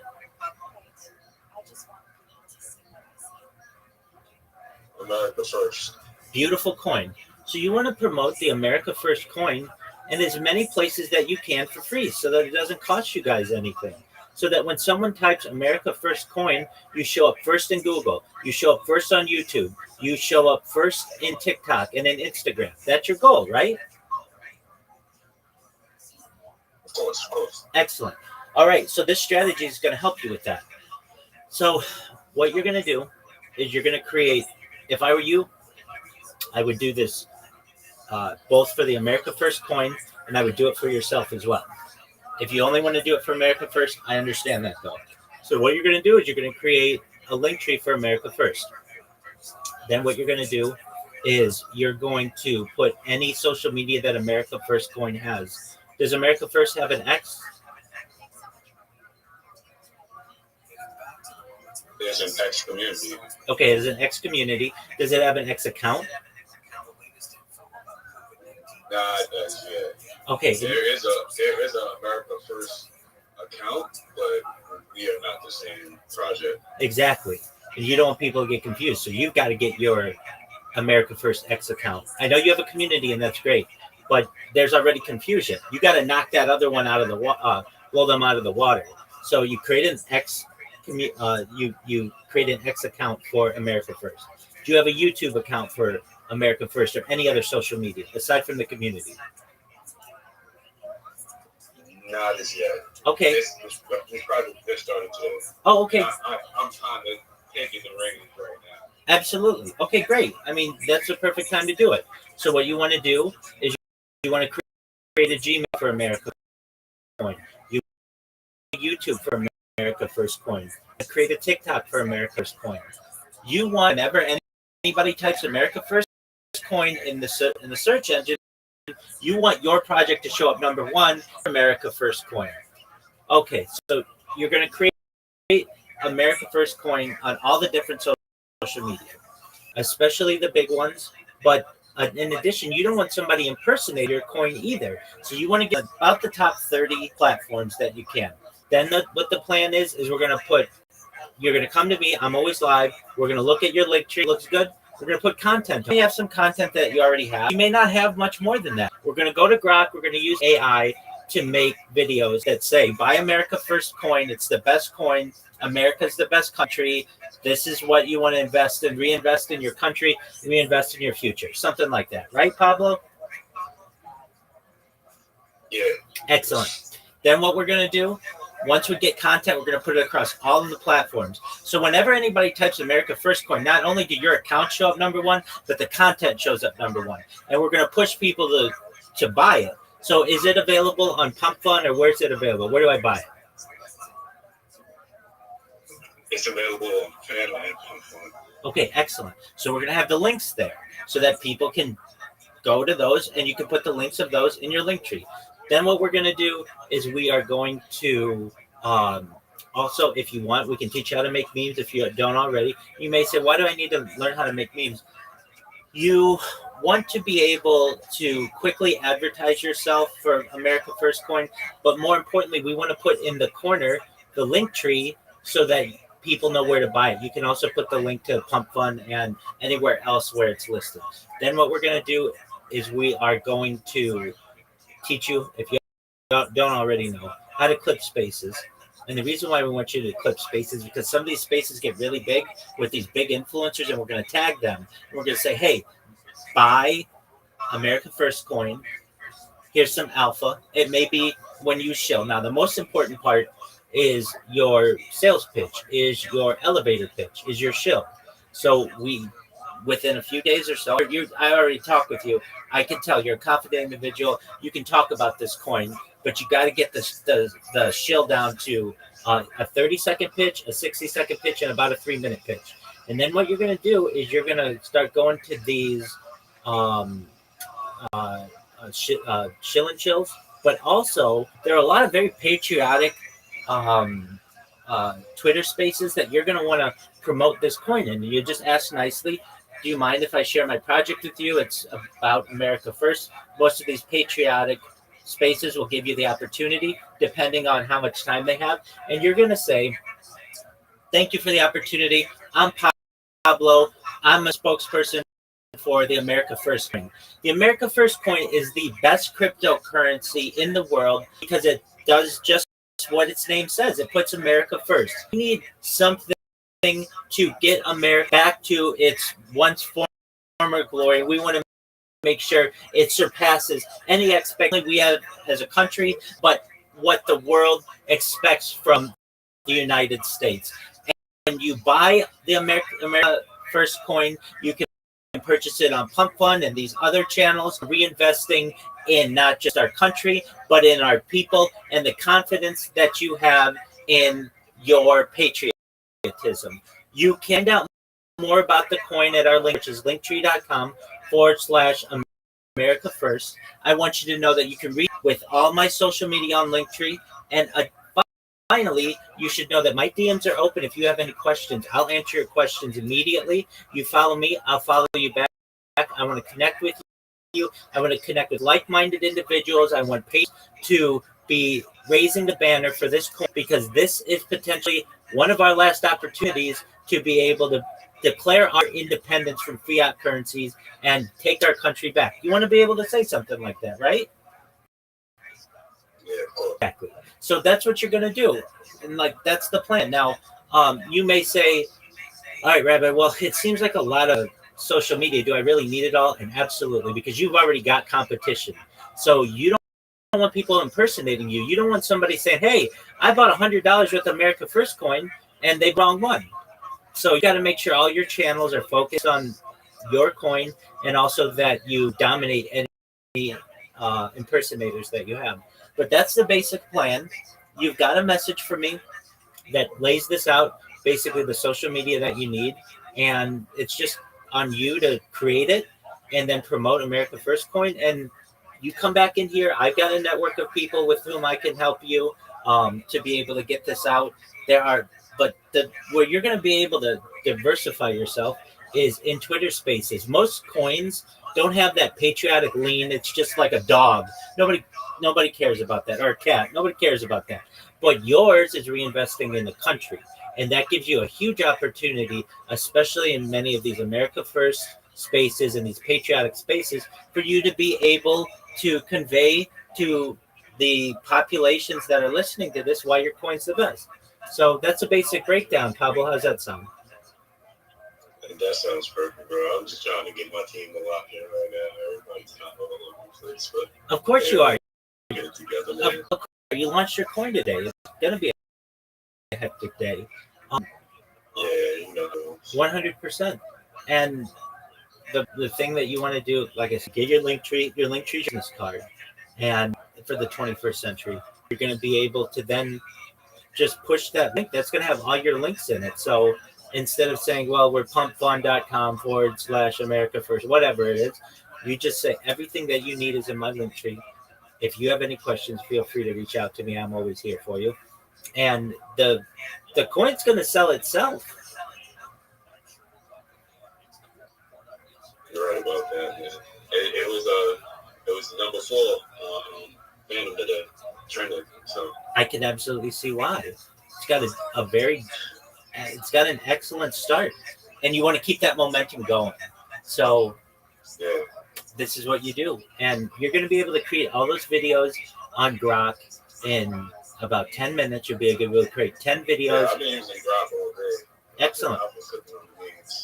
Excellent. That's wonderful. Now, the memes that you create, do you put your Linktree in there or any website or anything? No, every time I post, for now, it's just been posting the contact address, their post. Okay, that helps, but that's a lot, to take in as well. It's easier for people to just type in a website usually, or just go to an app. So create that X account so that people don't confuse you with the other America First coin, and I'm here to support you in any way I can, okay?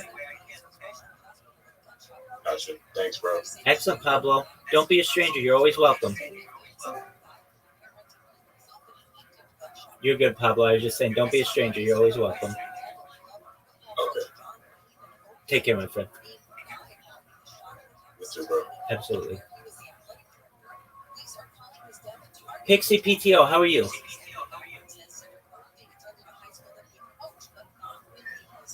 are you doing? I'm amazing. How are you? Actually, I got your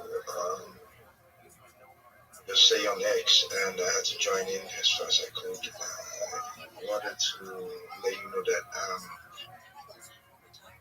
actually I'm an artist. Just brief what I do. I'm an artist, content creator, and also I help men point project, develop animations, meme art, and all that to just give the best engagement, sharing what I do actually again. So yeah, that's me. Excellent. Are you a graphic designer? Yeah, I've helped some project. I would just say mostly abstract chain project, Solana, and yeah, base apparently. Okay. And you want more business, right? Yeah, of course. Ex- Excellent. Okay. So, what I said to Pablo, look at your direct messages. I just sent, and we're going to go through your strategy. And I'm going to make you a very well known artist. Okay.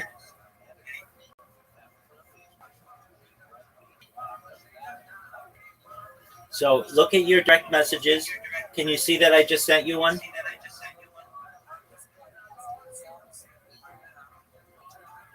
I'll check through it right now. Okay. Yeah. Check your direct messages in Discord.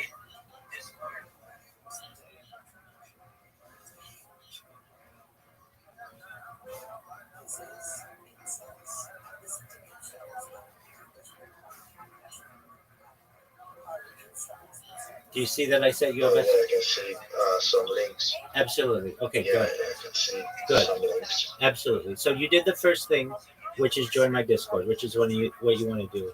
And Pixie, I'm never going to charge you anything, and all of the strategy that we're going to use isn't going to cost you any money. Everything's free. But right now, you want more business. You want more people to see your art, right? Exactly. Not enough people are seeing your art. May I ask, do you have an Instagram account? No, I don't really have because of the policies Instagram keeps giving me, and I've tried severally, and it's a headache. Okay. Well, if you're in Africa or Nigeria specifically, all the people who I work with there are able to get through that, so you should be able to as well.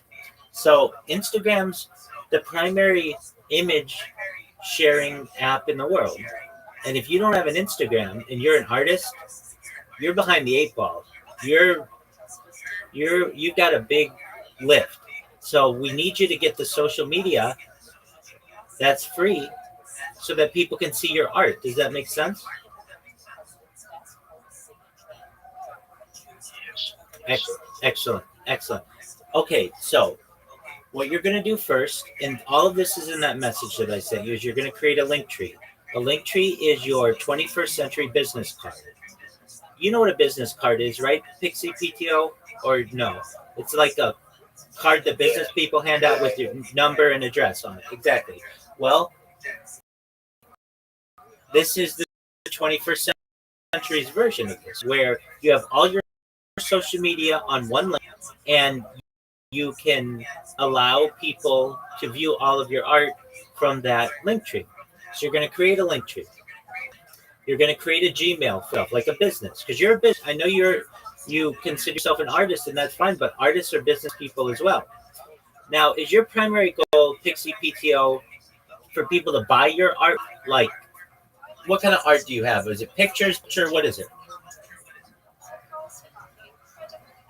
It's digital. It's painting, but they're all digital. Okay.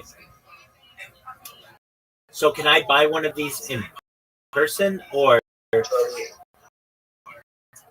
or these like NFTs? Yeah, you can make them. Yeah, I actually have an NFTs. I just launched that. Okay, but I've not really built on it, but I'm still trying to build on it though. So when it comes to social, I'm trying to also build on that. But also mostly I helped make one project whereby they need an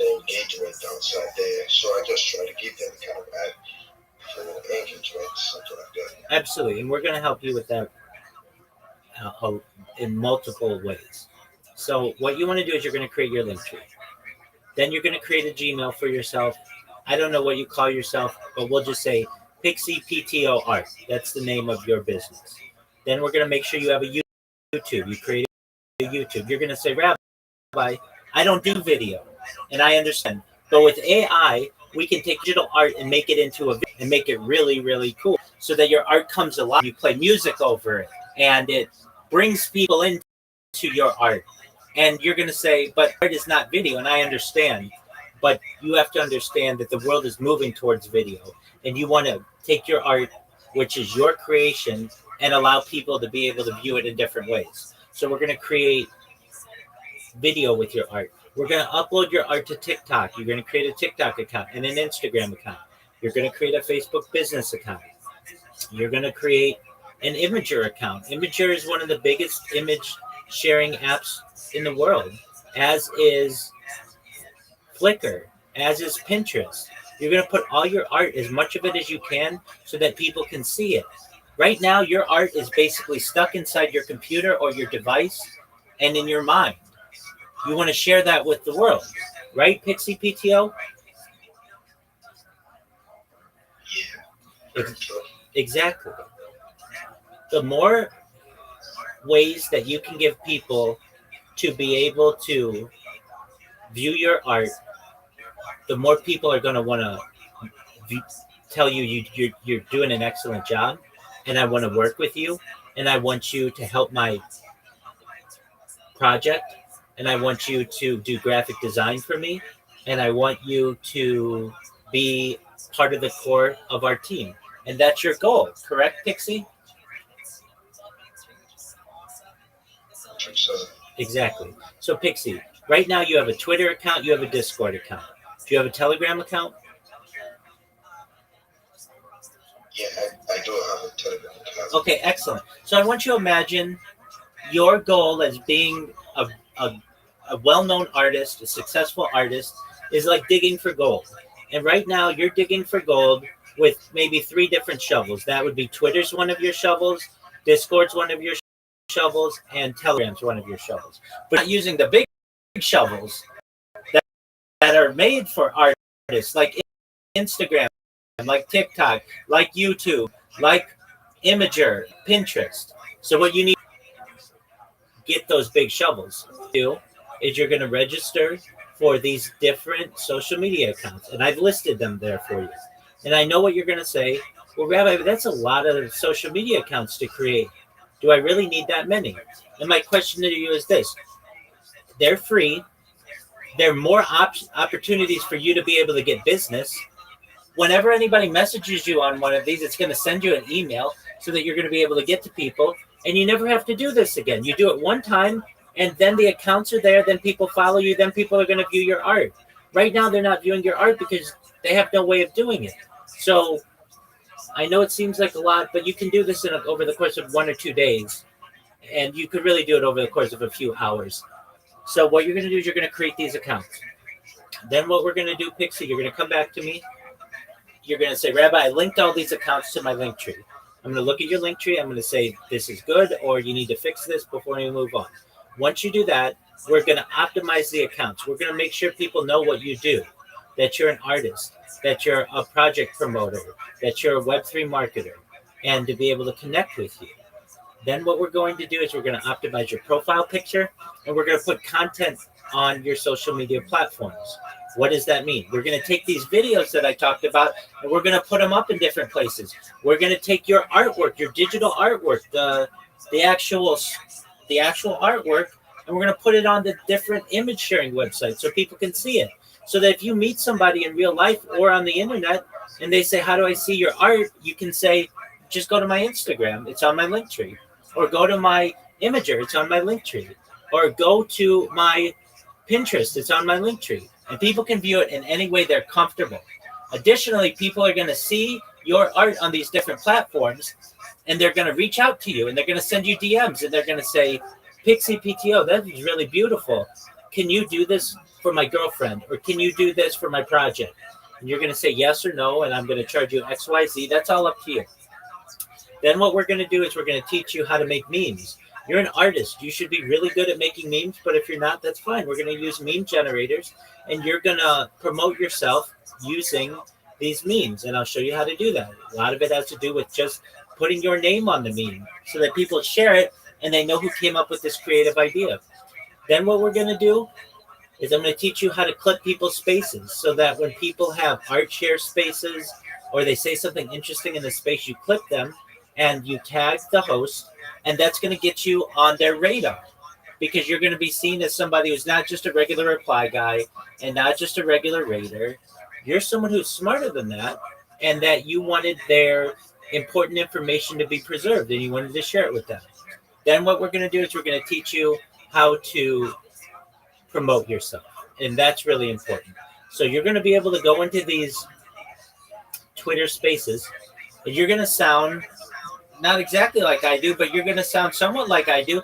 You're knowledgeable in what you do. You're excited. You sound like you are professional, and you're going to get people interested in. You're going to have a 30-second elevator pitch, a 60-second elevator pitch, and a 3-minute elevator pitch.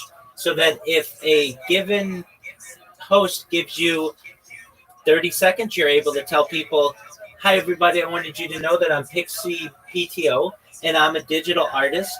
I have an NFT collection. You can find all of my work in linktree.com/Pixie PTO, and my DMs are open to be able to collaborate. But if they give you more time, you're going to say, GM, everybody, I'm Pixie PTO. I wanted you to know that I am the best digital artist with whom you could want to partner, and here's why.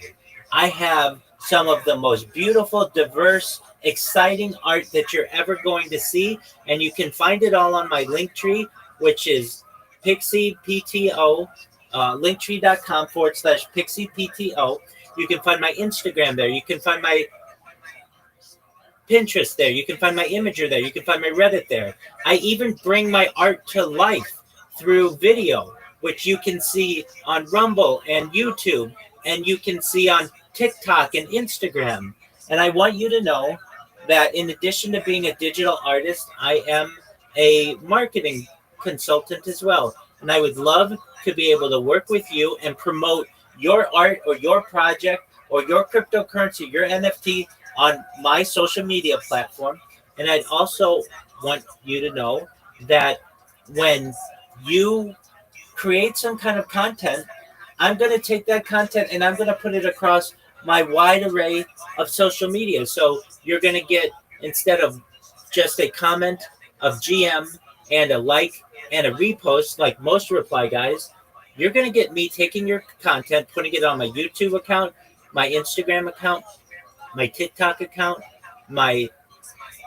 of course, my Twitter account, my Reddit account, my Imager account, my Pinterest account, and 30 other in total social media platforms, which means you're going to get 30 times the interactions to your project. You're going to get 30 times more DMs, 30 times more people looking at your art, 30 times more people who are getting impressions from your project, 30 times more people buying your NFT, and 30 times more people buying your cryptocurrency. And the best part of it is I charge exactly what my competition charges, except they're going to promote you on one social media platform, and I'm going to promote you 30 times better on all of my social media accounts.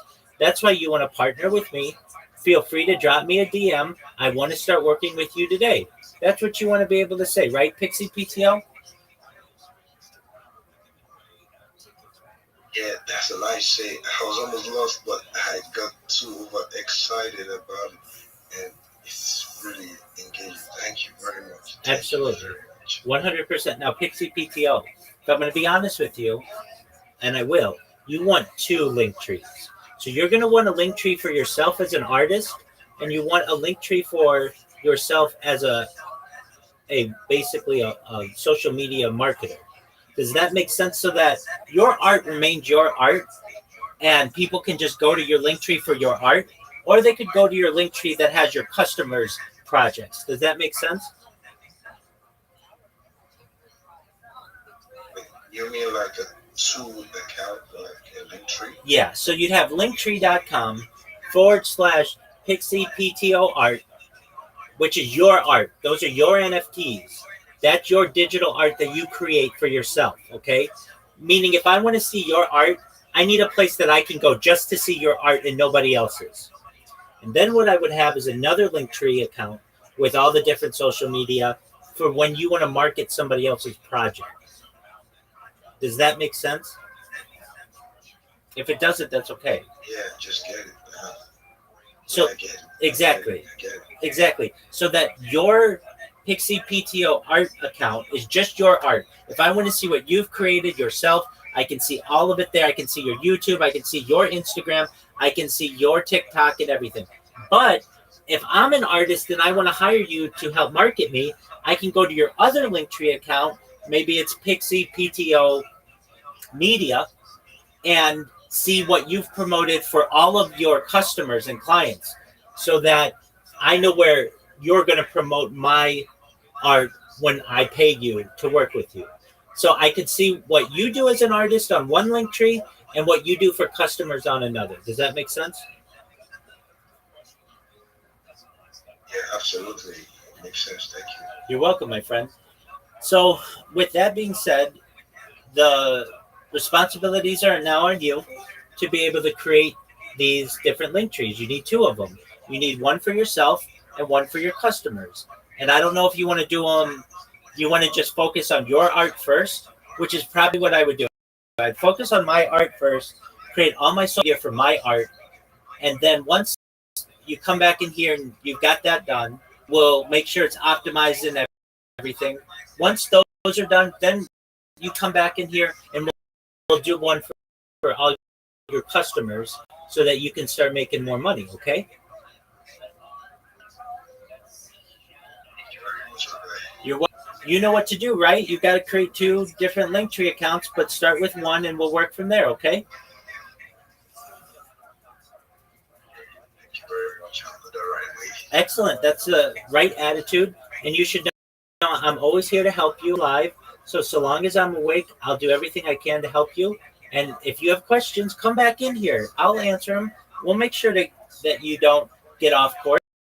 And you have to think to yourself, if you really work on this by early next week, you're not only going to have all of your art streamlined and easy for you to promote, but you're going to be able to get business for yourself as well from other artists and people with projects. So just focus on the prize. And I've sent you everything you need. You have a list of all the social media that you need. You've got an excellent strategy. Best of all, you've got a mentor who's free. I'm going to coach you. I'm going to make sure that you become very successful. Sound good? Thank you very much. Excellent, my friend. All right. So I'll see you perhaps tomorrow or the next day. You keep me updated, and then when you're all done syncing, we'll look it over, okay? Okay, thank you. Excellent. Take care, my friend. Pleasure to meet you.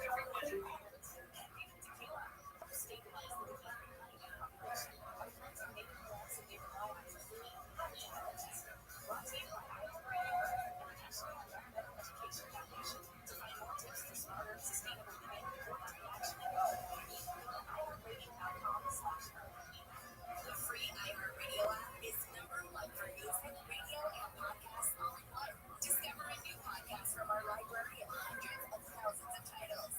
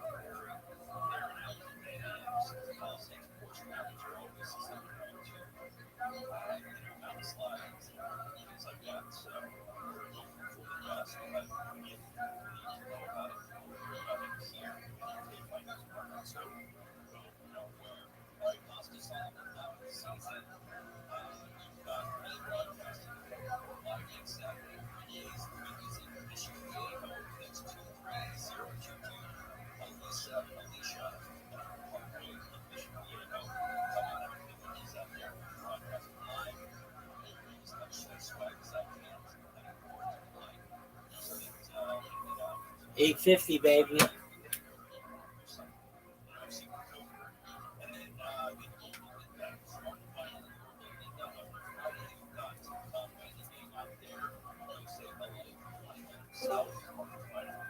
Yo, Midas Web 3. I know you. How you living, big man?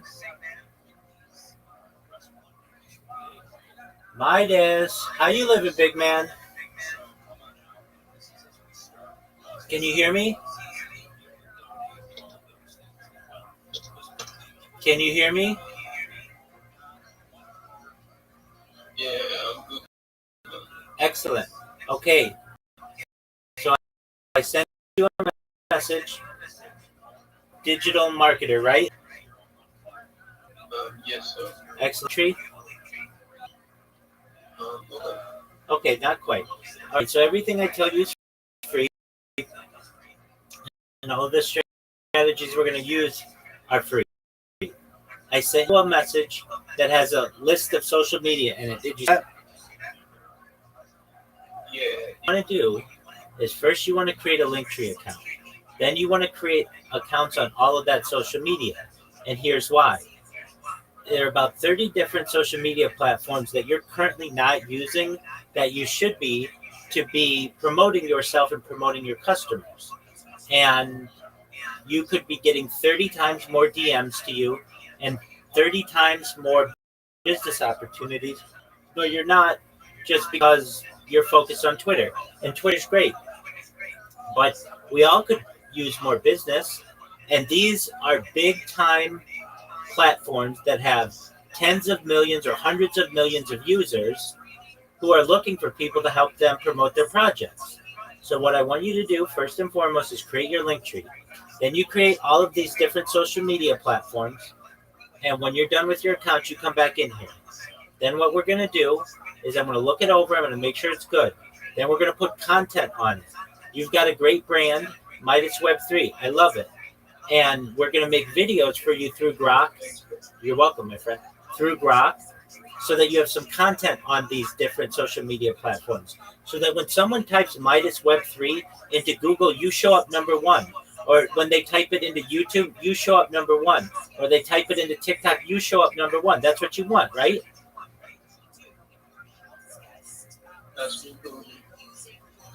That's correct. That's what you want? Yeah. Exactly. Then what we're going to do, we're going to optimize your accounts. We're going to make sure the profiles are built out. And we are going to optimize your profile pictures on all of the different platforms. Then what I'm going to do, I'm going to teach you how to make memes and to market yourself with memes. I'm going to teach you how to clip people's spaces and market yourself and essentially get well known in these different communities with the hosts. Then what we're going to do is we're going to work on your elevator pitch. I'm sure that your elevator pitch perhaps sounds something like this. GM everybody, GM to the host, GM to the co-host, GM to the speakers, GM to the audience. My name is Midas Web3. How are you all today? I hope you are doing good. I am a Web3 marketer. I want you to know that I want to work with you on a project. I hope you're doing okay. If you want to work with me, you have a job to give me, you can DM me. And that's fine. At least you're getting your name out there. Great. But I want you to have passion behind what you say. I want you to be able to say, GM, everyone, I'm Midas Web3, and I'm the best social media marketer in Web3. And here's why. When my competition is just a reply guy who is liking your content, they are replying to your post, GM, and they are reposting it. I'm not just going to do that with my entire team that I have behind me, but I'm going to take your content and I'm going to put it on all my different social media. I'm going to make sure that you show up number one in Google, the number one website in the world. I'm going to make sure that we make content for you on YouTube, the number two website in the world. I'm going to make sure people know about you on Facebook, the number three website in the world. I'm going to make sure that everyone knows about your project on all of my 30 different social media accounts. That means you're going to get 30 times more DMs in your inbox. You're going to get 30 times more impressions with your content. You're going to get 30 times more people buying your NFT. You're going to get 30 times more people buying your cryptocurrency. And the best part of it is this. I do it for the same price as all of my competition, yet I'm 30 times better, which means that you're never going to seek any other social media marketer once you meet me. I am the diamond in the rough that for which you've been looking. I will make sure that you are a repeat customer. I will go above and beyond to serve you in every aspect of our relationship. And I will make sure that you're so happy with me that you get me word of mouth business because your friends want to know how you were able to market yourself so well. What you should know is that my DMs are open. That's what you want to be able to say, right, Midas? Yes, that's really cool. Exactly. So it's going to first start with you creating your link tree and all that social media. And that is going to do three things for you. Firstly, it's going to give you 30 places for you to be able to get followers and to be able to promote yourself and just to get your name out there. Secondly, it's going to allow you 30 places to be able to promote your customers. And thirdly, it's going to make it more difficult to impersonate you. You don't want somebody ruining your good name because they stole your name on YouTube and now they're going around saying, I'm Midas Web3 on YouTube, and they're ruining your reputation, right?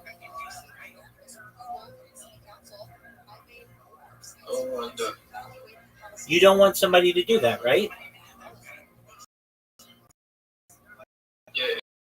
Exactly. So what you're going to be able to do is say to your customers, when you work with me, I'm going to make you number one on Google. I'm going to make you number one in YouTube. I'm going to make you number and in Instagram and in Facebook and on Reddit and Imager and on Pinterest. Everywhere you go, when you type in your project into a search engine, you're going to find my post for you there. And we're going to have a wonderful relationship, not just now, but into the future. That's what you want to be able to say, right, Midas? Yeah. Exactly. Exactly. Okay, so what you're going to do is you're going to create your link tree. You're going to create all that social media. You're going to link it to your link tree. And then when you're done, you're going to come back in here and you're going to say, Rabbi, I'm done. Let's look at it. We'll make sure it looks good. We might make a few tweaks here or there. And then we'll move on to the next step. Does that sound like a plan? Yeah, that sounds like a plan. All right, Midas. So it's going to take me a minute or two. Of course, I'll work it out. Of course it will. It might take you a few days to get all of these. I know I'm asking you to create a lot of accounts, but you've got to understand each one of these accounts takes between 5 and 10 minutes to make. So it's really just a few hours of work if you focus on it. And just know you don't have to download all of the apps. All you need to do is just go to the browser and you'll be able to get everything you need from the browser. Make sense? Yeah, it does. Okay, excellent. Before you go, not everybody knows this, but you should, being in Web3, you know that you have a cryptocurrency seed phrase. You have that written down physically, right? Yeah. Okay, so it's not just electronically saved, right? Sure. Wait, sure or yes? I have it written down. Yes. Okay, if you don't have it written down, the first thing you do is write it down and keep it somewhere safe.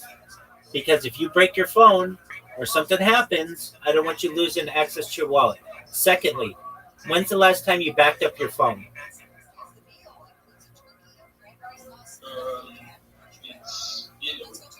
It's been a while. Okay, so before you start this project, back up your phone. It's a good idea to just have your phone backed up so that you can say to yourself, when I started this project, nothing's going to happen to your phone, but if it did, I want you to have a backup of it and then save that backup to the cloud, okay? Does that make sense?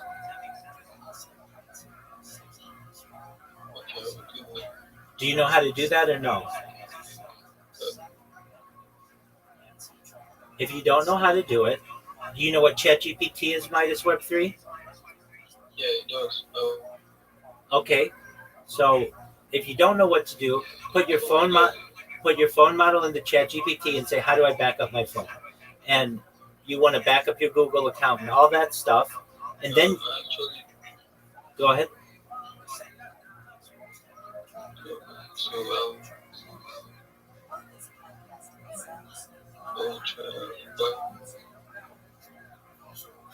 Excellent. Excellent. That doesn't have anything to do with the social media marketing of this, but it's good advice. Just before you start a big endeavor, make sure you have the backups of everything, and then you kind of start new. You know what I mean? Yes. Excellent. Okay, Midas Web3. So go create your link tree, and if you have questions, come back to me and I'll help you. Okay? Sure. Let's go. All right, Absolutely. Take care, my man. Yeah. Shout out to Midas Web3. Shout out to Oklahoma Sooners.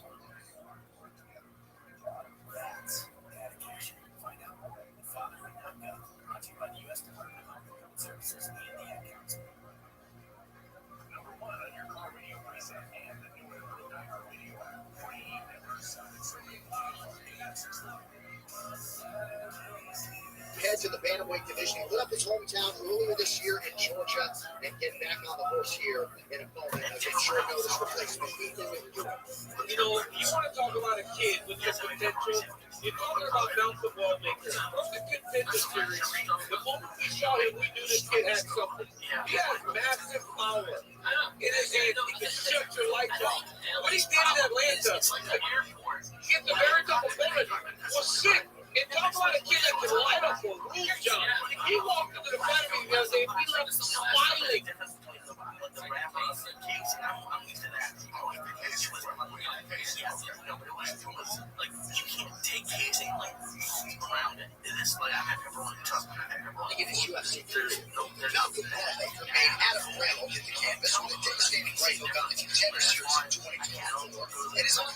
Let us begin. We have an incredible and overwhelming and beautiful daf ahead of us today.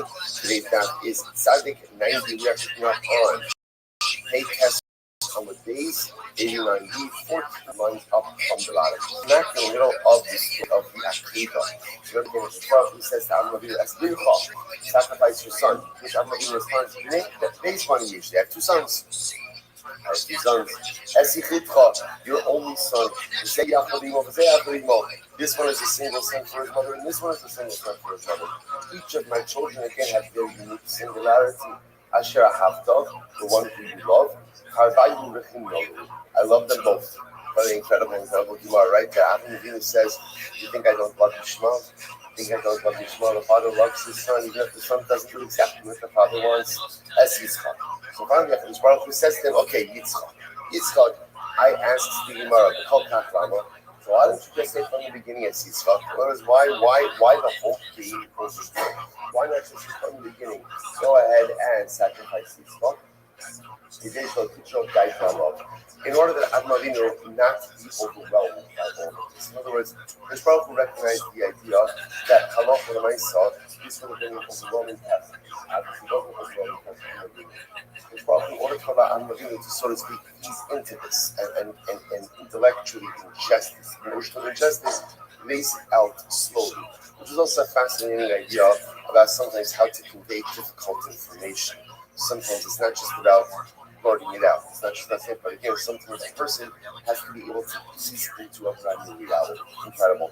Kid knows something like that. So let's see now what happens. Avraham Avinu was on his way to the Akedah. It also shows, by the way, how even Avraham Avinu, I see this a little bit more, again, getting Avraham Avinu to be able to get into the mindset of being willing and ready and be able to do the Akedah was also a process. It's also a process, as cute as Avraham Avinu was. It's not like he flipped the switch and said, "Okay, I'm ready to do the Akedah." It took time to be able to ease into it. Your mother goes back, the kid was something like that. So the Satan tried to sabotage Avraham Avinu on the way to the Akedah. Amaro, Hanisa Davar Lecha Shvila, you start for that day. The Adayim Rachos Tex Kosher and Kuhn.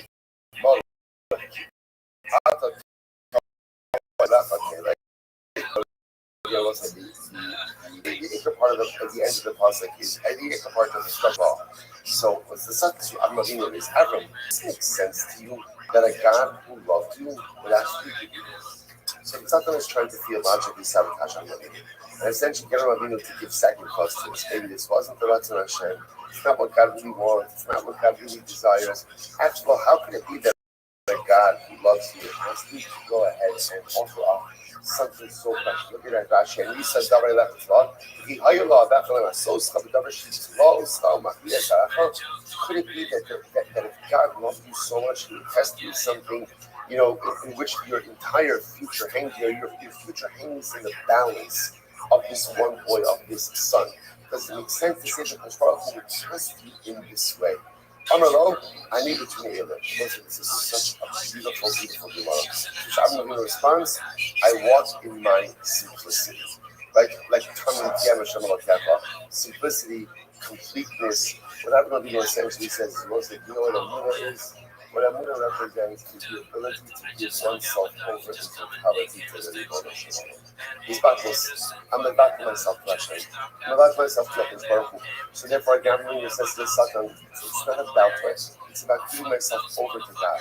I need between and walk with completion to HaKadosh Baruch Hu. Whatever the Rebbe Shalom tells me to do, that's what I'm going to do. That's my avodah. Incredible. Hello, Yirascha. So the Satan says back to Avraham, well, maybe your Yirah, maybe your Shemayim, maybe your fear of heaven is making you foolish. Maybe your Yirah ultimately again is blinding you. Amalo, Zocharna, Mihu Rafiah. Is there anyone who has put their faith in HaKadosh Baruch Hu and has been lost? What Avraham Avinu says is, you know what? Sometimes you can't explain it. You just can't explain it.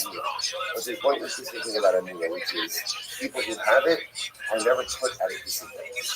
Right? Might look strange, might be strange, might be unexplainable, but at the end of the day, those who have the Zocharna, Mihu Rafiah. Is anyone who could have Amina and Baruch have they ever been lost? Has there ever been a person who this guy, like such this conversation is probably the essence that every person with a Muna goes through.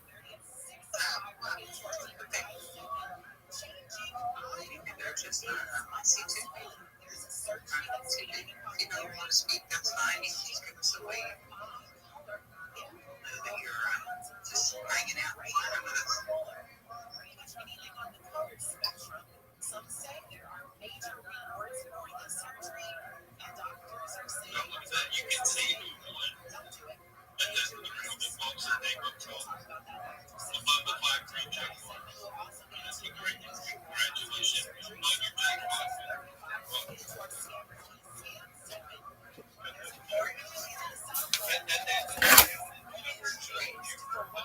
The battle is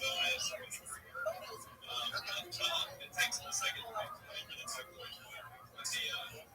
bonus for that conversation with Rabbi last night, by the way. Hey Lou, how you doing? Happy Saturday. Did you hear the album? Did you just hear that? Yeah, I could hear what was going on there, and then I was looking for that sports thing, and I couldn't find it. They said, oh, I guess it's in there somewhere.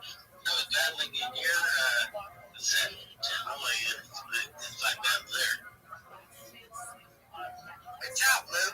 Don't let Lou. We're going to run a job against the space. You probably might not be in that chat, the sports and crypto chat, so that's why you might not have seen it. Couldn't find it. Yeah, how do you find it? You can always live in my app. Any battle that's running, sometimes, somebody just come up with a random channel. I have a battle over here. You can always just watch the app, walk by app, and on your home screen, scroll to the bottom, you'll see 5 battles and 100 battles. I did that and I couldn't see it. Well, there is a way to find it in the cruise tab. You go to the cruise tab and search for them. You can find them that way and then just join their page that way. They had an access, and I got about $500 in my wallet. It was going into the fire, and then it was clicking on all those different currencies there, whether it be a Bitcoin or whatever. And it was, usually you go 1 or 2 and then it cuts up with now because it just keeps on going. You put 30 or 40 into those. Is that building my wallet? I didn't totally understand the question. Yeah, so with I got because I was an underboss and I got 500. You guys got $5,000. And so when I go into that fire button, and then it goes down to where it's got the Bitcoin and all the different places that you can put add to your. I think it's adding to my wallet or whatever. And I click on it, and then I was going up to 20 or 30, and it goes, yeah, done, you got it. So I said, well, is that where you go? Yeah, that's where you go. So if you're purchasing those assets, you go into that. If you want to fix one, you can fix one. And then up at the top there, you can hit the plus or minus button to increase each position you want to get, or you can tap it in your 2. I think I was manually tapping it, and then I was going up to about 20 or 30, and then I clicked on it, and then I go back in to look at it. It looks like it's taken out of the 500 that I had. Continue going down, so when we have to finish that by the end of the month or something, just get 25 more days or something. Yeah, so you want to put it in there, and you can monitor stuff inside that app at the very top right. You see your wallet. You can download that. It's got a dollar sign. And as these tokens go up or down, that amount fluctuates. But you can actually click on that and then all the dollars and show those assets. And there's a time right there. There's a time right there that expiry happens. Excellent. So I'm going to tell you that I built a jet wagon in the Arizona desert. I went from Phoenix here to North Phoenix where the Mexicans lived, and I built these two barrels in the front. I cook ribeye steak, mesquite chicken, roasted potatoes, cowboy beans, two salads, apple pie for dessert. I cook for 20 or 30 people in the desert, and get it all set up. And the wranglers, I tell them, go serve your customer there. Get a good tip at the end of your tour. Now I'm thinking with the sauce that Bobo has, back in the day I used to cook the steak and chicken in plastic bags frozen, and then I put the teriyaki sauce with orange juice with the chicken, and then the other one I put barbecue sauce with beer, and then I bring it up to the cowboy country and cook for the people. Yeah, I think you're onto something. I think that'd be good. That sauce would be a good addition to your recipe. Yeah, then I built the chuck wagon or the teepee up in Blackhouse at the Great Indian Cowboy Roundup. You've done so many things. I'm gonna, since we are chilling and chilling, Lou, I'm gonna bring Rabbi's had his hand up, so I'm gonna give him a chance to speak. Tell us what he's doing, what he's building. Okay, thank you. Thank you so much for the opportunity. If you don't know who I am, you will. I'm Rabbi Rothschild. I stream my life 24 hours a day, 7 days a week, 365 days a year for world peace. I've been doing so for more than 4 years. My streams go back to the pandemic. We've seen the death of a queen, the birth of AI, the coronation of a king, and everything in between. This is a real life Truman Show, a real life Big Brother. This is a time capsule and timeline of human achievement. In the 1990s, Bill Gates coined the phrase content is king, and I'm making it true today. I'm the biggest thing on the internet, and here is why. In 2018, The Economist magazine stated that data had overtaken petroleum as Earth's #1 resource, and I have more data archived than any person ever, which is making me a very influential person, and I'm going to go viral, and when I do, I want to make you, your friends, your family, all independently wealthy if you're not already. I want to make sure that you have generational wealth if you don't already, and I want you to be able to start charities and philanthropic organizations of your own. I'm unlike any influencer you'll ever find. I'm not live on one YouTube stream nor two YouTube streams. I'm live on 20 simultaneous YouTube streams 24 hours a day. You can view my life from 360 degrees. The link is in my pinned post of my profile. You can also find there a link tree. I dare you to look at my link tree. Nobody's going to dare you to look at their link tree, but I do because I know I have more social media than any person ever. I have more content than any person ever. Additionally, you're going to find a link to my Discord there. I'm live 24 hours a day if you ever want to connect. In addition to making you rich and streaming my life for world peace, I'm an advocate for ending world hunger through the use of technology such as agricultural drones, floating greenhouses, saltwater greenhouses, hydroponics, vertical farming, cloud seeding. I want to help end world thirst. I'm sponsored by a cryptocurrency that's worth about $100 million. And the things that we do is we build wells and water towers in developing nations such as Nigeria for the benefit of the less fortunate. Additionally, I am an advocate for the Life Straw program and most importantly, desalination technology, where we pump Earth seawater onto land to make it drinkable. If you are a Web3 marketer, if you are a reply guy, if you are a raider or a shiller, and you want a coach, a mentor, a friend, all for free, reach out to me. Send me a DM. I'll get back to you right away. Send me a follow. I'll follow you right back. You should know I just want to make you more successful in anything that you do. Most importantly, though, I want you to know that I'm here to support you both personally and professionally. I'm here to have a positive outlook on the world. I'm here to have an optimistic view on the future. And most importantly, I want to give people hope. And with that, I sincerely want to thank you for the opportunity to share. Great show, Rabbi. We had an awesome, we were in the Ray of Light space last night, and we had a great conversation with you. We love what you're doing. Interestingly enough, when we started the space, we were talking about desalination of water. Can you tell us, like, if, like, where we were saying we don't know where that's actively being done? Could you give us a little bit of info on that? Most certainly. It's being done in Israel. Additionally, it is being experimented with to some extent off the coast of California, but it really isn't utilized, I would say, globally in the way that it should be, particularly due to its high cost, especially in terms of energy. But there are alternatives to traditional fuels and carbon energy that can reduce its cost, particularly in the world of nuclear energy, both fusion power and fission power. So perhaps within the next decade or so, it should be much more popular and perhaps be adopted by more countries in the world and particularly more states. One thing that I think is really important about it, in addition to providing clean drinking water to individuals, which is, in my opinion, its most important purpose, we can help to end droughts and ensure that the word drought is eradicated, perhaps by future generations' lexicons or their vocabularies, in combination with ideas like cloud seeding. The word drought shouldn't exist in our modern era.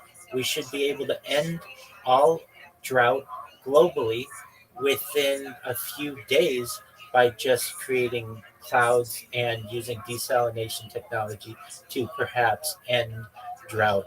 And if you weren't aware, in United Arab Emirates, specifically in Dubai, they have a weekly cloud seeding program where people in essentially a weather station are able to manage a pre-programmed cloud seeding cells that floats over Dubai and irrigates the entire city, and it also cleans all of the buildings, and it's planned.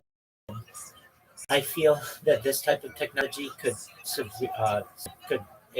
help the world greatly, especially in drought-stricken areas, but then areas as well, like where we experience wildfires. I know, at least here in California, we have wildfires that devastate people's lives, and throughout the West, we experience them, and they're moving further east, and even in Canada and Australia. Wildfire should not be an issue when we have the power of cloud seeding, and I feel as if we educate people, we can eradicate wildfire as well.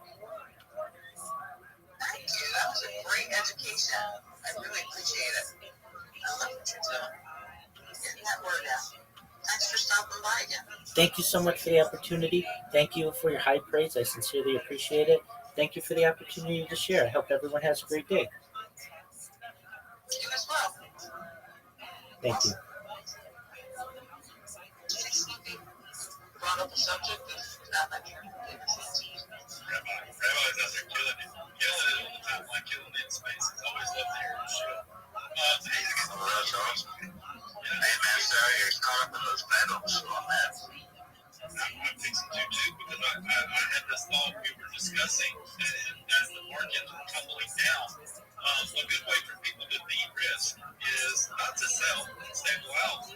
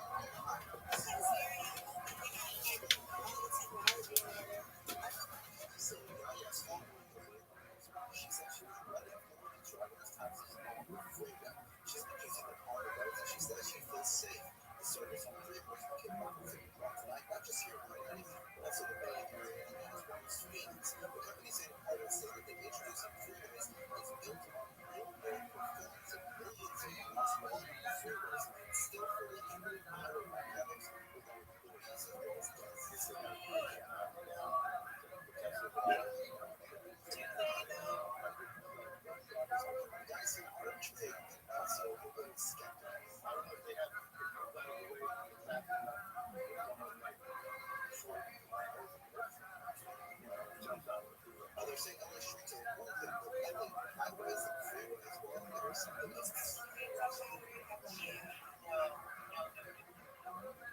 streets and freeways are something else altogether. They're on a beast, and I don't know if Waymo is ready to take that just yet, especially when you take into account the many mistakes Waymo makes on surface streets, and then to put that on freeways and during inclement weather like we're having today, or even the best of weather.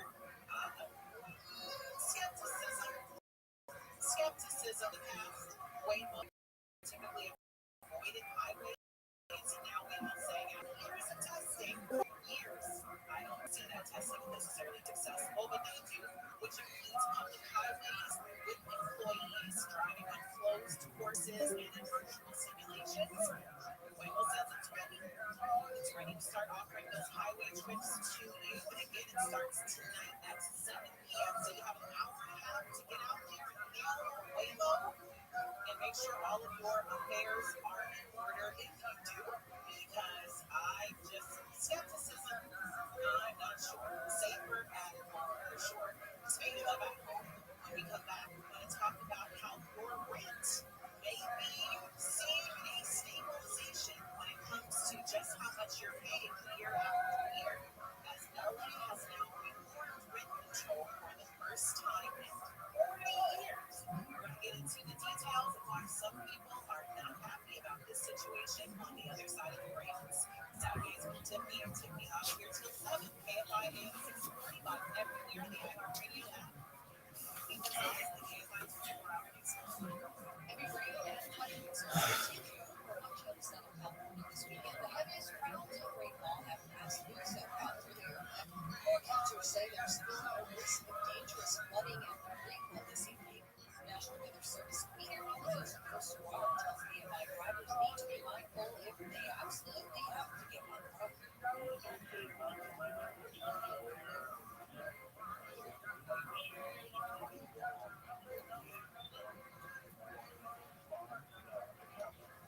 Forecasters said most of the area will receive between 3 and 6 inches of rain. Full storm system to move out of the region, and more rain is expected tomorrow and Monday. President Trump lashed out on social media at members of his own party, calling them anti-Republican. ABC's Mary Bruce says it seems to be a warning to House Republicans who signed a petition to get the Justice Department to release the full Epstein files. Next week, dozens of House Republicans are expected to brief the president and vote to demand the release of the FBI's full Epstein files. It's something Trump and Vice President J.D. Vance and supporters of now FBI Director Kash Patel promised to do during the campaign. Patel has since refused to release the files since taking over the FBI. Olivia Ortiz called Biden's minority makers that today, encouraging them to use their art to promote with dignity. Well, as Hollywood and European figures, including directors Greta Gerwig and Lisa Van Sant and Lord of the Rings star Viggo Mortensen.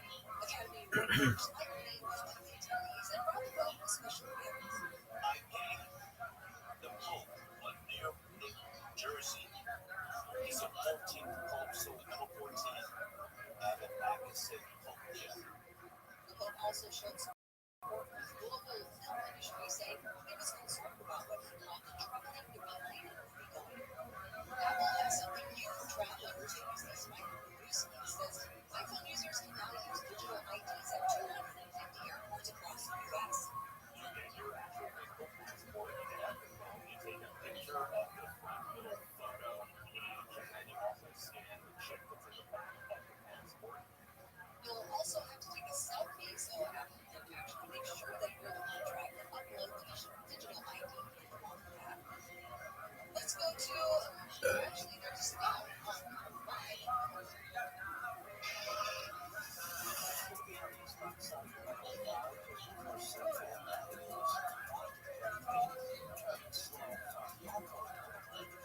We have some trouble for the housing on that area, 60s value for a housing. So back this year, now Trevor's back here, 7 down. That was 27 cents flight out of the 57 cents, 4 cents in the house, and that's it. Right now, Monday, left here, so we'll say that one is more back here, This podcast contains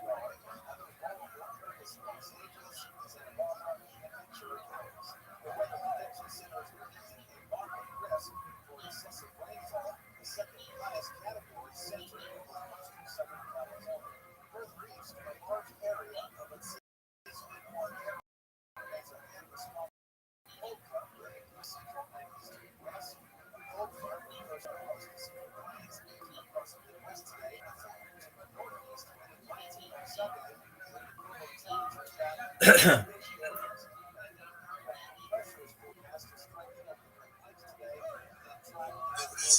topics draw the least attention. So I think that's a little bit of an uphill battle there, but I always optimistic.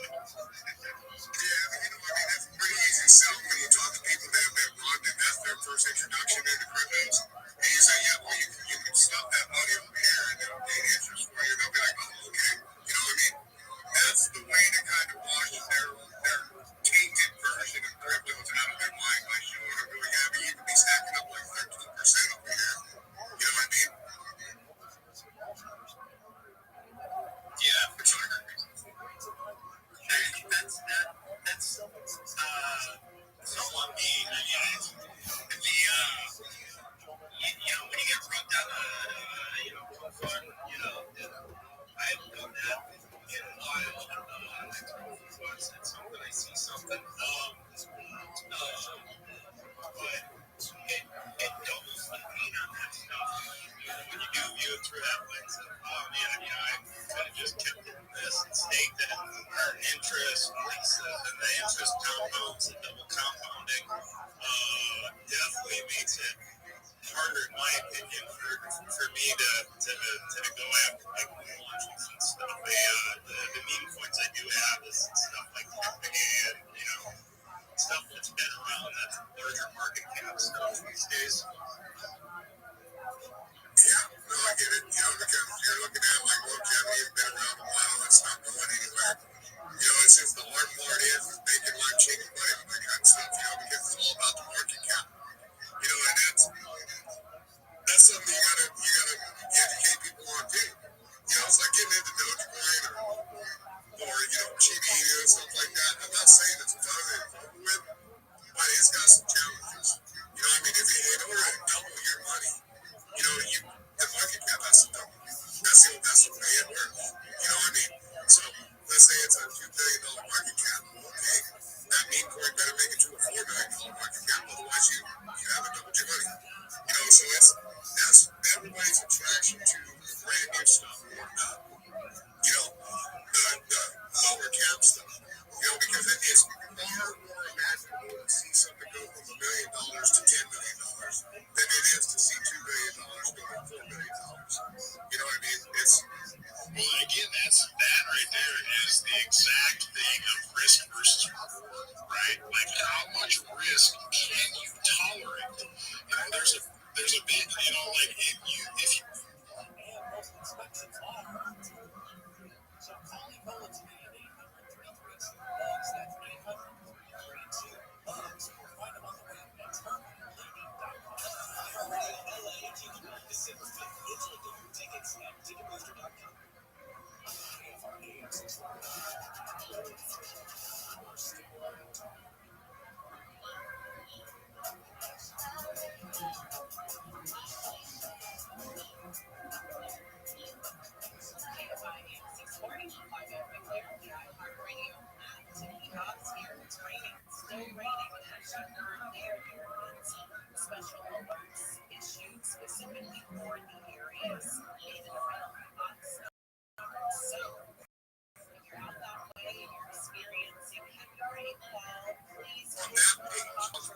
investing in say liquidity or something like that, the interest gain on like sitting in that liquidity pool, you go out and have all play around with this trash and you're not losing anything necessarily. You're not losing your principal. You still have your principal sitting there compound making money for you to go either play more or double compound back into regular investment and original. But see, everybody I got to tell all the money that I've lost across the years, man, if I had all that back and I had to sit in liquidity staking platform right now and I was collecting just the interest off of it, playing with that loss would just seem so much less impactful, or harmful. Oh, come on now. You want to think about listen, we don't think about the losses, all right? We don't do that. That's it. We don't even go down that road, bro. That's it. No.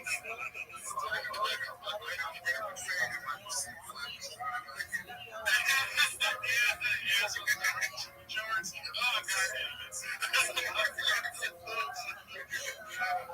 God. That's a house right there. But still, you know, I mean, the thing is, you can educate people on stuff like that. Though it's up to us elderly, you know, that have been in the game a while to spread the information to make the job easier. You know what I mean? Well, that's 100% right. Yeah, and that's it. It's, you know, and I hate to view myself as elderly, but I mean, in this space I am, right? I mean, yeah, you know, it's once again, it's traditional, like work ethic and values versus attention economy in that last 30 seconds. So you know, it's building like a community and something bigger versus like this is hot for a day. You know, so there's so many aspects and so many different places and so many different ways you can go. You know, how do you judge that? I think you gotta look to the military. And I ask for advice all the time. You know, they're gonna be like, I don't know what I'm. I'm proud to admit that. You have to be able to ask for advice and say, hey, you know, set your pride aside for Christ's sakes. You know, shit, I was young and prideful too for a long time, and I thought. Well, this is a learning game every single day. This system is evolving, I would almost say hourly. You know, and what I mean by elderly and crypto is they don't, you know, a week feels like a year. You know, a year feels like 10, in crypto at least. You know, so I've been in this since, you know, early 2016, you know, and I heavily got into it in 2018. You know, and I feel like I'm retirement age now in crypto. I swear, dude. I mean, I feel I've aged dramatically in crypto. I don't want to give you gray hairs, right? You're like, no way, dude. Like, then you go back out in the real world. It's like, wow, time is actually slow, dude. This is a nice long day. That's what I'm saying, dude. My wallet has a walker now. I swear to God, dude. This is rough. Crypto is tough. You know, I mean, that's the thing, though. It's up to people that have been in the game a while, watch it evolve to give everybody these kind of little nitpicky secrets to look out for, and little steps and telltale signs and all this other stuff. You know, because, like I said, there's a lot of people that don't know a damn thing about liquidity tools or staking or any of this. I mean, all of this cool shit that's not the front end of crypto. You know, and yeah, it takes a while, you know, because even back in the day, liquidity pools were scary because they got fucked the same way a Bitcoin does. You know, and now it's not like that anymore. You know what I mean? Now if you put the money, the only money you can get out of a liquidity pool is the money you put in. You know, now it can die out and not be worth anything, but for the most part, your money is there. Unless you get into a liquidity pool with a risky token and it manages the tank, and then you wind up with a shitload of that token that's not worth anything. You know, so if you get into a good liquidity pool that you know is stable like Solana or USDC or something like that, you know, I mean, it's going to be there. You know? Man, dude, I want to go ahead and welcome Rabbi Rothschild up here. He's on stage now, and I heard some interesting things from him the other day in the Vivian space. Rabbi Rothschild, how are you doing, and what's going on? Every day is a holiday, every meal is a feast. Thank you for the opportunity. Do you mind if I share my project with you all? No, I'd like to hear it, and I'd like to hear your thoughts on kind of the crypto space also, and where we're going and what's going on. Why don't you tell us about it? 100%. First and foremost, thank you so much for the opportunity to be here. I'm Rabbi Rothschild. If you don't know who I am, you will. I stream my life 24 hours a day, 7 days a week, 365 days a year for world peace. I've been doing so for more than 4 years. My streams go back to the pandemic. We've seen the death of a queen, the birth of AI, the coronation of a king, and everything in between. This is a real-life Truman Show, a real-life Big Brother. This is a timeline or a time capsule of human achievement. In the 1990s, Bill Gates coined the phrase content is king, and I'm making it true today. I'm king of the internet. This is the biggest event in global history, and here's why. In 2018, The Economist magazine stated that data had overtaken petroleum as Earth's #1 resource, and I have more data archived on the internet than any person ever, which is making me a very influential person. I'm going to go viral, and when I do, I want to make sure that you, your friends, your family are all made financially independent. I want to make sure that you have the opportunity at at, uh, at generational wealth, and I want to make sure that you have the opportunity to be able to start charities and philanthropic organizations of your own. I'm unlike any influencer that you're going to meet. I'm not live on one YouTube stream nor two. I'm live on over 20 simultaneous YouTube streams 24 hours a day. You can watch my live 160 degrees. I have a ceiling camera. You can view all of those streams in my pinned post of my profile in the YouTube section. I additionally have a link tree where you can find those streams. I dare you to look at my link tree. Nobody dares you to look at their link tree, but I do because I have more social media than any person ever. It would take you years to just go through a few of my accounts. I have more content than anyone. Additionally, you're going to see a link to my Discord there. I invite you all to join. I have over 2,500 people in that Discord, and that's quite a good amount for one individual. In addition to streaming my life for world peace and wanting to make you all wealthier than you could ever imagine, I want to help end world hunger through the use of technology such as agricultural drones, floating greenhouses, saltwater greenhouses, hydroponics, vertical farm seeding. I want to help end world thirst. I'm sponsored by a cryptocurrency that's worth about $100 million. It's known as Harry Potter Obama Sonic 10 Inu. The ticker's big. And one of the things we do is we build wells and towers in developing nations such as Nigeria. Can I stop you real quick? Can I stop you? Go ahead. So, what is I appreciate what you're getting across, or trying to get across here, but I'd like to ask you this. So, what is the background? Why did you choose to call yourself Rabbi Rothschild? Is there a reason behind that? Yes, I would appreciate the opportunity to finish, but I'm a rabbi and my last name is Rothschild. So, are you part of the Rothschild banking family? It's a large family. There are over 3,000 of us in the United States alone. Certainly, we share DNA and common ancestors. So is this part of unfortunately, a lot of us don't look very highly on the Rothschilds banking family as they've extracted a lot from the global population. So I'm just a little curious.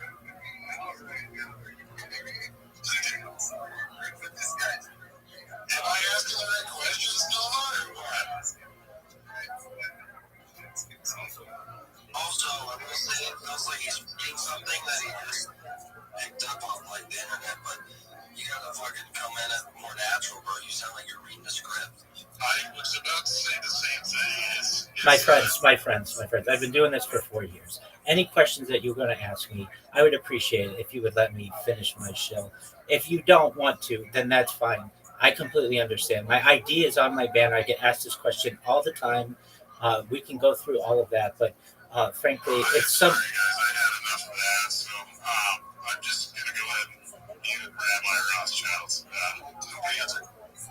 Nobody has a problem with that. I don't feel like getting sold to by a telemarketer, so that was a little bizarre, man. Anyways, Coco, it's nice to see you, brother. Dude, you got your long neck on. How the heck are you, my friend? Yeah, okay, so listen, as everybody knows, dude, I don't change my PSP very often, dude. It's very fucking rare. I show support in a lot of ways to a lot of people all the time, but dude, the long neck that I was given by this community, it fits me so well, dude, and it reminds me of me, bro, and whenever I saw it, I didn't even fucking think twice about changing it, dude. It didn't even cross my mind. I was kind of emotional because the other one I rocked for a long time was my friend, my lady, and she's the best, but hold on. One thing I want to do is I want you guys to say hi. Today's my daughter's 5th birthday, man, and I want you guys to see that she's here ready to fucking rap to you guys on Spaces. Come on, baby girl. You want to say hi to my homies? What's her name? Her name's Riley. Say hi, Riley. Tell them how old you are. How old are you today, though? 5 years old, right? Yeah. Okay, tell them something about yourself. What do you love? Yo, what up, C? How are you? I'm well. How are things going in your life? Sorry, I speak very bad English. That's okay. How are you? How are you? Are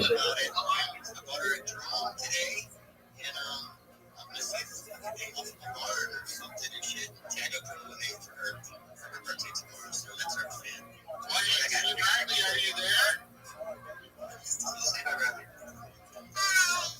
Hi, Riley. I would like to do this for you.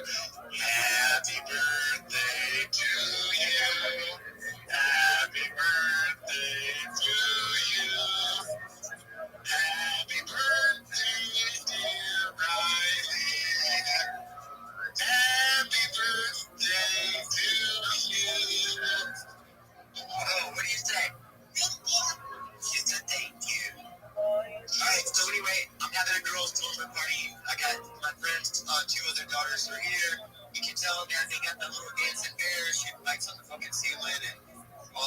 But I had to tap in and say, that I love you guys. Thanks for the long neck, dude. My space today was awesome, bro. There were about 150 people there. At almost the whole time. I'm saying in and out, but it was so cool because I thought, it would be about weed and art, and it wasn't. Dude, it was about art, and it was about deep ass stories from people who are like going through it and making art under pressure in Iran and in Afghanistan, in Nigeria, bro. People came out here and they cried their fucking eyes out for 2 whole hours, dude, and told me about their beautiful art that they're producing, dude. And I feel like I fucking hit the 10,000 Walmarts today with that shit, dude. It was so dope. So many all men showed up and came in and out and showed support. And just so you know, Golf and Tim and you guys, I definitely shouted you guys out from the mountaintop and pointed everybody in your direction. And I told them about my PFD and why I'm rocking it and why I believe in you guys. So it was a dope space and I loved it. I have to tap out because I'm getting back to this birthday party. Bro, go have fun with your daughter, bro, and with the girl. Have fun with the birthday party, bro. And I'll tell you what, I went through like I knew that, bro. When I said that to you, I was like, this is Coco, bro. Like, I have to give this to Coco. I knew that, how you can just tell, there's a P for everybody that expresses that, bro. And I was like, this is Coco. This is exactly what Coco is. I want this to this is him. So I had it,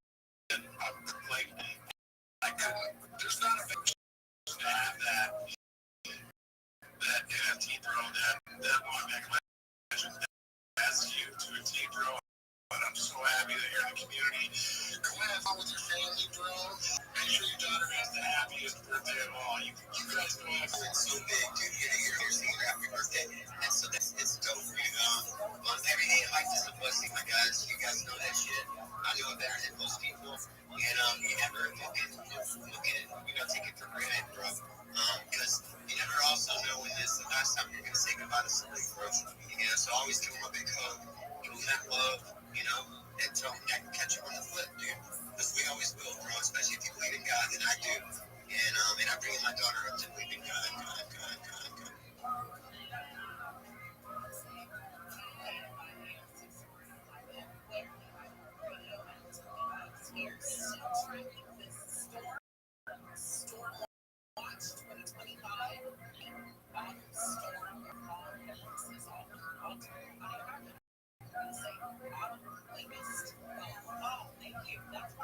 Everybody's doing bullshit out here, dude.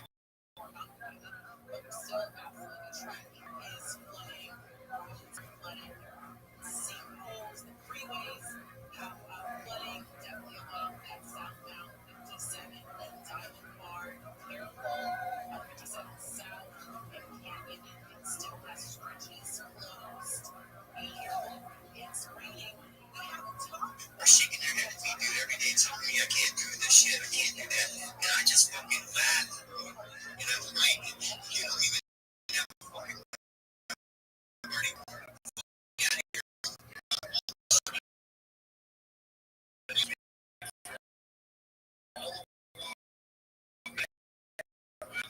When I say this, we are excited and meet you at an event. We're excited to see your art. Awesome motherfuckers. Listen, dude, there's also Roger McDonald is seeking me down in the pain and has a with these and shit. And I'm excited. And he said, Coco, I don't know if you need big walls in here. Let us do some big fucking canvases on stage. Let everybody watch you and then watching it off and make you some money. And come on, bro. It doesn't get any doper than that. But guess what, dude? Here's what I do have planned. And what anybody that does play golf, it can swing around the cart and shit. We don't really want you to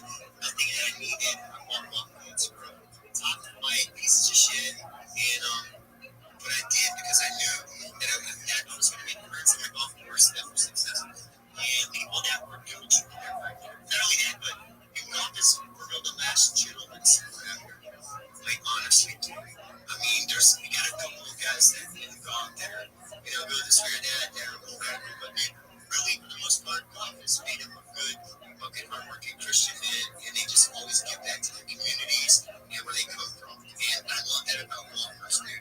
They have nothing but charity. And so, anywho, any of you fuckers coming to run past, you are invited to come pick off with me. We'll pay. Actually, spiritually, that will probably pay or help us out, from some of the paintings and shit. So, dope and doper.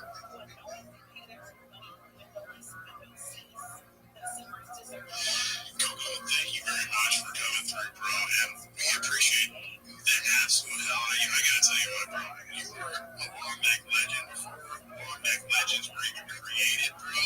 You are exactly what the long neck legend community stands behind, bro. You are a good man. You stand firm. You know what? We love you, bro. Thank you so much for coming through all the time and being around for everybody. And dude, I can't wait to meet you in person, shake your hand, and yeah, I get that tan, bro. I get that tan.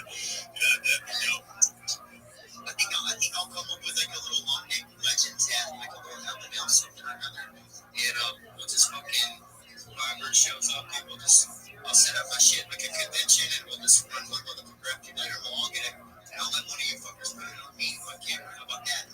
How about somebody never tipped you before and I'll just fucking through it like quick. And I'll give you a little space on my body and that's kind of a big deal because I got a very old thing. I'll tell you what, dude, if you want to throw a long neck legend on me, bro, like I'll take the long neck legend with you on camera. Dude, I will have one of my PFPs tattooed on me, bro, for sure. 100%. We'll hashtag it LNL right underneath it, dude. Do it. I'm in. I got no problem with that, bro. Not at all. We got to, because that's how they know that we're fucking psycho. Not everything that we love and every fucking thing that we do out here. Oh man, we ain't fucking around, dude. We're serious business, dude. We make it look easy and fun, but none of us here are playing, dude. We're all out here doing shit, like real shit in the real world. J Nova, shout out to you, boy. I hope you got that fucking watch that you were after, dude. I try to tell the fools to give it to you. You're a G and you're my homie, but that shit don't always go so far everywhere.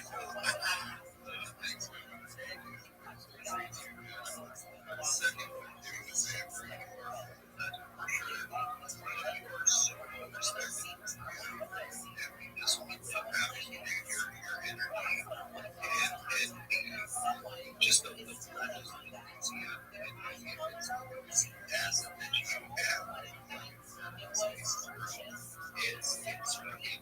it's so true, and I just I love that. I love my connection. So thank you for everything you do. Tell them just have the most blessed birthday you could possibly have. Thank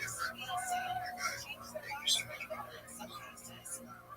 That energy and the hype I get, like I have a little bit of that naturally, but dude, I get that from women and meeting real people and making real connections with real dudes, and not only that, but in real ladies too. But I get it from coming in and seeing projects because I know what a good project is. I get it every 2 years, watching motherfuckers go to the top and burn up or not. I've been around all the good ones that are still here, and I've been here for 2 whole years, so I know good projects when I see them. Not only that, but I know communities and some communities support what I'm feeling. What gets me hyped is coming in and seeing how everybody else is about this project and about the community and about doing everything they can do for that. And that shit gets me like I can't even fucking tell you, dude. I love that shit, dude. And the thing is, like really cool shit. This year, 4 days, I want to see you guys do a lot of shit. And not only that, hey, I want to tell you though, bro, I love this one thing. That thing is, I'm gonna keep rocking that big for how long, because I really changed my PFP. That's so you, dude. I knew that was you, bro. Like I knew that was you. Like I was like, dude, this is Coco. I have to keep this going. I knew that was you, 100%.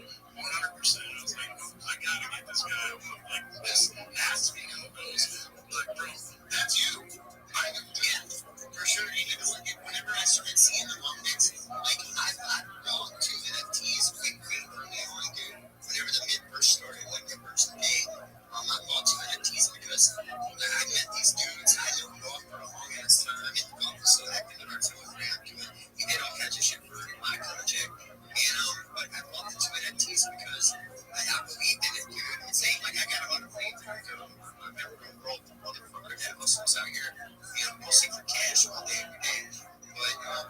it's rare that I do put any money there. But when I do, I'm not spending where I want. But I want to NFTs. And you know what I did? I gave one away one night in a space to somebody that didn't have one. I know has some money and be a good, like, Memorials community. And now they gave me this one, bro.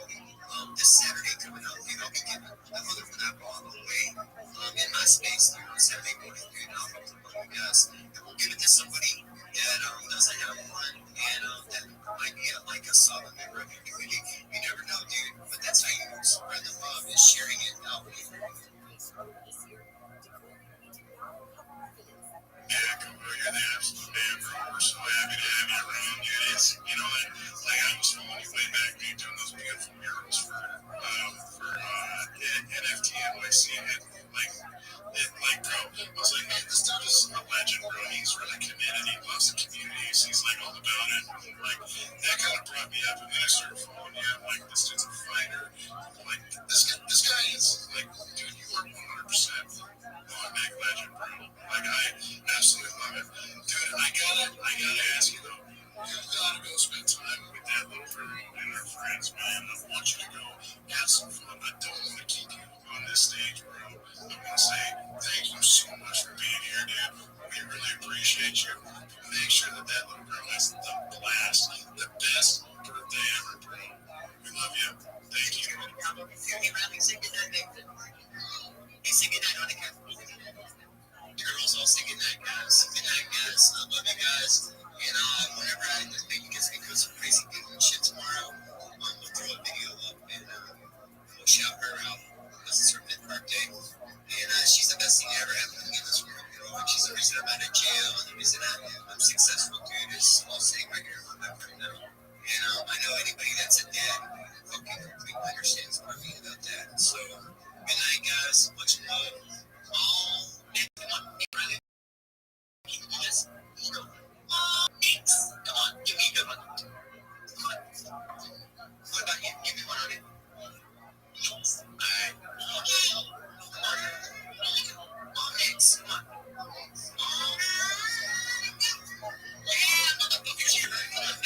Why are you saying motherfuckers to your children? Thanks for supporting me and my podcast and my art and all that I do. I do it all for you guys, in case you didn't know that. I do. So good night, guys. Tap in. You guys so much.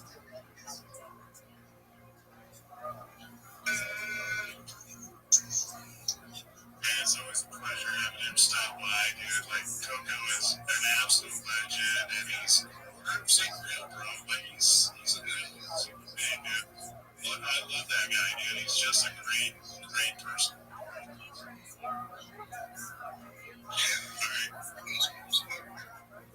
Alright, so I gotta ask you guys. So, Rabbi is still here. He's still requesting to come up. Should we give this guy a chance to come up and like talk with us? Like, Rabbi Rothschild's still here. Yeah, I'd rather just have a conversation with this guy, find out what's going on. I mean, you know, I'm not a, you know, I'm not a big legend. I like free speech, but I don't want to get sold. Like, it's like, you know, you gotta jump on this witness, show up at your front door. Like, dude, I don't need you to read me this spiel I've heard it a billion times. Like, I'm not home. It's pretty humble. That's kind of what we're doing right now. Right? So, I'm gonna let him back up. Let's see what he's got to say. All right, Rabbi, you're back up here. Let's hear it. What do you got to say, brother? Well, thank you for the opportunity. I wanted to say I really appreciate the opportunity to be able to share with you what I could, and I wanted some advice on what you think I could do to improve it. I'm hearing it. You guys think that it sounds like I'm reading it. I'm not. I've just done it for 4 years, so I know it very well. But you're saying more of a natural tone. Is that what I understand? Yeah, I mean, we would like to have a conversation with you, kind of find out what you're all about. You know, I don't think that everybody wants to get sold on something. You know, I think people in general would prefer not to have the vacuum sales pitch. You know, or the elevator pitch. You know, just jump in. Let's see what you're all about. You know, if people are going to be interested, they'll be interested, and they'll talk back with you. So we kind of want to talk with you and see what you got going on. Certainly. Maybe I misunderstand. Isn't that what a shill is? An elevator pitch? Yeah, I suppose so. You know, but there's a point where you lose interest, right? So you kind of got to get it. You take a college class for communication, you're supposed to memorize your pitch. It's never supposed to sound right. Yeah, not so robotic, right? It's got to be engaging. It's got to be short. You have to captivate people in a short amount of time. I understand. I appreciate the feedback. It is memorized. You can, if you want, not that I'm suggesting this, but look at my YouTube. You can see I'm not reading it, and I sincerely appreciate the advice. I really do. Thank you. It should be more concise, sound more natural, and I appreciate that. Yeah, and it's weird. X is a different place. I know a lot of people come up here and pitch projects. See a lot of those pitches just disappear. You want to really just look for community. Try to be friends with people and really shoot who you are. Good and bad, I guess, right? Let people get to know you. What's your hobbies, Yeah, I mean, if I could give you a piece of advice, like, Rabbi, have you tried to become part of any of the X communities or like any of the communities that are out there? There's a lot of them. I mean, we're Long Neck Legends, but there's a lot of communities out there. Have you tried to like become part of those communities to branch out at all? 100%. I've been live streaming in the Harry Potter Obama Sonic 10 new community for more than 2 years, 24 hours a day. I know the developers of that project. I'm even in their fantasy football league. There are 12,000 members in that Telegram alone. If you're familiar with the Big Steppas, I've been live streaming my life in there for months. I'm very well oriented with the people in there, and those are just a few of them. There are others, but those are the primary ones. And you're absolutely right. Building your network is the phrase. Your network is your net worth. I understand the importance of it, and always looking to make new friends. Well, we appreciate having you around, man. And there's a chance that we might be looking into your project, but I can't say that a lot of us are. I personally, I think I can speak for everybody. We're not like psyched about it. Like, I don't think everybody wants to get like hard pitched too. Like, it's cool, but I think you want to jump in and just kind of hang out with everybody and say what's up, tell a few jokes, find some interest in your fellow man, right? And then people might be more interested in what you have going on. Totally understand that. In all honesty, the term shill throws me off because when I see shill, it's like you need to have your elevator pitch. It's got to be down to like 3 minutes or so, and then people are going to ask you about your project. So I understand not every space is the same. Not every. I get. I get. No, I understand. I understand that. The other places where it says shield, that's what they want. They want it to be fast. They want it to be action packed and full of information and energetic. But I understand. And I just want you guys to know that I appreciate the advice that you've given me. Prior to me coming up, I know there was a gentleman here or person named Scorpio. I thought that they brought in some really great alpha in particular. And you guys, I think, agreed with them. You had originally asked me about my thoughts on crypto. The idea that it's much easier for a coin to go from $1 million to $10 million than from 2 billion to 4 billion. And at the end of the day, you're just looking at X's, whether it's 10X or 2X, which one do you want? So I think you guys are definitely on the right course in the discussions that you had. And I won't take up any more of your time. I appreciate the. I gotta ask you a question. Go ahead. Have you considered becoming a Long Neck Legend? I have just learned about this project over the course of the last 3 days. So, why should I become a? I'm not saying I won't, but like, what's your pitch? Why should one become a Long Neck Legend? Because you be a legend, bro. So, stick my leg out for you. So you will find that in the Long Neck community, we all stand behind each other, very, very tough. And if you're one of us, we show up for you. And so not only do we move together very tough in packs, but we move to help one another build, and we want to build these relationships, and we want to build other projects. So we're all here together to help one another become the best that we can possibly be. So one of the things that we do is we stick our necks out for one another. That's why we're long neck legends. We reach back, we grab the guy behind us, we pull them up with us. We are all about freedom of speech. We stand behind one another, whether we agree with you or not, and we might not always agree. We always are together, and we move as a big unit. We're not just doing one thing, we're doing a lot of things. Golf's making hot sauces, and he's making, like, the NFTs, like, that's like a jump off point compared to where this is really going in real world assets. There's just a long list of amazing things that are coming for this project. So I would suggest maybe grabbing up an NFT, becoming part of the Long Neck Legends, and just see what you get in your value return. And if you don't like it, sell it. But I'll tell you what, if you become part of this project, I think you'll gain a lot of value out of it. I appreciate it. If I may ask, are they ducks? Are they geese? What are they? Golf, do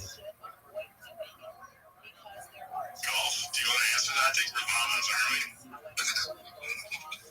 Pretty sure I'm a llama, but I don't know what you see. But you see a duck, maybe it's an ostrich. I don't know. I haven't watched Animal Planet in a while.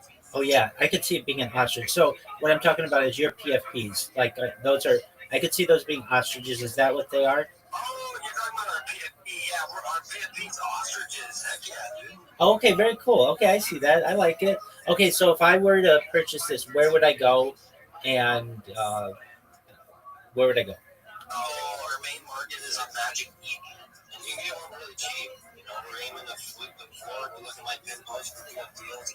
And on top of that, you know, we have a lot of real conversations, kind of like how you're coming into it right now. I say, getting to know you prior to like hearing about your project's actually better. Even though it's chill, there's also chill, right?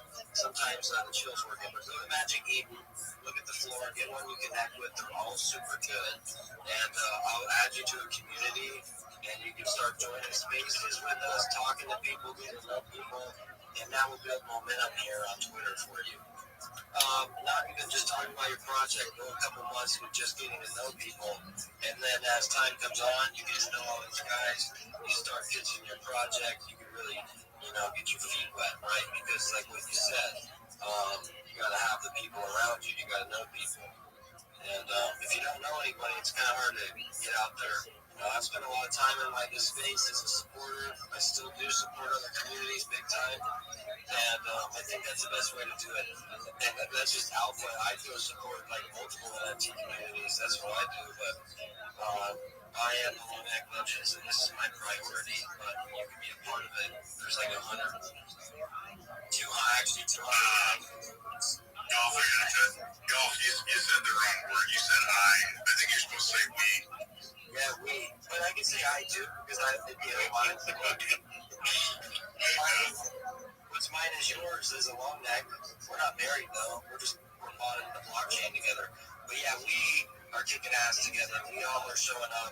We all do a lot of things here in the space, and we are very committed to this project. But as one of the guys drawing all the artwork, I do one-on-ones for people. I'm not the only one doing anything. You know, Jimmy's doing something, always out pitching. Jethro's always in another space pitching. Jay Nova's been coming in the last few weeks. Like Mike Tyson, swinging heavy and doing a lot of work.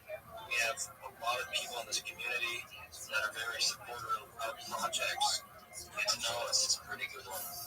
Great. Also, if you forgot, you know, maybe things happen and they turn around to invest in you. Excellent. Well, I appreciate the information on the project, and certainly we'll take a look at them. And if I see anyone that I like, I'll certainly buy in. And just want to thank you for the opportunity and the feedback that you gave me. All your feedback is very important, and I'll take it to heart. And just hope you guys have a really great night. Thank you. I gotta say, we really appreciate having you in here, and we appreciate your project and what you're doing. We understand the grind, and I hope nothing but the best for you and success, dude. I really think it's awesome that you're putting yourself out there and you've got a decent project and you're trying to build. That's exceptional. That's wonderful. So, hey man, if you want to jump in, we'd love to have you as part of the Long Neck Legends, and we tend to show love where we get love, man. So why don't you, even if you don't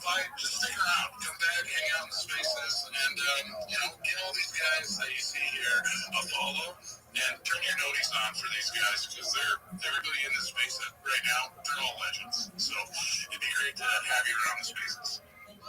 Thank you so much. I have followed everybody and look forward to connecting with you guys in the future and potentially one day becoming a long neck legend. Thank you for the opportunity.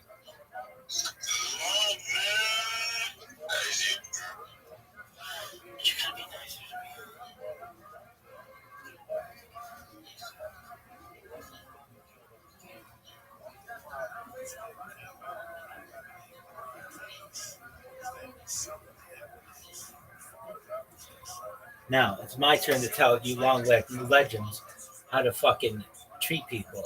You don't interrupt them when they're shilling unless they say something that is of, these are all subjective, but of pure annoyance to someone. You let them say their thing. You give them. I would give people up to 5 minutes, 3 minutes, and if they ask to be able to finish, I think you let them finish. If not, you look like a dick. And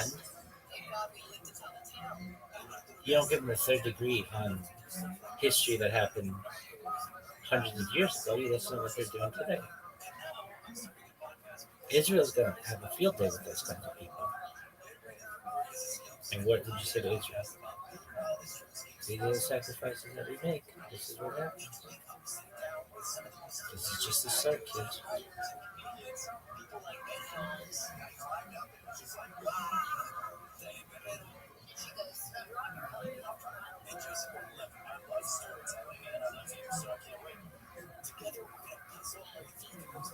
And what would you say to that fucking Scrooge McDuck guy? You are a, what is the word? Well, just a high pressure salesperson, but also um, you're a.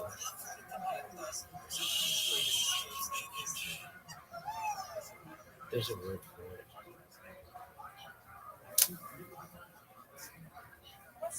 It's kind of an asshole. That's what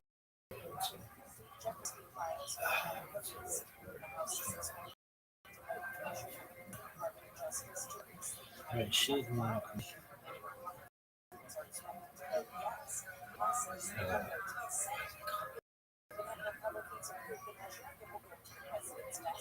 Launching card. Oh, A with mankind. That's a chill.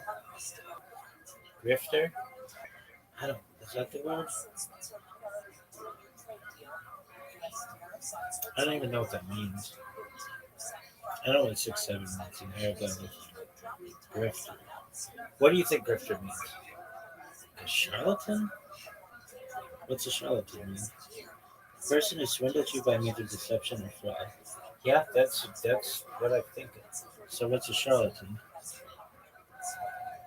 Someone lives in Charlotte.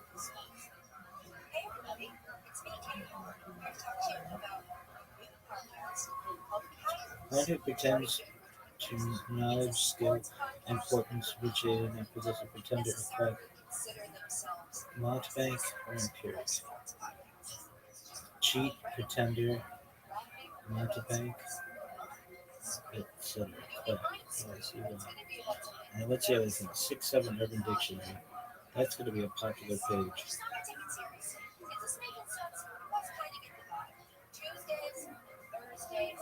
A UK gang that makes music and talks about drilling people. Is that real? When a 6-9 is in progress, it's only 1.5 of a couple of is familiar. The 6-7 is declared as a promise for future payment. No, dude, that'd be like a 6-4.5. A state of resentment towards your partner when you try a 6-9 twice and they fart in your face. I don't believe that. Sex position 6-7, 67. Wow, that was long. I don't believe that. What is it? Somebody's got to answer this fucking question. 6-7 means. Everybody's like, no, I don't know what it means. This is some kind of psyop. It's nonsensical. Not 67, to be clear. It's 6-7. Is it viral, ambiguous slang term as While the term is largely nonsense, some argue it means so-so or maybe this, maybe that, especially when paired with a hand gesture, where both palms face up and move arbitrarily up and down. People also use 6-7 as a way to respond to questions as a result of seeing the numbers 6-7 in consecutive order in the wild, such as a math problem or within a phone number. How tall are you? 6'7". How are you today? 6'7". What's 120 minus 53? 6'7". Because of its marketing shift in usage, which is an example of brain rot slang, it is intended to be nonsensical and playfully absurd. It is thought to originate from the drill song Doot Doot 6-7 by Skrilla, which repeats 6-7 as a hook. It is likely also popularized through videos about NBA players such as Lamelo Ball. Viral clips of the TikTok and Instagram paired with the song Doot Doot 6-7 with basketball visuals as far back as October 2044. That's like not that far back. As far back as November 8th, 2025. Like fuck you, dog. This is stupid. Brain rot is right. Steal a brain rot. I hate this fucking culture. This culture sucks, and I blame the British. I blame the British for everything. Sucks. Oh,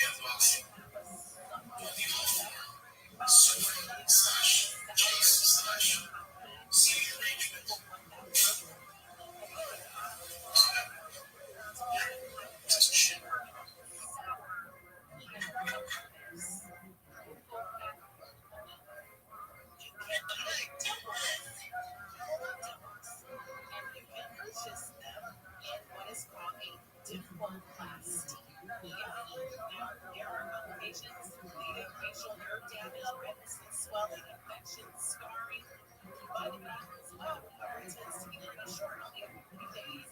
After that, you have dimples. There you go. A hole up your nose. Umbiloplasty. Umbiloplasty. That is changing the appearance of your belly button. Now, generally this was done on infants with umbilical hernias. It was done to help relieve pain, pressure.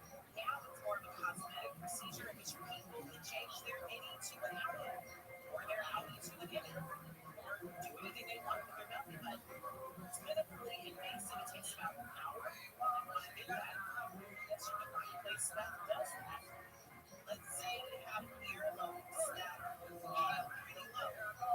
Whole songs about this. Do your ears get low? Do they wobble to the fro? Well, they get low. And you can tie them in a knot or a bow. You can certainly get an earlobe lift. Often people who wear heavy earrings, their earlobes get set. You can actually raise those up, or if it's a genetic issue, raise those up. Lift your earlobes back into an area or a space that's more acceptable to you.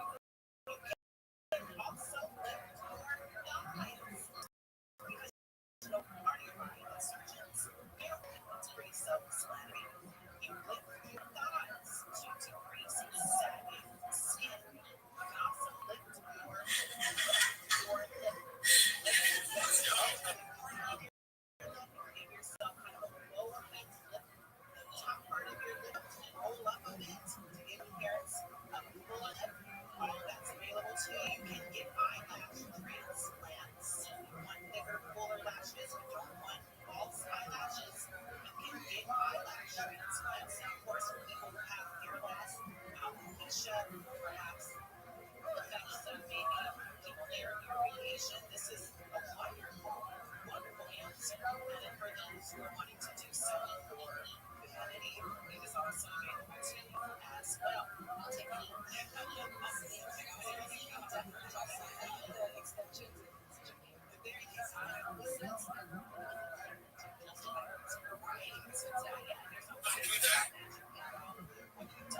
Certainly translates to permanent transplant. If you want to get your eyebrows thicker, you can also get your eyebrow transplant. That will take follicles from your scalp, actually near your ears, and let them near your brows to fill them in. You can also fill in your feet.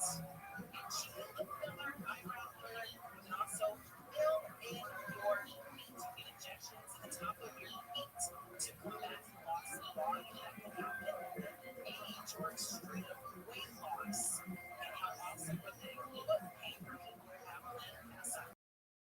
And cushion areas that are hardened. And lastly, hands.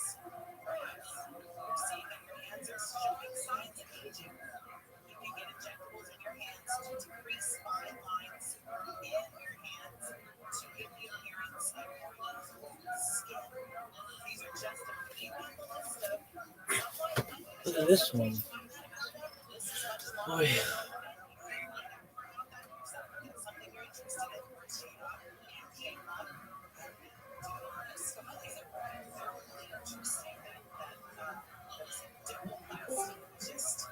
in. Yo, Sal. Do you talk, Sal? Sal's just chilling like a villain. Chilling like an igloo.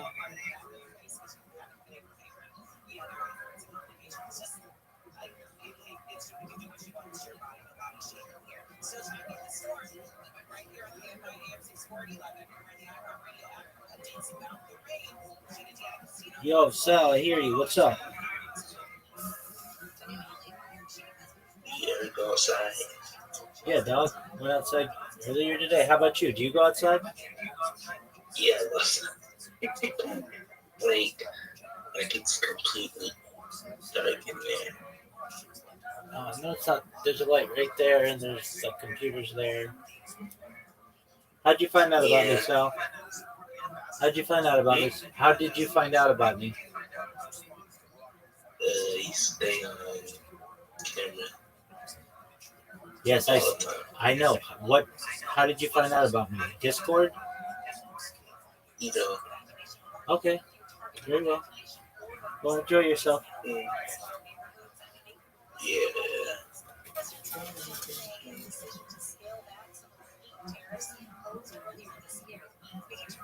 What's going on, shine?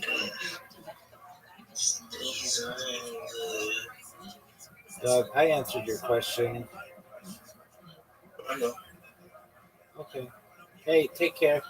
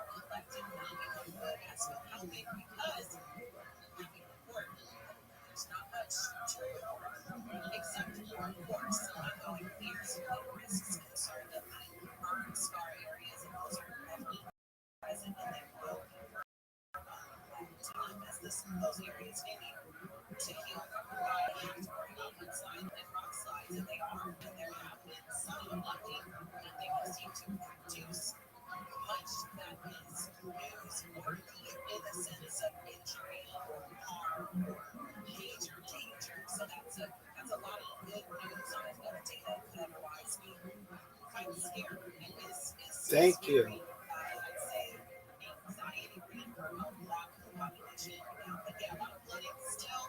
Freeways aren't down, certain streets aren't down. So be careful while you're driving. It's a mess. You need to watch that. Ali on the board there has given us a gift. And I want to share that with all of you. It actually is an intro to our Scammers on Scam segment. Ali, would you mind playing that for us?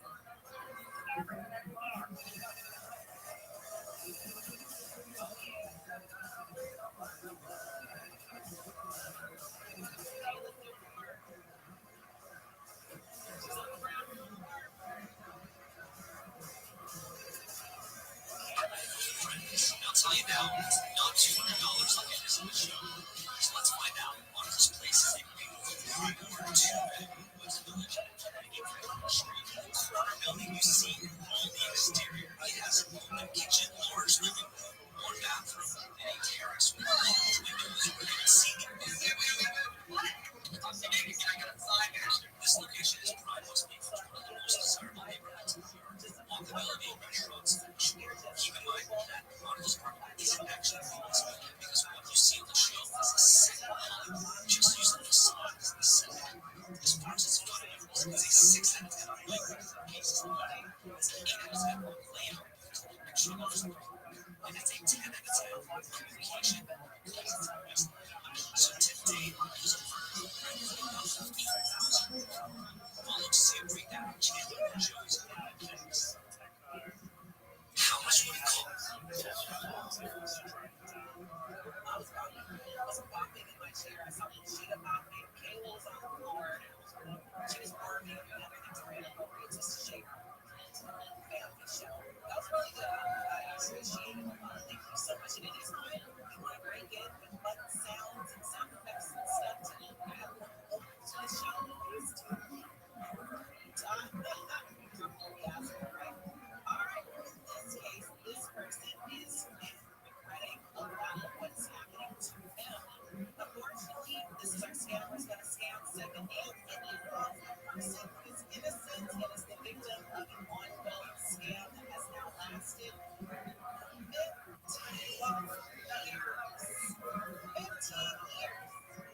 Most things don't last for 15 years, but this scam has multiple. And what it is Stockholm, 63-year-old Thai cheating industry from Palm Springs says that online romance scammers have been using his picture to potential dates for 15 years. This is so great. Just been mindful of these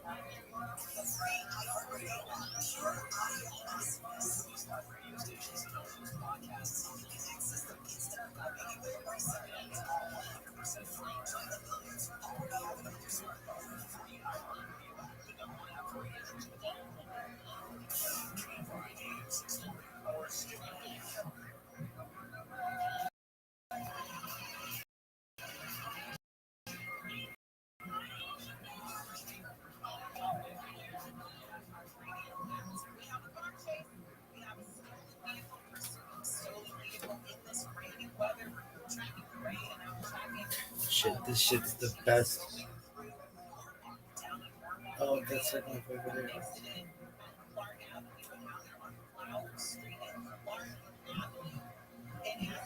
I know exactly where that is. That's right by where.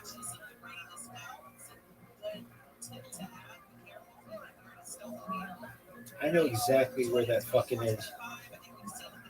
I've been on that fucking intersection a bajillion times.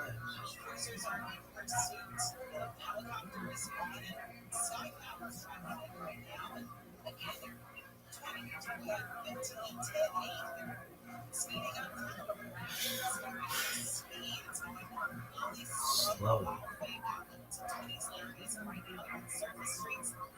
You know where it is? It's like down in North Lakewood Boulevard and Flower. You know what that is? Yep. Yeah, I know exactly where that is. There's gonna be a fucking place where you can rent rims right over there, and they're gonna go under the underpass. They're gonna be heading into Belfort. I've been to that fucking gas station.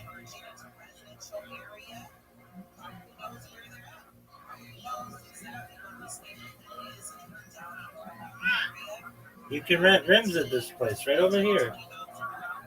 Oh, they're going on the 91. He's going on the 91. No doubt.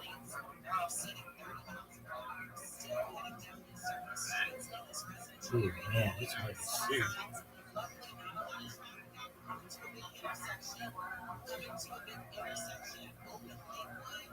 Damn, this is gonna get dangerous. I love.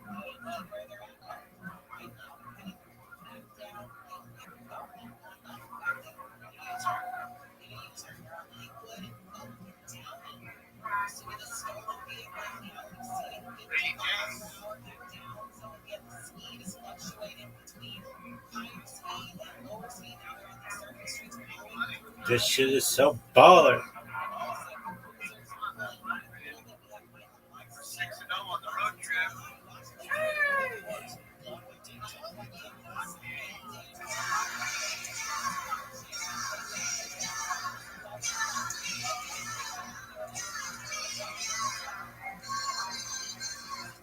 Go, go, go. Go.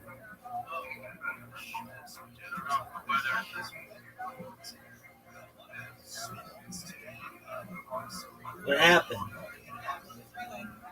What happened?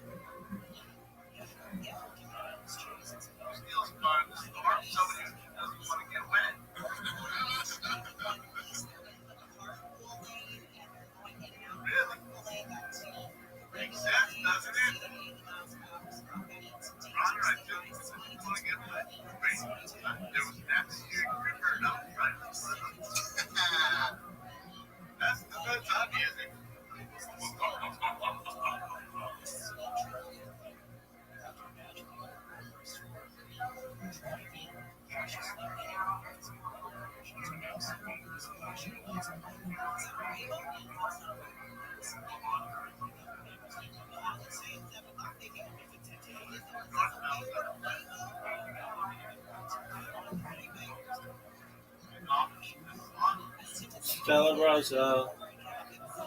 Those motherfucking bellboys are all over the 710.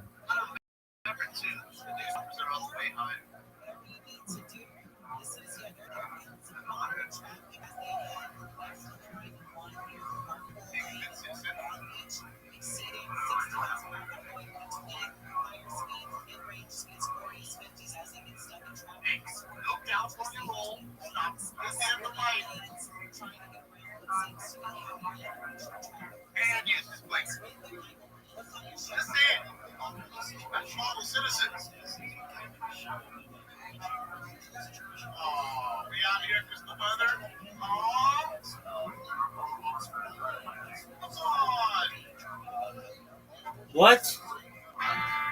What?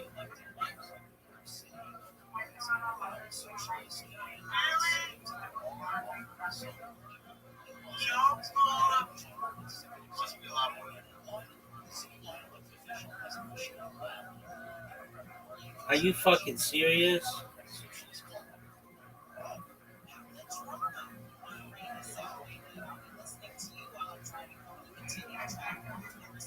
Oh, they're trying to catch up. Maybe they are. Maybe they just trying to cut it off. They cut the frog. Maybe they cut the frog. That's the rap. You hear it on the radio.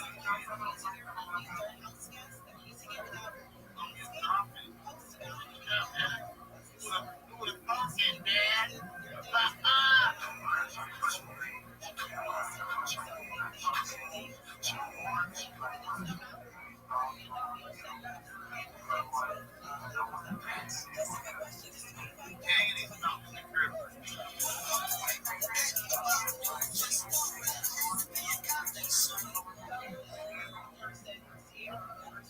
I love this guy.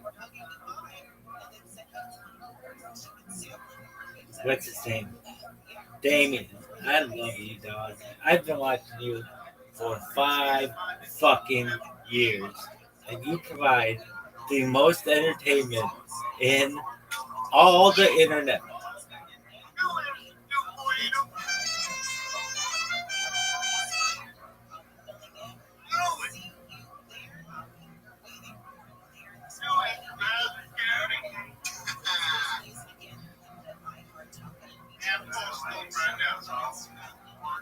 Dude, this guy, if I could die and be somebody else, it would be Damien.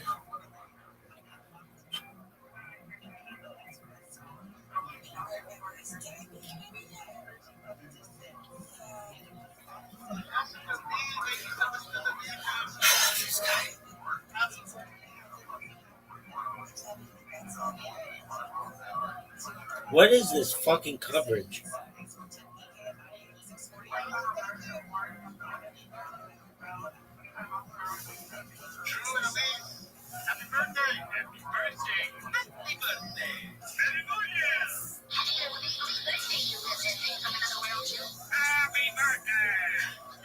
Happy birthday, Nick.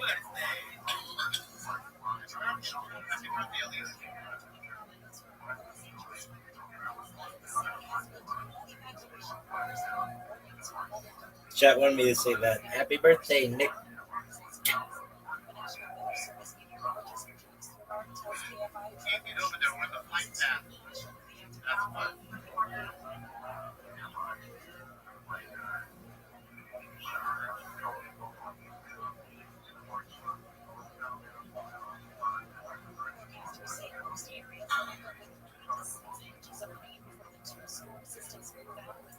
Long Beach Boulevard.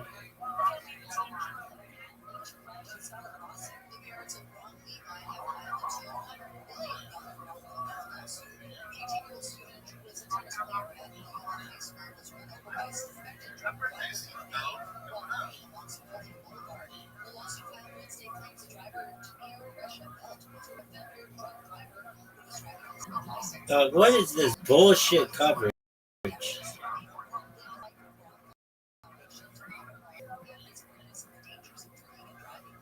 I just burped. I threw up a little bit in my mouth. Psych, I did throw up a little bit in my mouth.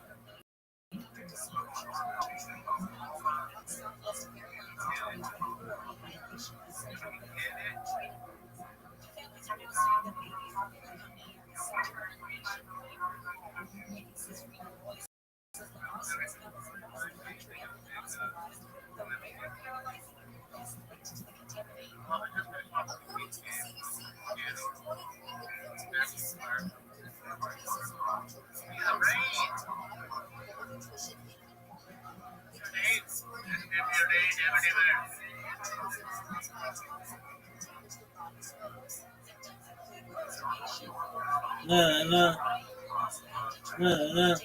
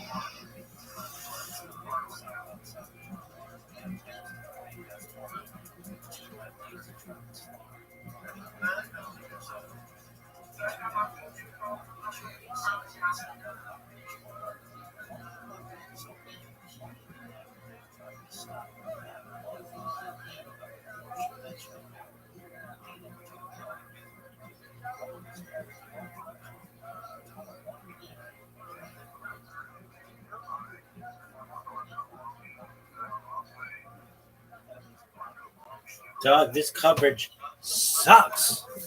It's the worst. 6-7.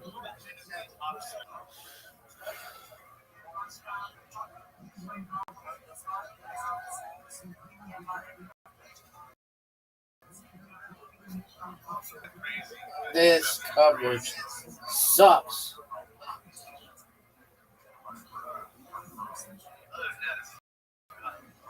Dog.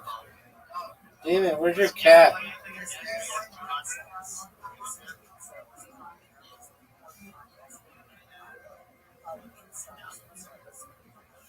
Damien! Can't believe I've been watching this motherfucker for 5 years.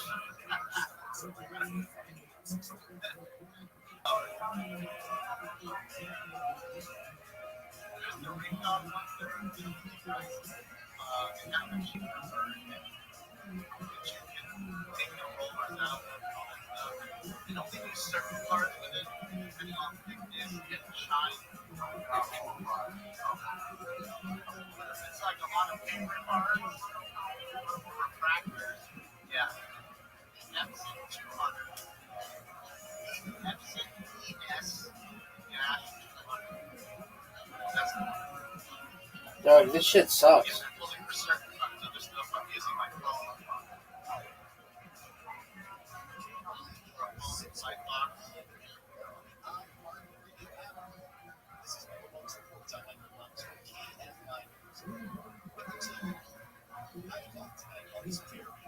This shit is the worst.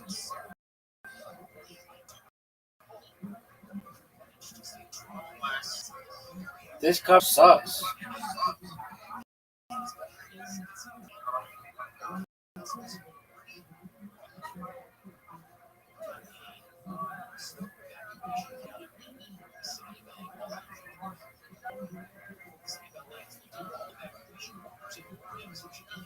Atmospheric red my ass. Karma Cats doing 1999 through super chat. Wicca wicca wow. Wicca wicca wow wow west.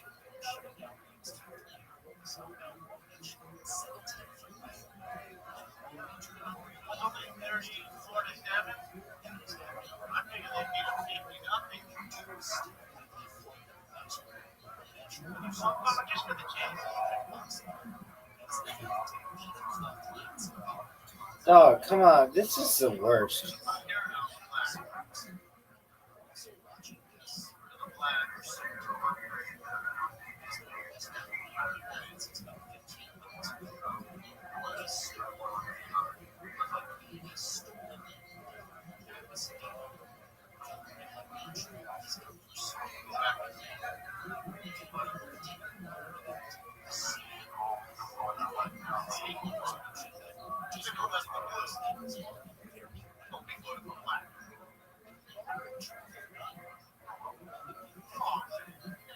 Dude, what is this fucking coverage?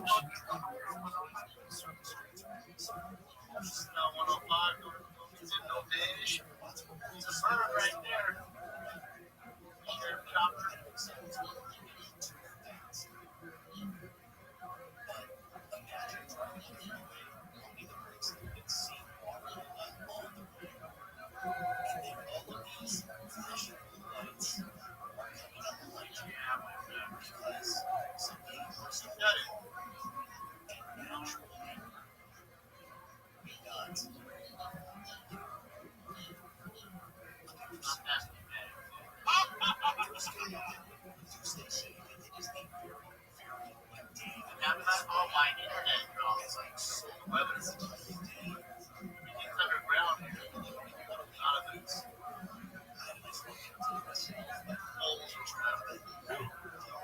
Now get soaked. Oh, you know, the fucker get filled with water. Straight done. Yo, dog, this sucks. Damien, tell him where to go.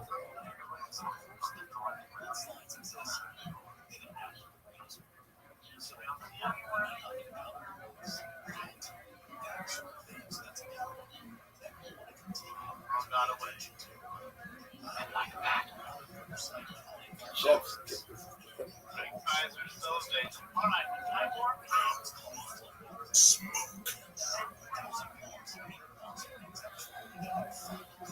Motherfucker's gone.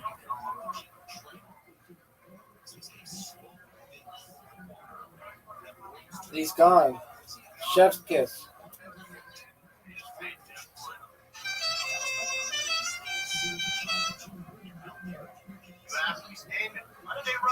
Oh, Damon.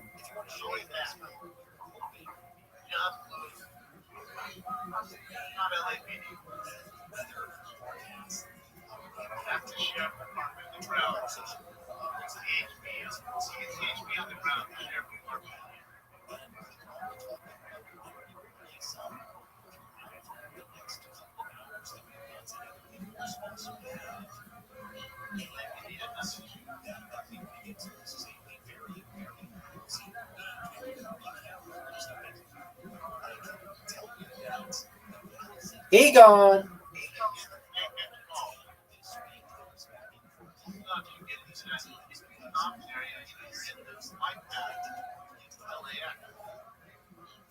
Not LAX, Long Beach.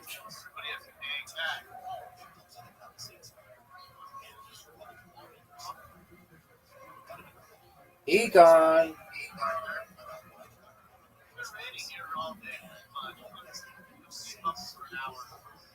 He gone.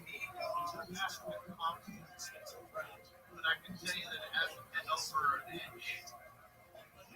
I think we're at 1.8 inches in the last 7 days. Past this year. Not even.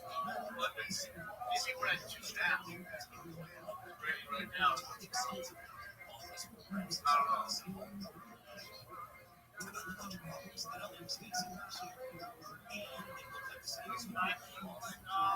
That's got me off the wall.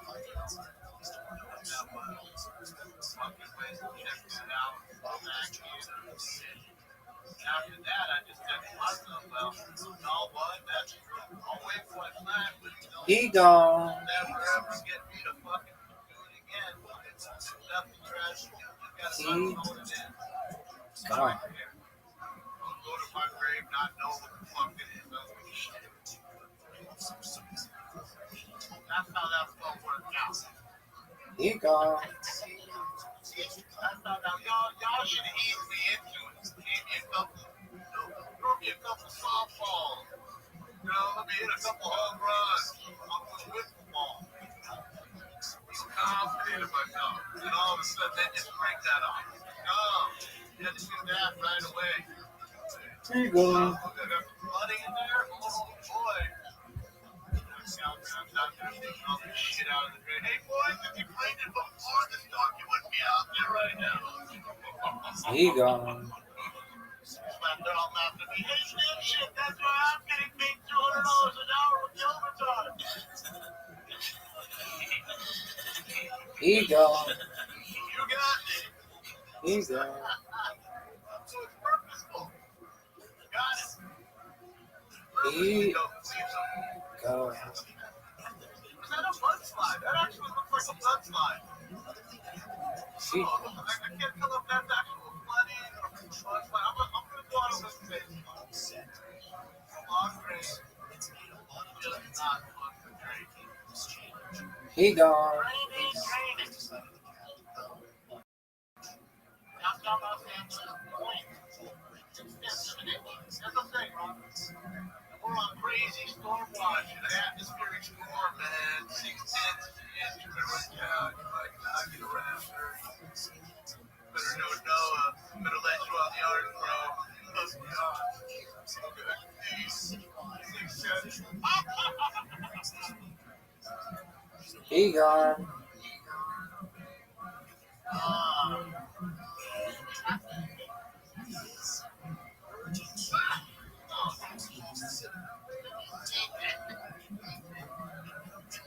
Show me the weed. Let me show you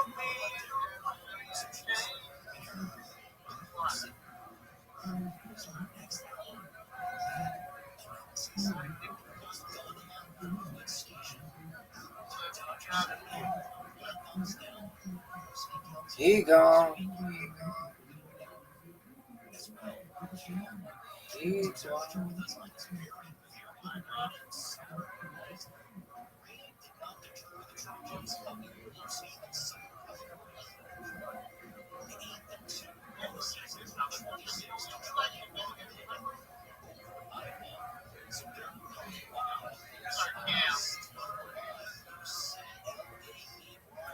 LA River. Slide.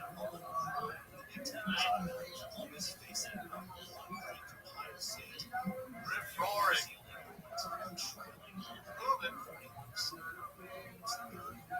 There's an atmospheric river. Egon. More Adam. Got away. Egon. Got away, my friend. Oh, part of the wind.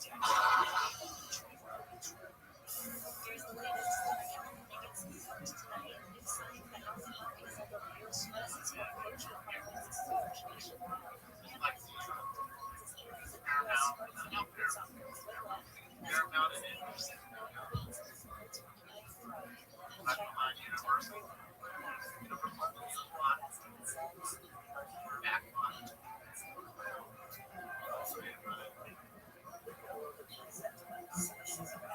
Egon. All that fucking up in there. Step, get this thing wet nice. Run on two step, dog. Right. That awesome job.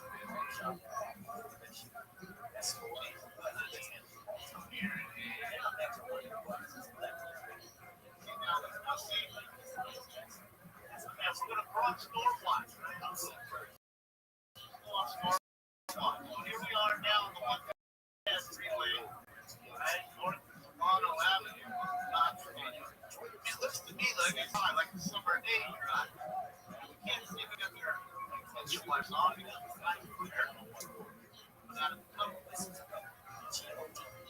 I want to say that the ground.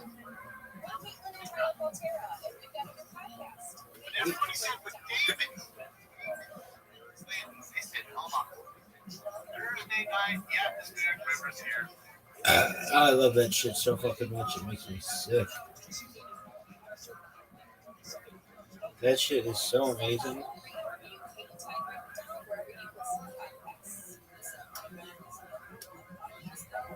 Scale 1 to 10.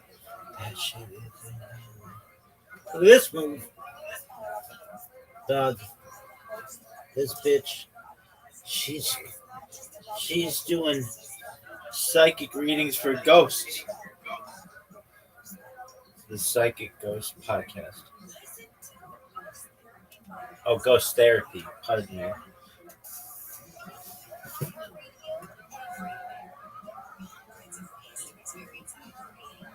Psychic Ghost Podcast. That's untapped market.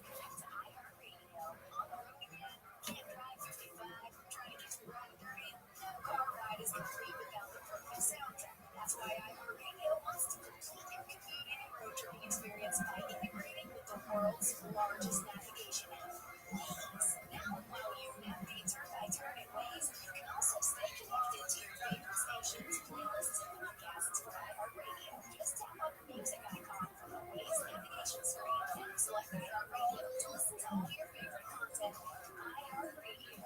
Anywhere you want to listen, including in the car, for days on iPhone and Android. Check it out for free now. iHeartRadio. Anywhere you want to listen, iHeartRadio is there. Here's this week's iHeartRadio countdown of the top TV streams. Here's what you've made popular by getting your stream on. Starting us off this week is the Apple TV Plus drama, The Last Frontier. That's followed by Slow Horses on Apple TV. Debuting at 8 is the new Peacock drama, All We're Left. The new season of the romantic comedy Nobody Wants This on Netflix is up 5 to 7 this week. Sliding back to 6 is Tim Robinson's The Cheer Company on HBO Max. Task on HBO Max falls out of the top 3 to 5 this week with The Diplomat on Netflix starring Kerry Russell and at 4. The new crime drama Down Cemetery Road on Apple TV starring Emma Thompson and Rick Wilson jumps up to 3. Debuting at 2 is Vince Gilligan's new sci-fi mystery Purpose on Apple TV. And for the second straight week, the new horror series It, Welcome to Derry on HBO Max is your #1 stream show. Those are top TV streams of the week on iHeartRadio.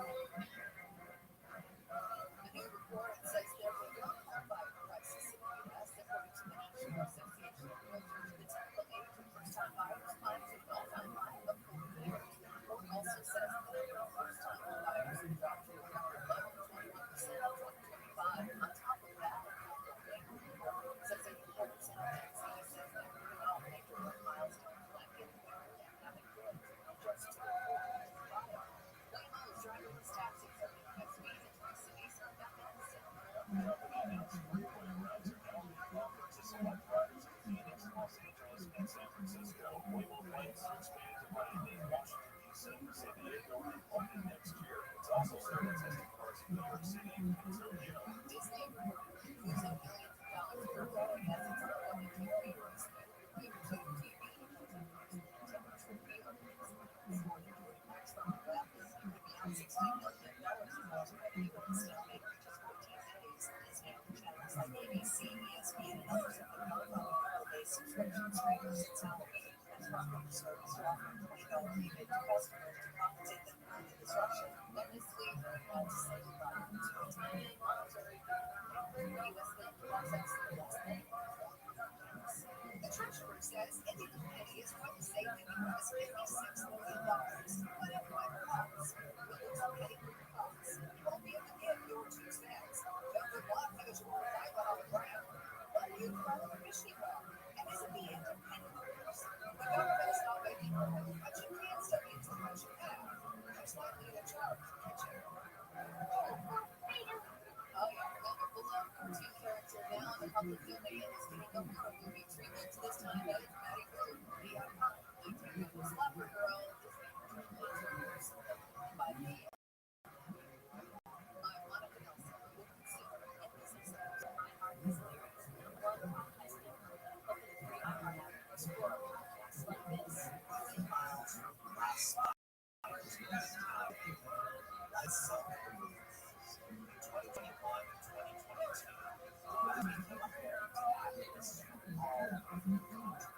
The struggle we're fighting for, gathered to stop by construction, acid, trains, became cops. There, in the forest, we built a new the forest architects do things like that represent a vision of a society. How obedient each other is ever being at each other's words or being sensitive to each other. Until one day,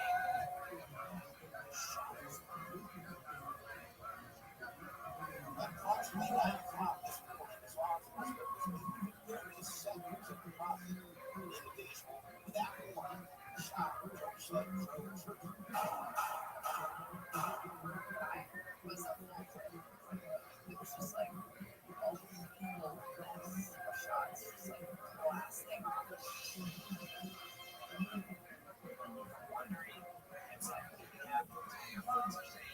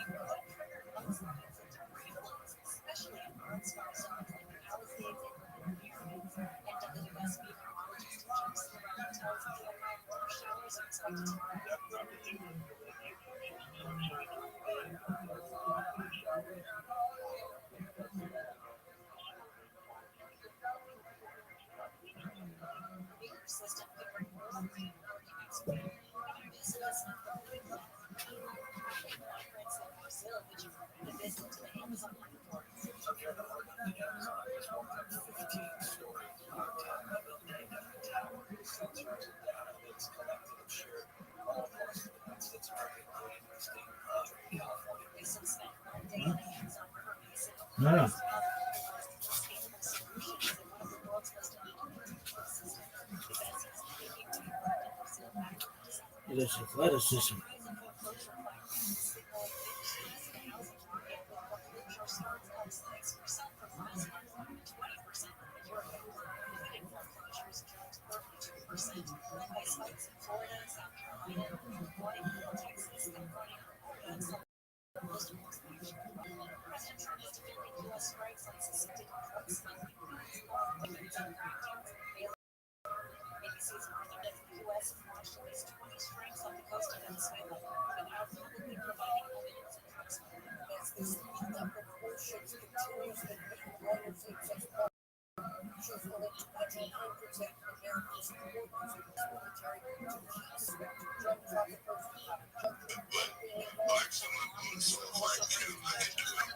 We're gonna get something that's presented, that's put together enough to show as a teaser. So I want to wait for Colin to send us something that is presentation ready.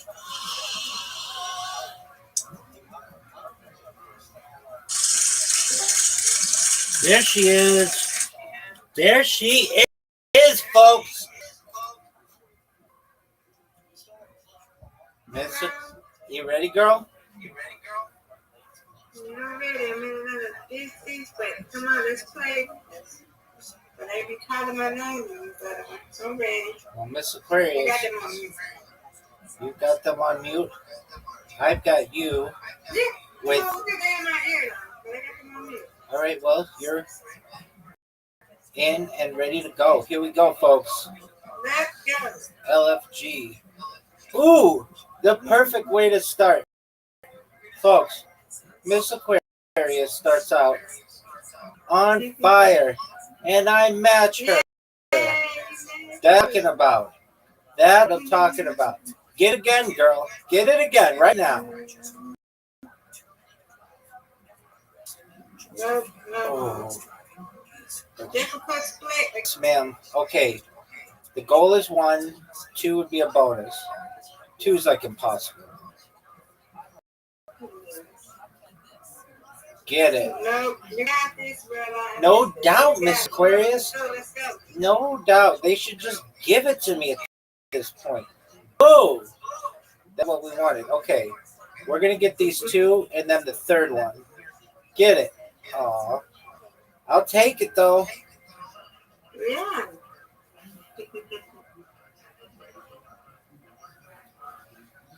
Get it, Miss Aquarius. Another tough split. Here we go. 1's the goal. 1's the goal. Just get 1.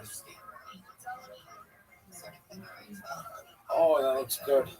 That's all you can do with that situation. And just hope for the best. Give it to me. Oh, come on. Give me that. That's some garbage. That's some garbage. Oh, no. I should have focused. All right, it's Aquarius. I can't focus. I hit my finger for You got it. No doubt you're going to get this. Oh, come on. People at Play-Doh. Sabotaging us. Oh, bad. Bad. Give me these 3. No doubt. I knew I had it. Hold on, I got somebody got to help. Because somebody in my ear, please get out of my ear. That's it. Get it, girl. Get it, girl. All right. You want to get those 4? Then you get more. Those 4. That's it. She got it. Oh, come on. Come on. That's garbage. I think you should have got it. No doubt. Ooh. Ooh, this is a tough split, Miss Aquarius. I mean, I don't really know what else to do. Good job. You win.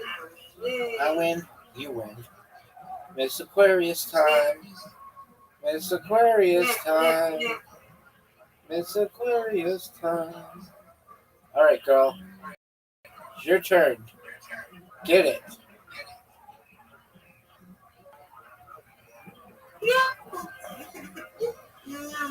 You get these 5. No doubt. Just get that front one. Oh. There we go. You got it, Rabbi. Go, Rabbi. No doubt. No doubt. They shouldn't even make me throw it. Because we know it's going to be a difficult split. That's okay. But not what I wanted. Okay, now your turn to get a strike. And I have no doubt. They shouldn't even make you do it. It should be automatic. Yay. What a beautiful strike. Miss Aquarius, that was phenomenal.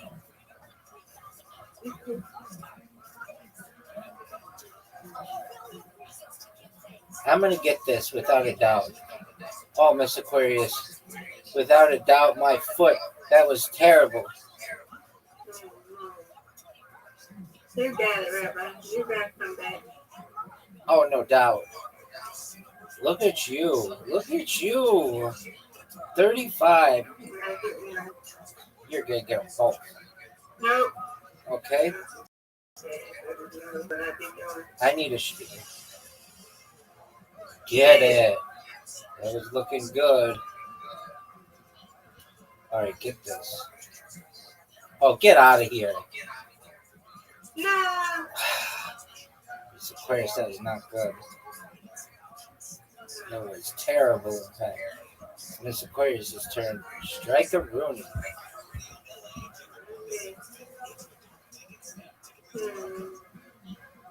Strike a room. Nope, not one. Hey, that's better than none. Comeback time, ma'am. Not what we wanted. I really need all of these. And I don't get them. Miss Aquarius. Miss Aquarius is going to get that win, which we will celebrate momentarily, folks. Perfect. Oh, come on. Get that. Okay, now this becomes an interesting setup. Get it. All right, she got the one, folks. I'm down 17. Come on, you got it. Come on. Nope. It's over, Miss Aquarius. This one is over.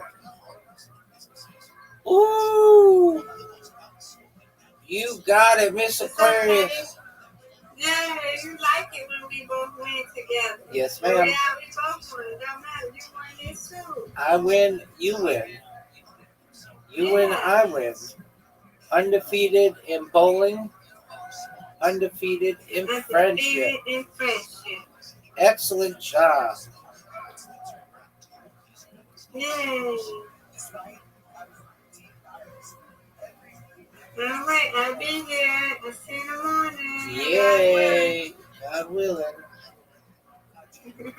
How's everything going? You went in the spaces or something? Yes, ma'am. I get some people are nicer than others. But for the most part, people are really nice. I see we got people coming in. Yes, ma'am. We surpassed 2,500 people, Miss Aquarius. That's big time. That's big time. I'm trying to get to 200. Where am I? I'm at 198, right? 198 what? No, I'm at 109. I'm there.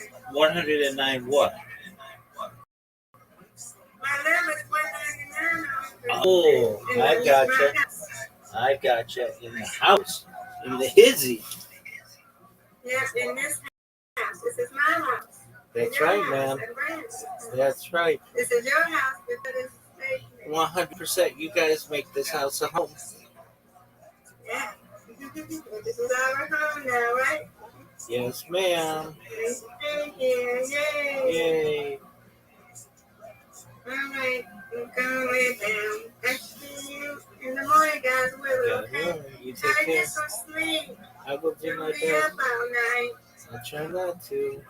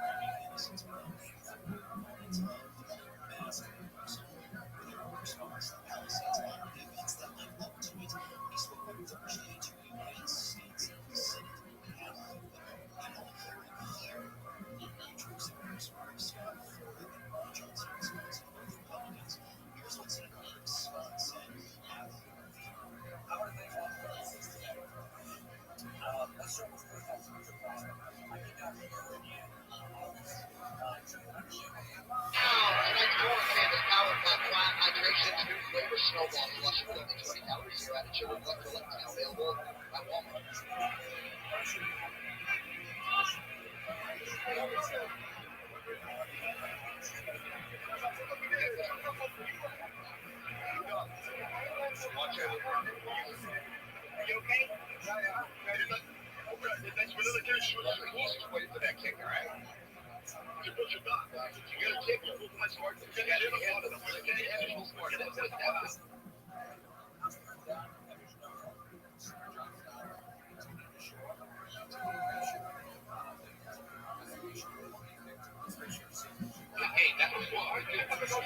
try to get your back.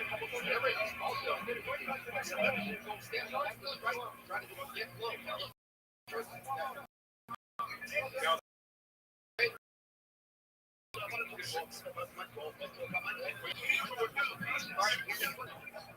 Round was brought to you by Montgomery and cocktail across the shots.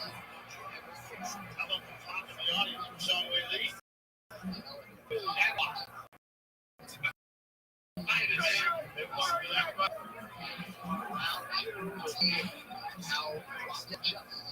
So Price better get his work going.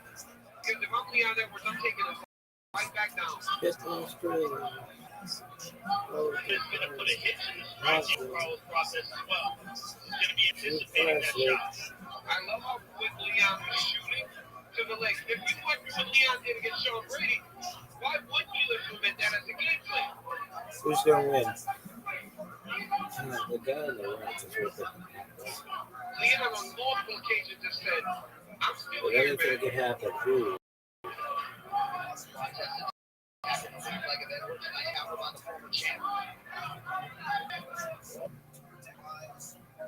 Oh, you little bitch.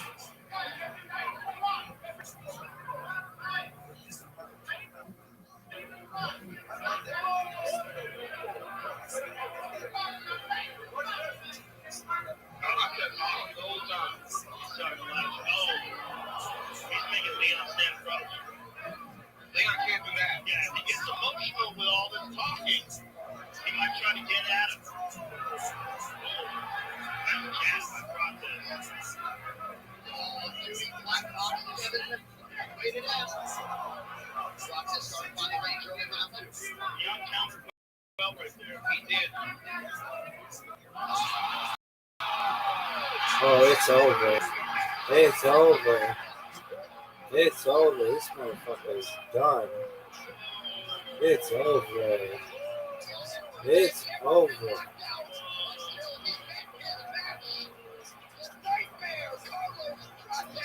The nightmare. He's the knockout guy. He's the guy that knocks more people out the UFC than anyone. And he puts Leon Edwards out. The way he stepped into that punch. Man, I can't see that again. Show me the replay. 12 times. Brazil. You can see Process just gaining in confidence. And they were more once he got Leon talking back to him, that's his game. He starts trash talking, and Leon gets out of being. This motherfucker is out. And he's standing in front of him, waiting to get it back. And Carlos set him up perfectly. This mother is Leon out. cannot stand in front of him. He's got to move. And bang. That's He is such a precise, powerful fighter.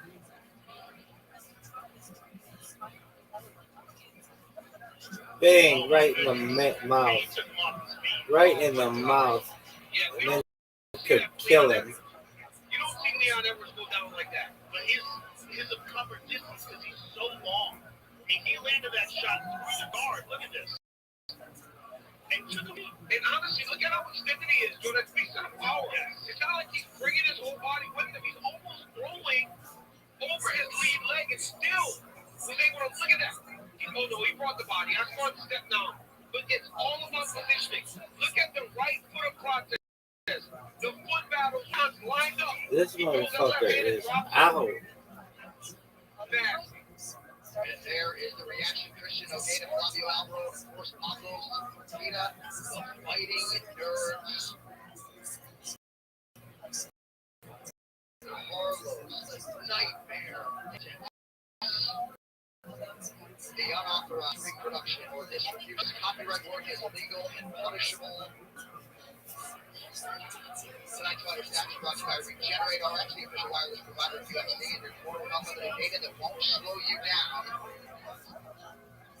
UFC dating 224. 78 inches of reach. And 170 pounds. Just his confidence also in his belief, his ability to put people up. Alright, make it official. Better force. Please, Joe.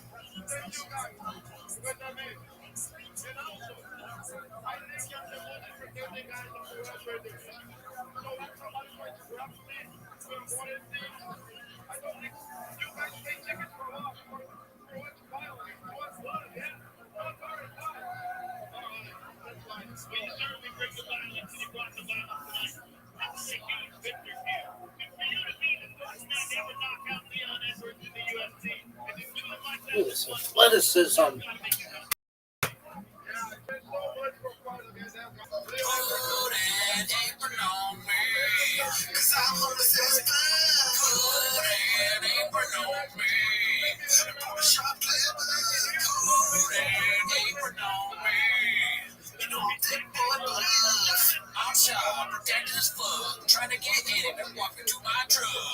I don't understand what you got.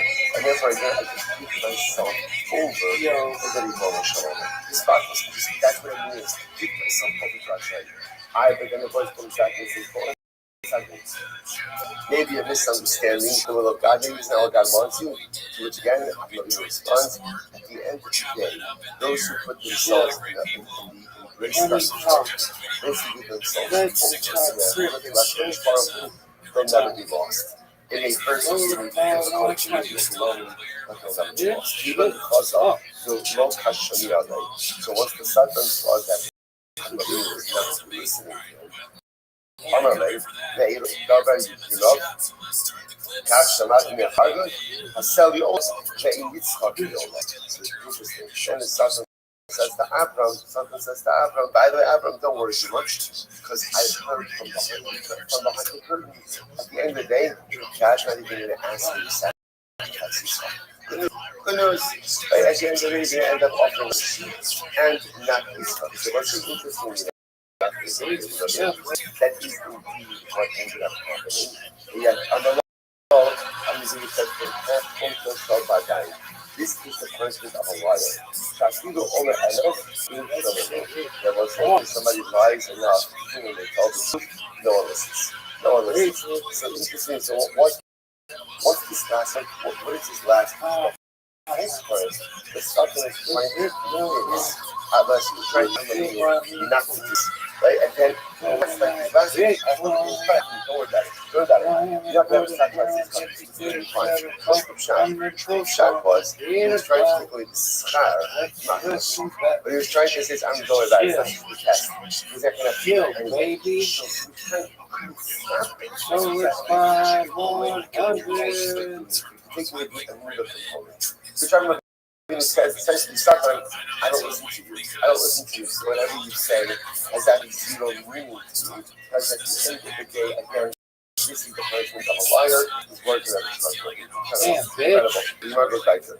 I'm going to let you tell me this stuff. Because it's ultimately again, but it's fascinating. So as the Satan is hanging on the example, Ishmael,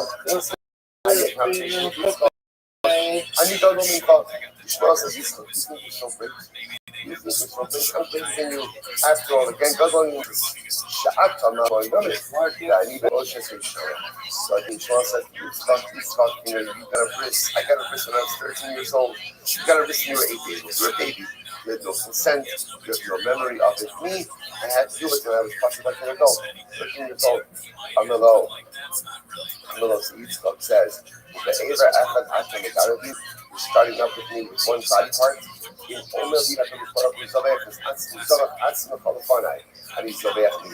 Right? Ultimately, again, I used to think this is what tell me to give my entire body to him. I know this. And maybe after that conversation, after that, what's the shot with all of this? So first of all, that I think one of the things that comes up with this is, you know, it's a bit cliche, but you know the phrase, Hashem never gives you a test. It's kind of careful. Who gives them a car for that may actually miss tomorrow. But what happens over here? There's a conversation between the company as well. And Yitzchak says, Hashem told me to sacrifice my entire soul. And right after that, the king Nisas, It's almost as if that moment when Yitzchak demonstrated his ability to be ready for such an overwhelming test, in the aftermath of that statement, that's when it was tested. Only after, again, it was clear that Yitzchak was ready for such a Nisayon, that was found to be so Hashem never puts us in a situation to change handle. It doesn't mean it's easy. It doesn't mean it's pleasant.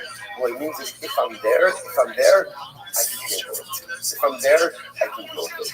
It's also interesting to point out that whenever you want to do something good in life, just be prepared for the forces of opposition to bring up against you on every single level. In fact, let's make the argument that the holier the endeavor, the more intense the resistance, right? When you're doing something, that doesn't really matter, so the forces of nature don't start up with you. Suckers don't start up with you. Trolls don't start up with you because no one really cares what it is that you're doing. When you want to do something holy, when you want to do something that's doing, just get ready for the resistance to occur. It's not going to be right. The Satan starting up with Abram, the Shmuel starting up with Yitzchak. So there's resistance every single step of the way. That's when you know you're on the cusp of the future. It's reminiscent of one of my favorite parts of all time. Actually, by the Akeda. What's at the end of the Akeda? Hashem says to Abram, Akeda says, don't do anything to the boy. Don't check Yitzchak. And then what happens? First it says,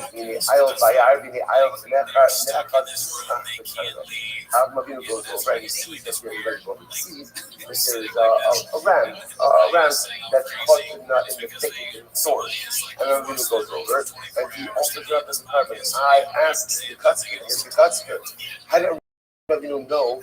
Go ahead and offer that up as a carbon. After all, Hashem said it's a carbon. Maybe you didn't want a carbon at all. But how did Avinu offer the carbon? It's amazing. He says, because Avinu saw that it was stuck in the thorns. So his cut was just like this. If the idol would have run up to Avinu's feet and lay down in the feet, Avram wouldn't have offered it. It's something that easy that's going to stop. Hello, Rabbi. And when he saw that it was stuck in his listen, you ever try to get a rat out of a ticket? Right? It's not possible. It's not right. Somebody told me this out of before. Right. That's what I said. So, okay, you ever try to get a rat out of a ticket? So, no, but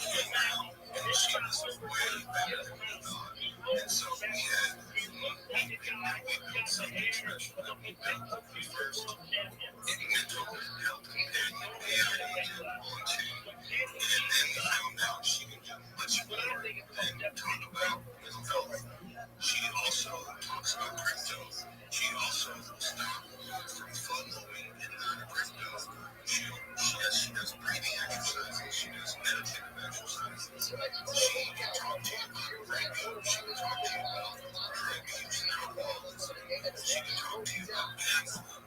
She can talk to you about living in your home. And she is just phenomenal. And so, everything we built this agent, we're just blown away. And I'm going to marry you. Inside, we're going to love bunch of agents. I'm going to build an ecosystem of agents.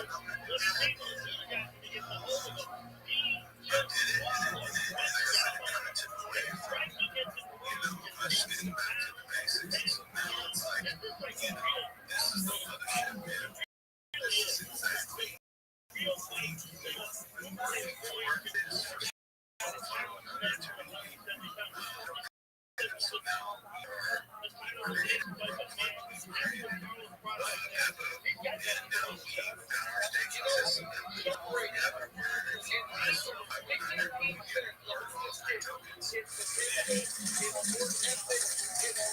This project sucks. Is it project sucks? I'm a project man. I'm a project manager. Project. Certified project. Certified project professional. Certified project professional. Project. Come on, you little bitch. No one. Okay, why? Did they hear your shit? Because it sucks. You know how good mine is? Mine is so good that it makes it sound like want to talk with me. That's how good it is.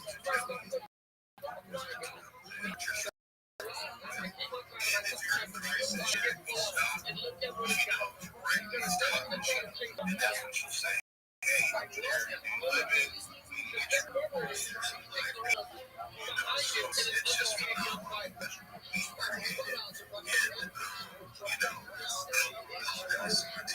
get very excited. I like building things. I built two other businesses. Those shipments are going to be phenomenal. They're going to run crazy. Look at this move. But in the midst of me like building these tokens, we lost our position of 2.2 million, and now we're down like 200,000. So that's why now it's like we have to use 1 million tokens to be able to earn these crypto rewards, and that's not really it. We're currently at 226,000 for a much longer. Like I said before, push this. We have some partnerships in the works as well. Working with a few other people and other systems on other chains, and there's a lot of people where we can Give me that shit back. and sell the 500. So we're going to witness this thing take off and go back to where it was and way further than that. So if you guys do not want to sell the 500, please grab me a bag. I think it's like maybe $300 to grab 1 million tokens right now.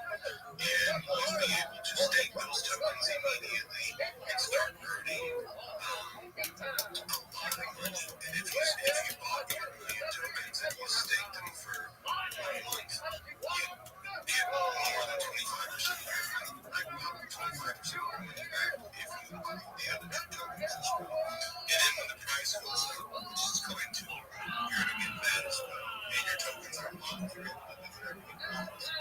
So, we just haven't been hosting spaces, and now we're back to just going to be hosting spaces. It's more like a layer 1 because we have multiple tokens under the ecosystem. So, you're not just buying into Soul 500, you're buying into our whole ecosystem. It is pretty cool to say that we've created an ecosystem. You can see our people in the bottom. We got Squirt rocking the rug flip. We got Laura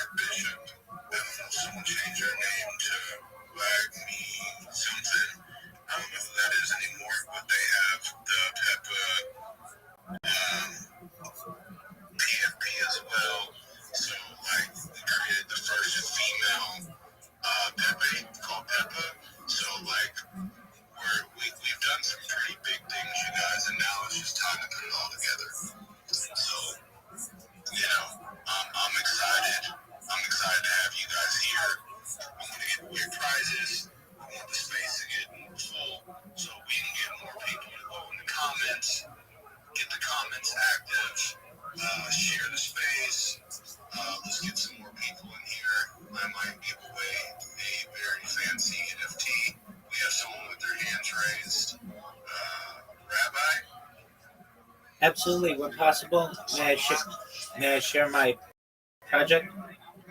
That's not a shill. Yeah, go ahead. Go ahead. Go ahead. Go ahead. Thank you for the opportunity. I'm Rabbi Rothschild. I stream my life 24 hours a day, 7 days a week, 365 days a year for world peace. I've been doing so for more than 4 years. My streams go back to the pandemic. We've seen the death of a queen, the birth of AI, the coronation of a king, and everything in between. This is a real life Truman Show, a real life Big Brother. This is a timeline or a time capsule of human achievement. In the 1990s, Bill Gates coined the phrase, "Content is king," and I'm making it true today. I'm king of the internet. I have more data archived on the internet than any person ever. In 2018, The Economist magazine stated that data had overtaken petroleum as Earth's number one resource. And because I have more data archived than any person ever, I'm becoming very influential and I will go viral. And when I do, I want to make you, your friends, your family all independently wealthy if you're not already. I want to ensure that you have generational wealth if you don't already. And I want you to be able to start charities and philanthropic organizations of your own. I am unlike any influencer you'll ever meet. I'm not live on one YouTube stream nor two. I'm live on 20 simultaneous YouTube streams, 24 hours a day. You can watch my life in 360 degrees. I have links in my pinned post where you can find all my YouTube streams. Additionally, you can find my link tree there. I dare you to look at my link tree. Nobody dares you to look at their link tree, but I do because I have more social media than any person ever. I have more content than any person ever. You can also find a link to my Discord there. We just surpassed 2,500 people on the Discord. In addition to for world peace, I wanted to make it rich. I'm an advocate for ending world hunger through the use of technology such as agricultural drones, floating greenhouses, saltwater greenhouses, hydroponics, cloud seeding, help end world thirst. I'm sponsored by Crypto Dollars, and one of the things that we do is we build wells and water towers in developing nations such as Nigeria for the benefit of the less fortunate. I'm an advocate for the Lifestar program, and most importantly, desalination technology, where we pump earth seawater onto land to make it drinkable.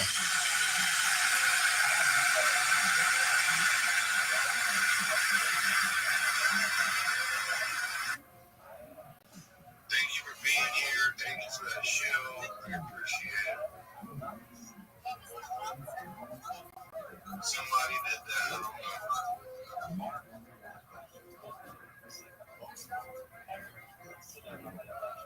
But back to Soulify, you guys. Where were we at?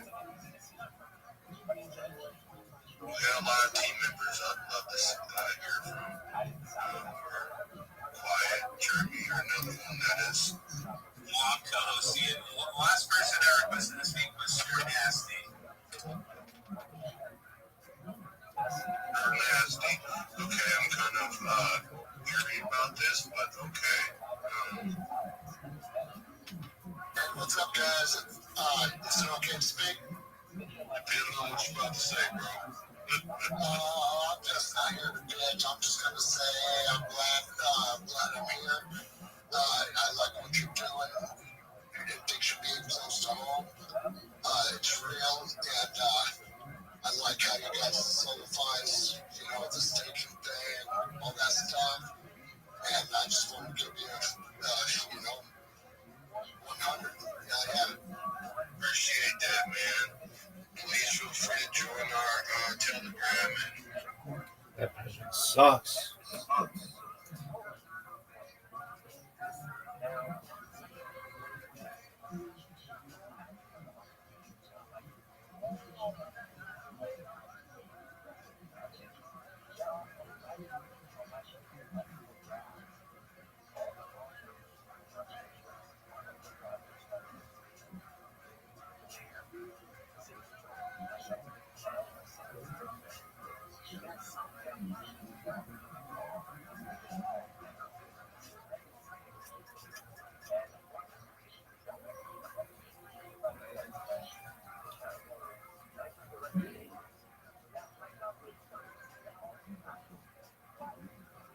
I love how they're like, this isn't a shill. Oh yeah, it is.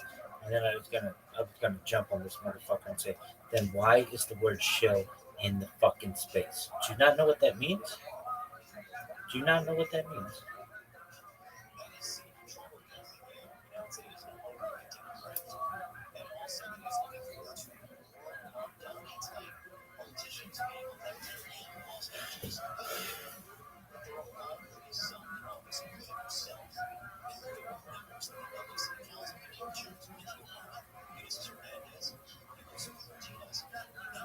People are so rude. They should know they're all being recorded. And their children will be like so embarrassed. They'll be like, I can't believe my fucking father is such a douche.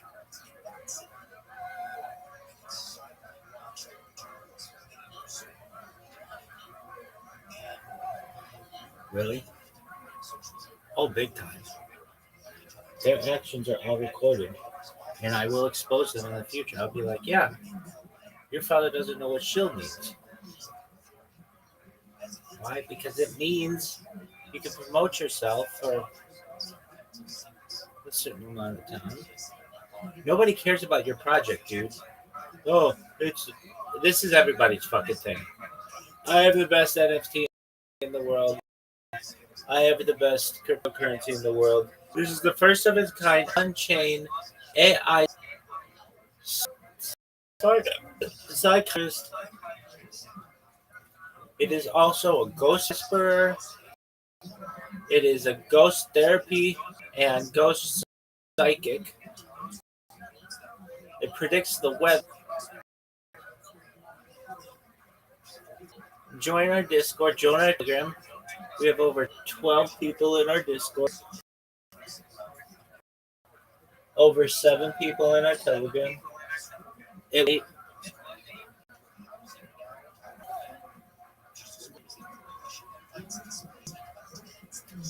Dog, that shit is bullshit.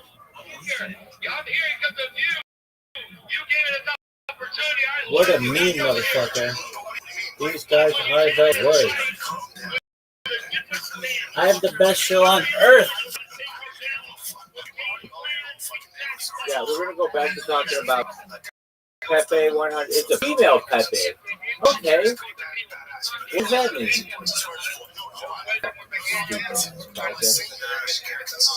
Oh, it's the first on-chain female Pepe on Solana. What does that even mean? Nobody knows what it means. It's Peppa. Isn't that a pig?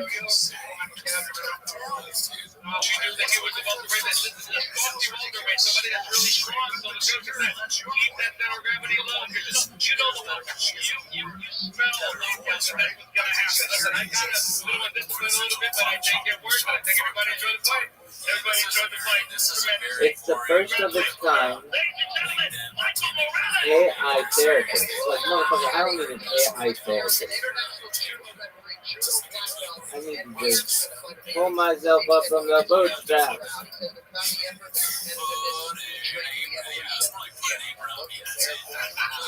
Look at this athleticism.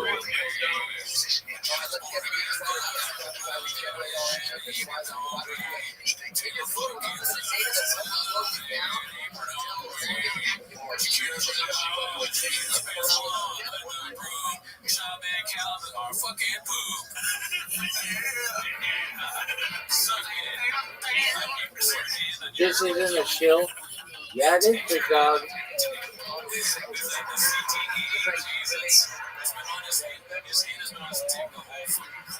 I like that one guy where he's like, yeah, we don't really share in here. I'm like, okay, well, the word chill and chill is in the phrase chill and chill is in the title. And he's like, yeah, I don't even know what that means. I'm like, well, it's where you have people come in and chill their projects. Stupid fuck. Look at this athleticism.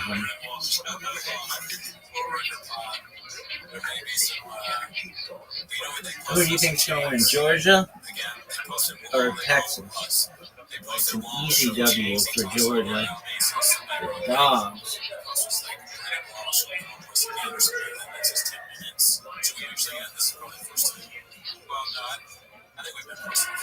I forgot to tell Mr. Aquarius there's another football game. No! It's so frustrating that they don't even get to a conclusion. Yeah. That clip made me Scenes of them. I was already pretty homeless with that. No one gives a fuck. How about that? So this one's called Calvin Show. I want to see that Chan bitch take down that other bitch.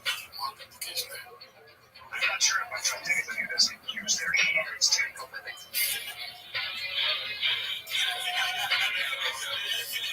fuck.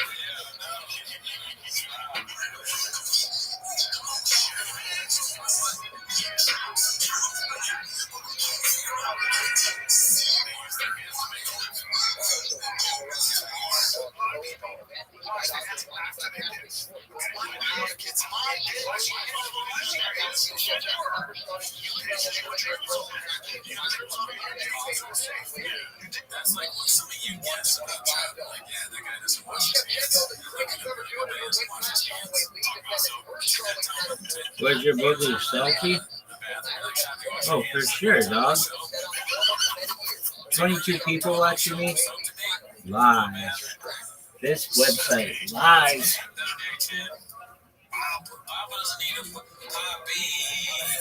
Where's your booger selfie?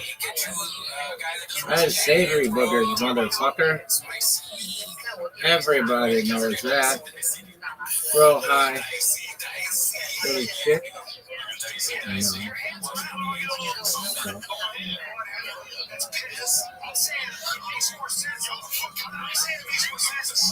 Realistic level shit. That bitch. I thought it was Chan.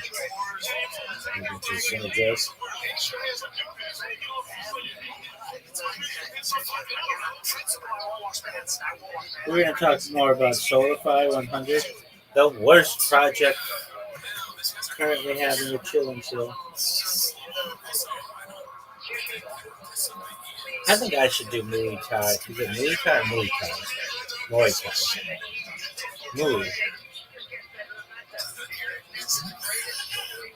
Muay.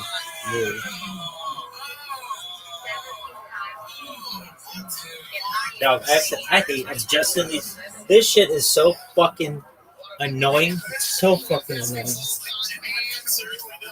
What is this bullshit? This shit is the worst. Hey, how did you find out about me? A Discord? Which Discord? I don't remember. Oh, is it Ego World? Yeah, how did you know that? Because anybody who comes in here and says they don't remember what Discord, it's always Ego World. And everybody knows it. I hate getting cut off. I hate it. It's a shot to my strength. But I persevere because I'm a pimp. The huge dick, can't stop, won't stop mentality. I used to write that on my post, my report cards. Can't stop, won't stop personality. Biggest pimp of all time, and then they'd make little horns. Wah, wah, wah, wah, wah, wah, wah, wah, wah. Sick. Yeah, we don't really care about your project. Okay, well, guess what? Your project sucks. You've got 15 different projects going on. Dr. Ibrahim, douche is what you should call your partner.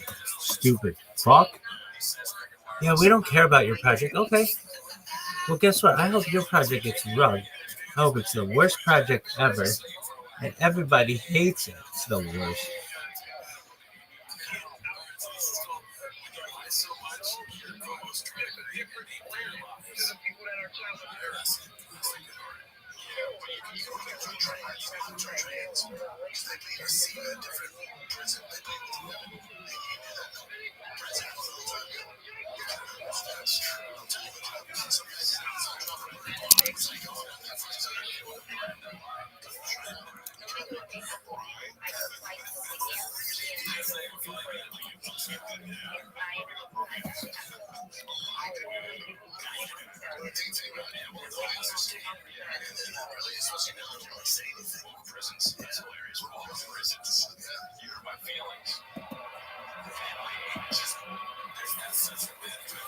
Hub, add. That's tight, dog. That's some great Schwabanese. Look at this athleticism. Look at online community.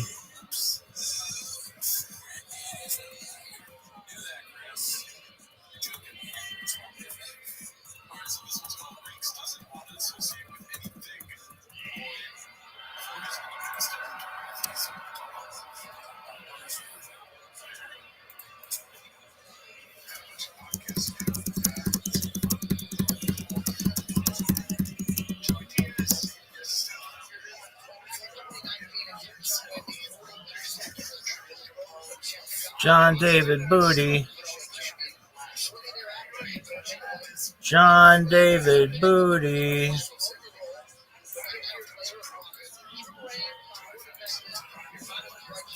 Ha ha. Clinton Dix.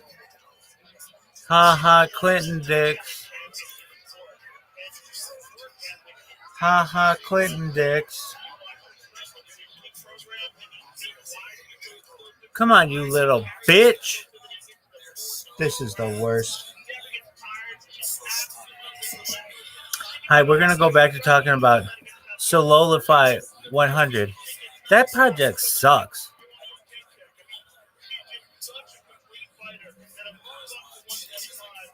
Come on, you little bitch. This is the worst. I hate this stream. This shit sucks. Come on, you little bitch.